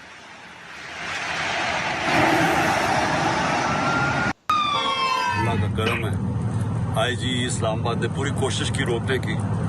3 घंटे में वो रोका छोड़ा कि जी बड़ा dangerous है। तो जब सड़क पे निकले बाहर, हमने जोर लगा के उसे कहा कि हम सारे, मैं पाकिस्तान को बताऊंगा कि तुम ये किडनैप कर रहे हो, हमें जबरदस्ती रोक रहे हो। फिर उसकी प्रेशर के ऊपर उसे छोड़ा और अब जब हम निकले तो खाली पड़ी थी सड़कें, कोई किसी किस्म का खतरा नहीं था। और अब मैं इंशाअल्लाह अगले 3 घंटे तक लाहौर पहुंचूंगा और मैं जो लोग रास्ते में खड़े थे जो इस्तकबाल के लिए, मैं उन सब का शुक्रिया अदा करता हूँ। बिस्मिल्लाहिर्रहमानिर्रहीम। हम निकल चुके हैं लाहौर के लिए, अल्लाह का करम है। आईजी इस्लामाबाद ने पूरी कोशिश की रोकने की। 3 घंटे में वो रोका छोड़ा कि जी बड़ा डेंजरस है। तो जब सड़क पे निकले बाहर, हमने जोर लगा के उसे कहा कि हम सारे, मैं पाकिस्तान को बताऊंगा कि तुम ये किडनैप कर रहे हो, हमें जबरदस्ती रोक रहे हो। फिर उसकी प्रेशर के ऊपर उसे छोड़ा और अब जब हम निकले तो खाली पड़ी थी सड़कें, कोई किसी किस्म का खतरा नहीं था। और अब मैं इंशाअल्लाह अगले 3 घंटे तक लाहौर पहुंचूंगा और मैं जो लोग रास्ते में खड़े थे जो इस्तकबाल के लिए, मैं उन सब का शुक्रिया अदा करता हूँ। हम निकल चुके हैं Lahore. That is the first statement video that's been put out by Imran Khan right after his release. He's sent that video out from his vehicle, as you can see, on the Islamabad-Lahore highway. Very, very brief clip. He says, Inshallah, I will reach Lahore. The IG of Islamabad tried to stop me. I told them that for 3 hours you're trying to kidnap me, but they are on their way to Lahore right now, reiterating the claim that he is basically in a cage. That's the claim that Imran Khan is making, that he is not a free man. Even though he's been freed by the Supreme Court, he is not a free man. That's why he says, Inshallah, I will reach I will reach Lahore. We've got all 3 of our reporters now, Hamza Amir and Talha Saeed from Pakistan at this point of time. Gaurav Sawant joining me from the national capital of India. Gaurav, quickly coming to you, your reading of these late night developments. Imran Khan making a very clear case and a very clear claim that he has been abducted, or there was an attempt to abduct him, and that he is definitely not free. He's under the captivity and is being held hostage by the security forces, even though, as Talha correctly pointed out, he is still being able to record and send out videos. You're absolutely right, and Talha is, but you know, it's a very tense situation in Pakistan. Pakistan Tehreek-e-Insaf cadres are not sure if Imran Khan will reach his Zaman Park residence in Lahore safely. They've not only flanked his vehicle, so his security detail, he has his own security detail. Then there is the Islamabad police, then there is the Lahore police. So he has multiple layers of security, but he's not too sure how many people can he actually trust at this stage, especially after his statement earlier this evening. The moment he was released from court, his first statement while in court was that it's not the Pakistan army, it's one man, and that one man is General Asim Munir. So it's Imran Khan versus General Asim Munir, the chief of the Pakistan army, and this is what makes Imran Khan's position extremely precarious, or the position, Shiv, of General Asim Munir. After this fight, only one of the two will survive. Whether it's Imran Khan or it's General Asim Munir remains to be seen, Shiv. There has been no word, officially speaking from the Pakistan army about all of this. The last time we heard from the military establishment was that ISPR statement a few days ago, right before Imran Khan was actually arrested, where they basically debunked his claims about there being a conspiracy to murder him. what are you hearing from the military establishment? Because, things have become tense. A corps commander's house was virtually destroyed. The GHQ was, the attempts were made to infiltrate the GHQ. Are there any things that you're hearing about, what the possible response from the military might be, Hamza? Well, Shiv, as we speak, the ISPR in fact has spoken out. They have said that one thing that needs to be sure that the talks about a military coup or a martial law imposed in Pakistan is something that is out of Hamza, question. I apologize. I'm just coming back to you in 30 seconds. We have Neelam Irshad, who's a spokesperson of the Pakistan Tehreek-e-Insaf. I'll just come back to you in a moment, Hamza. Neelam ji, Imran Khan's video has just been released from his car. He's just sent out a video from his car from Islamabad on the way to Lahore. अभी क्या स्थिति है, क्या situation है लाहौर में, क्या arrangements है? क्योंकि इमरान खान का कहना है, he is saying कि वो एक hostage है. He is being held a hostage. I don't think so. Nothing wrong will happen. He has Awam with him. He has both rank of Awam, not paid mulazim of other government. He will go peacefully, inshallah, to his home at Zaman Park. And then next day, he will come back, inshallah. And nothing is going to happen because Supreme Court took a great advantage of his being innocent. And today, what happened, you all know about it. He's back. He's going back because there's no case against him so far. But Neelam, Imran Khan is saying that he is in captivity. He is saying that he is not free. He is saying attempts have been made to kidnap him as well. Well, that happened 4 days back also. Before going, he's saying since quite a couple of months, he's saying that I'm not safe, whenever I might not come back. So still, of course, he has this because he doesn't trust the enemies of Pakistan dollar. He's scared to save his country from all these leaders and cheaters. So, of course, we are also scared, but we are really scared. He's not scared. He's a confident man. He's a very strong, nerve person. But still, he says, a couple of months back, he said, my bag is always ready whenever I go to the court. I know that I will not come back. Okay. They will put me behind the bars. So he knows what's going on, and he has to keep his eyes open for both ends, like fit or not. Okay. So I don't think so they can do this, because today you've seen when he came out, and people in Islamabad, they are not awake after 6 o'clock or 7 o'clock. And at 10 o'clock, you could see the whole Islamabad full of Imran Khan's lovers, rather. And now, when we reach Lahore, we are all ready to receive him with love and attention. And Neelam Irshad, thank you very much for speaking to India today. You're saying that everything will be okay. The Awam is with Imran Khan.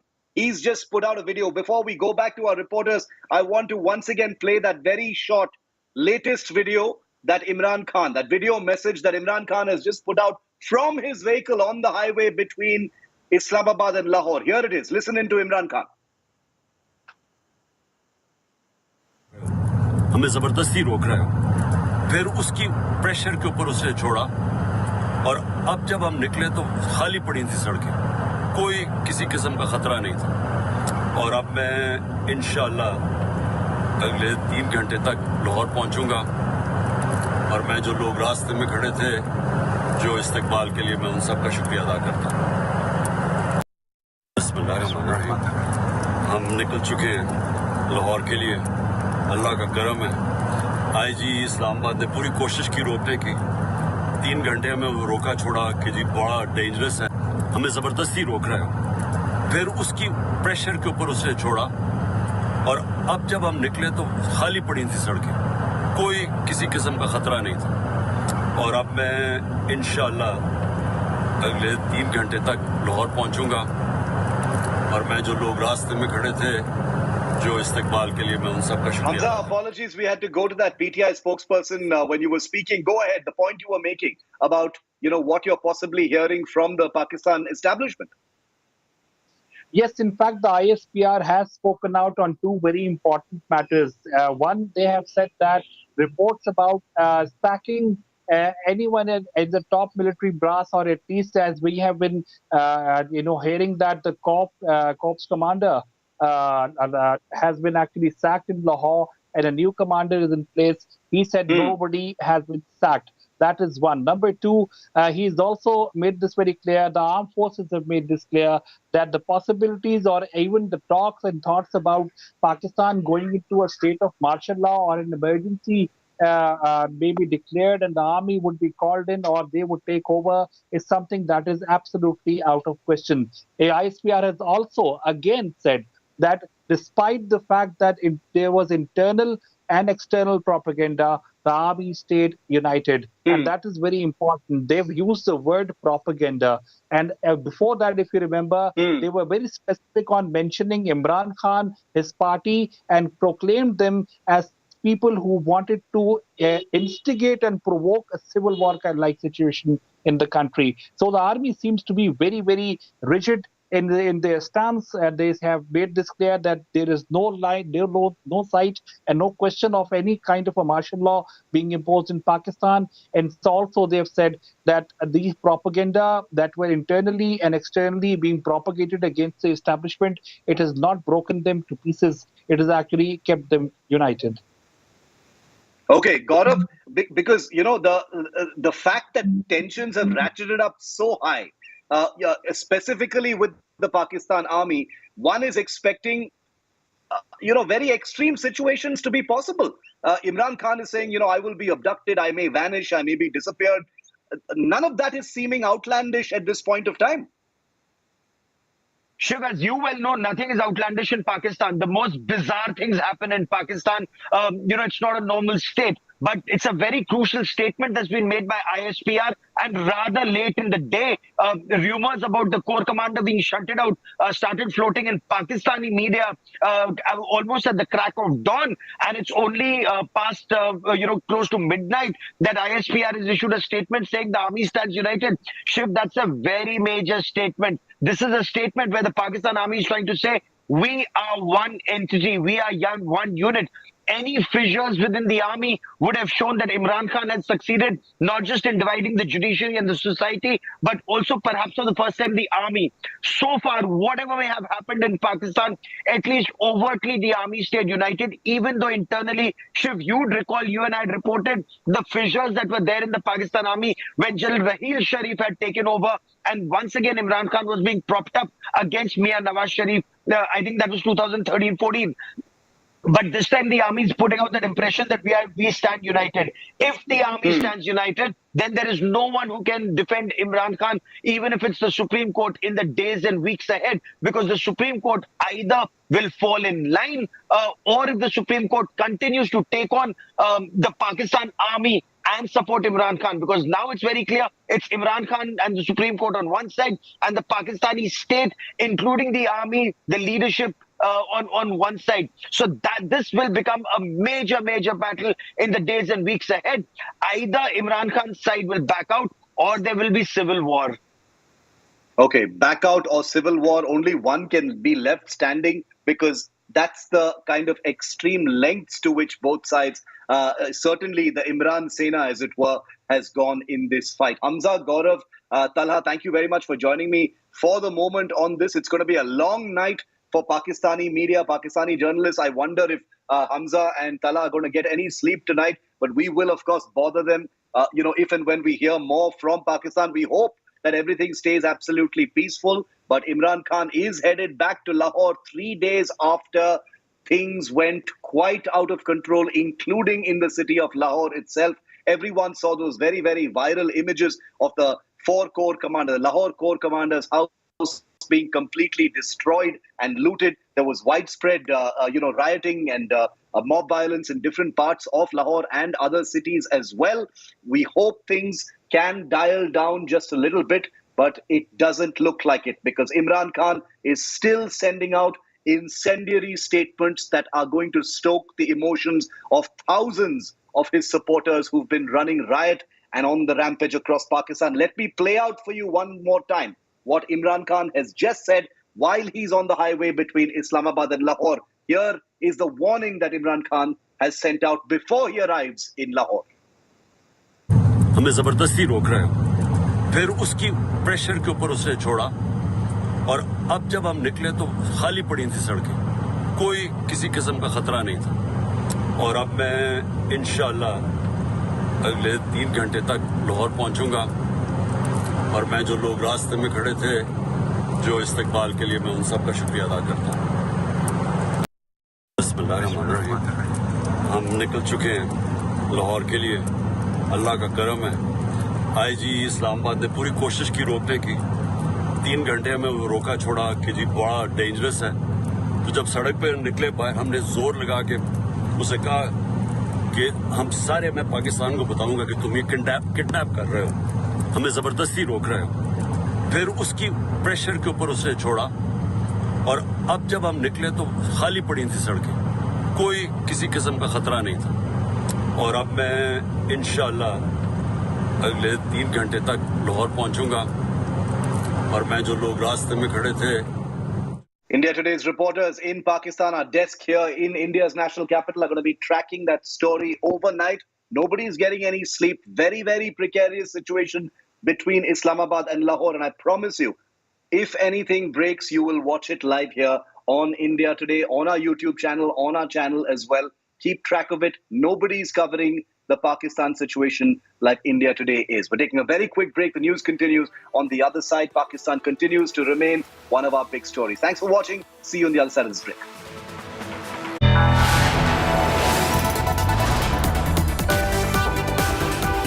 You are watching India Today.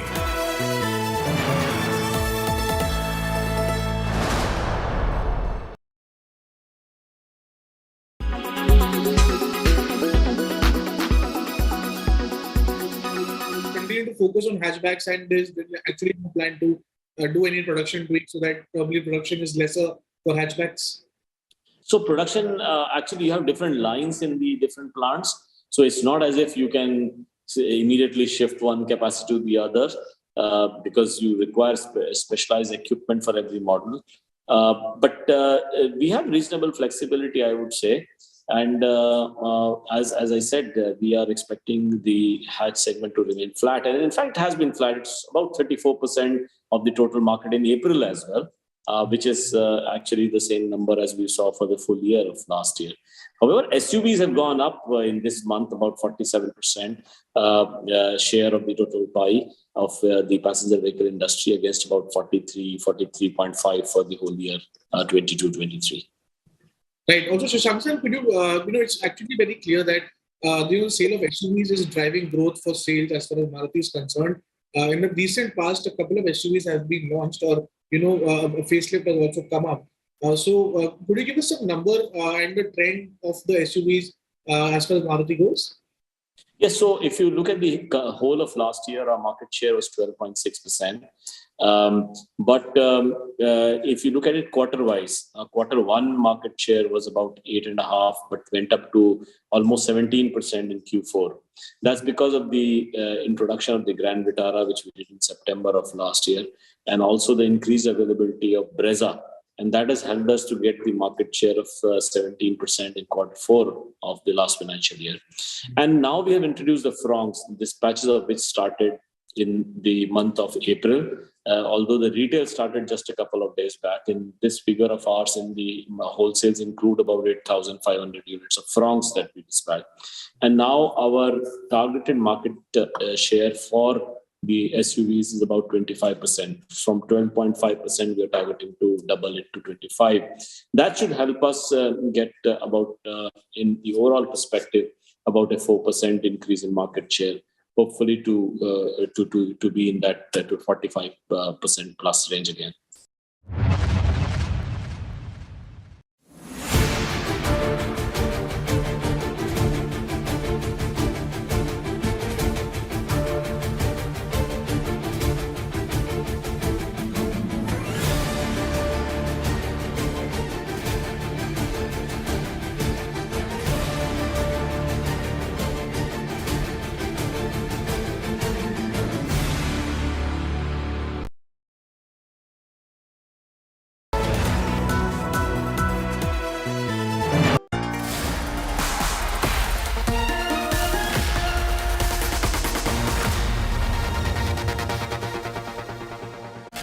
Good evening, hello and welcome. You're with the news today, Friday night, ahead of that big verdict day tomorrow morning starting at 7 a.m.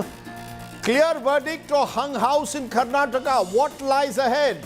12 hours to go for that big verdict. Also, we'll have a ground report as I go to ground zero to talk to our wrestlers who are simply refusing to end their protest. And Maharashtra's speaker, the man who has a big task ahead of him, will be joining me day after that big Supreme Court verdict. But first, as always, it's time for the 9 headlines at 9. All eyes on the big Karnataka verdict. Ahead of verdict day, Congress, BJP keep plan B in place in case the election throws up a hung assembly. H.D. Kumaraswamy hints he's ready to deal with any party that makes him chief minister. Axis My India Today poll predicts a clear win for the Congress.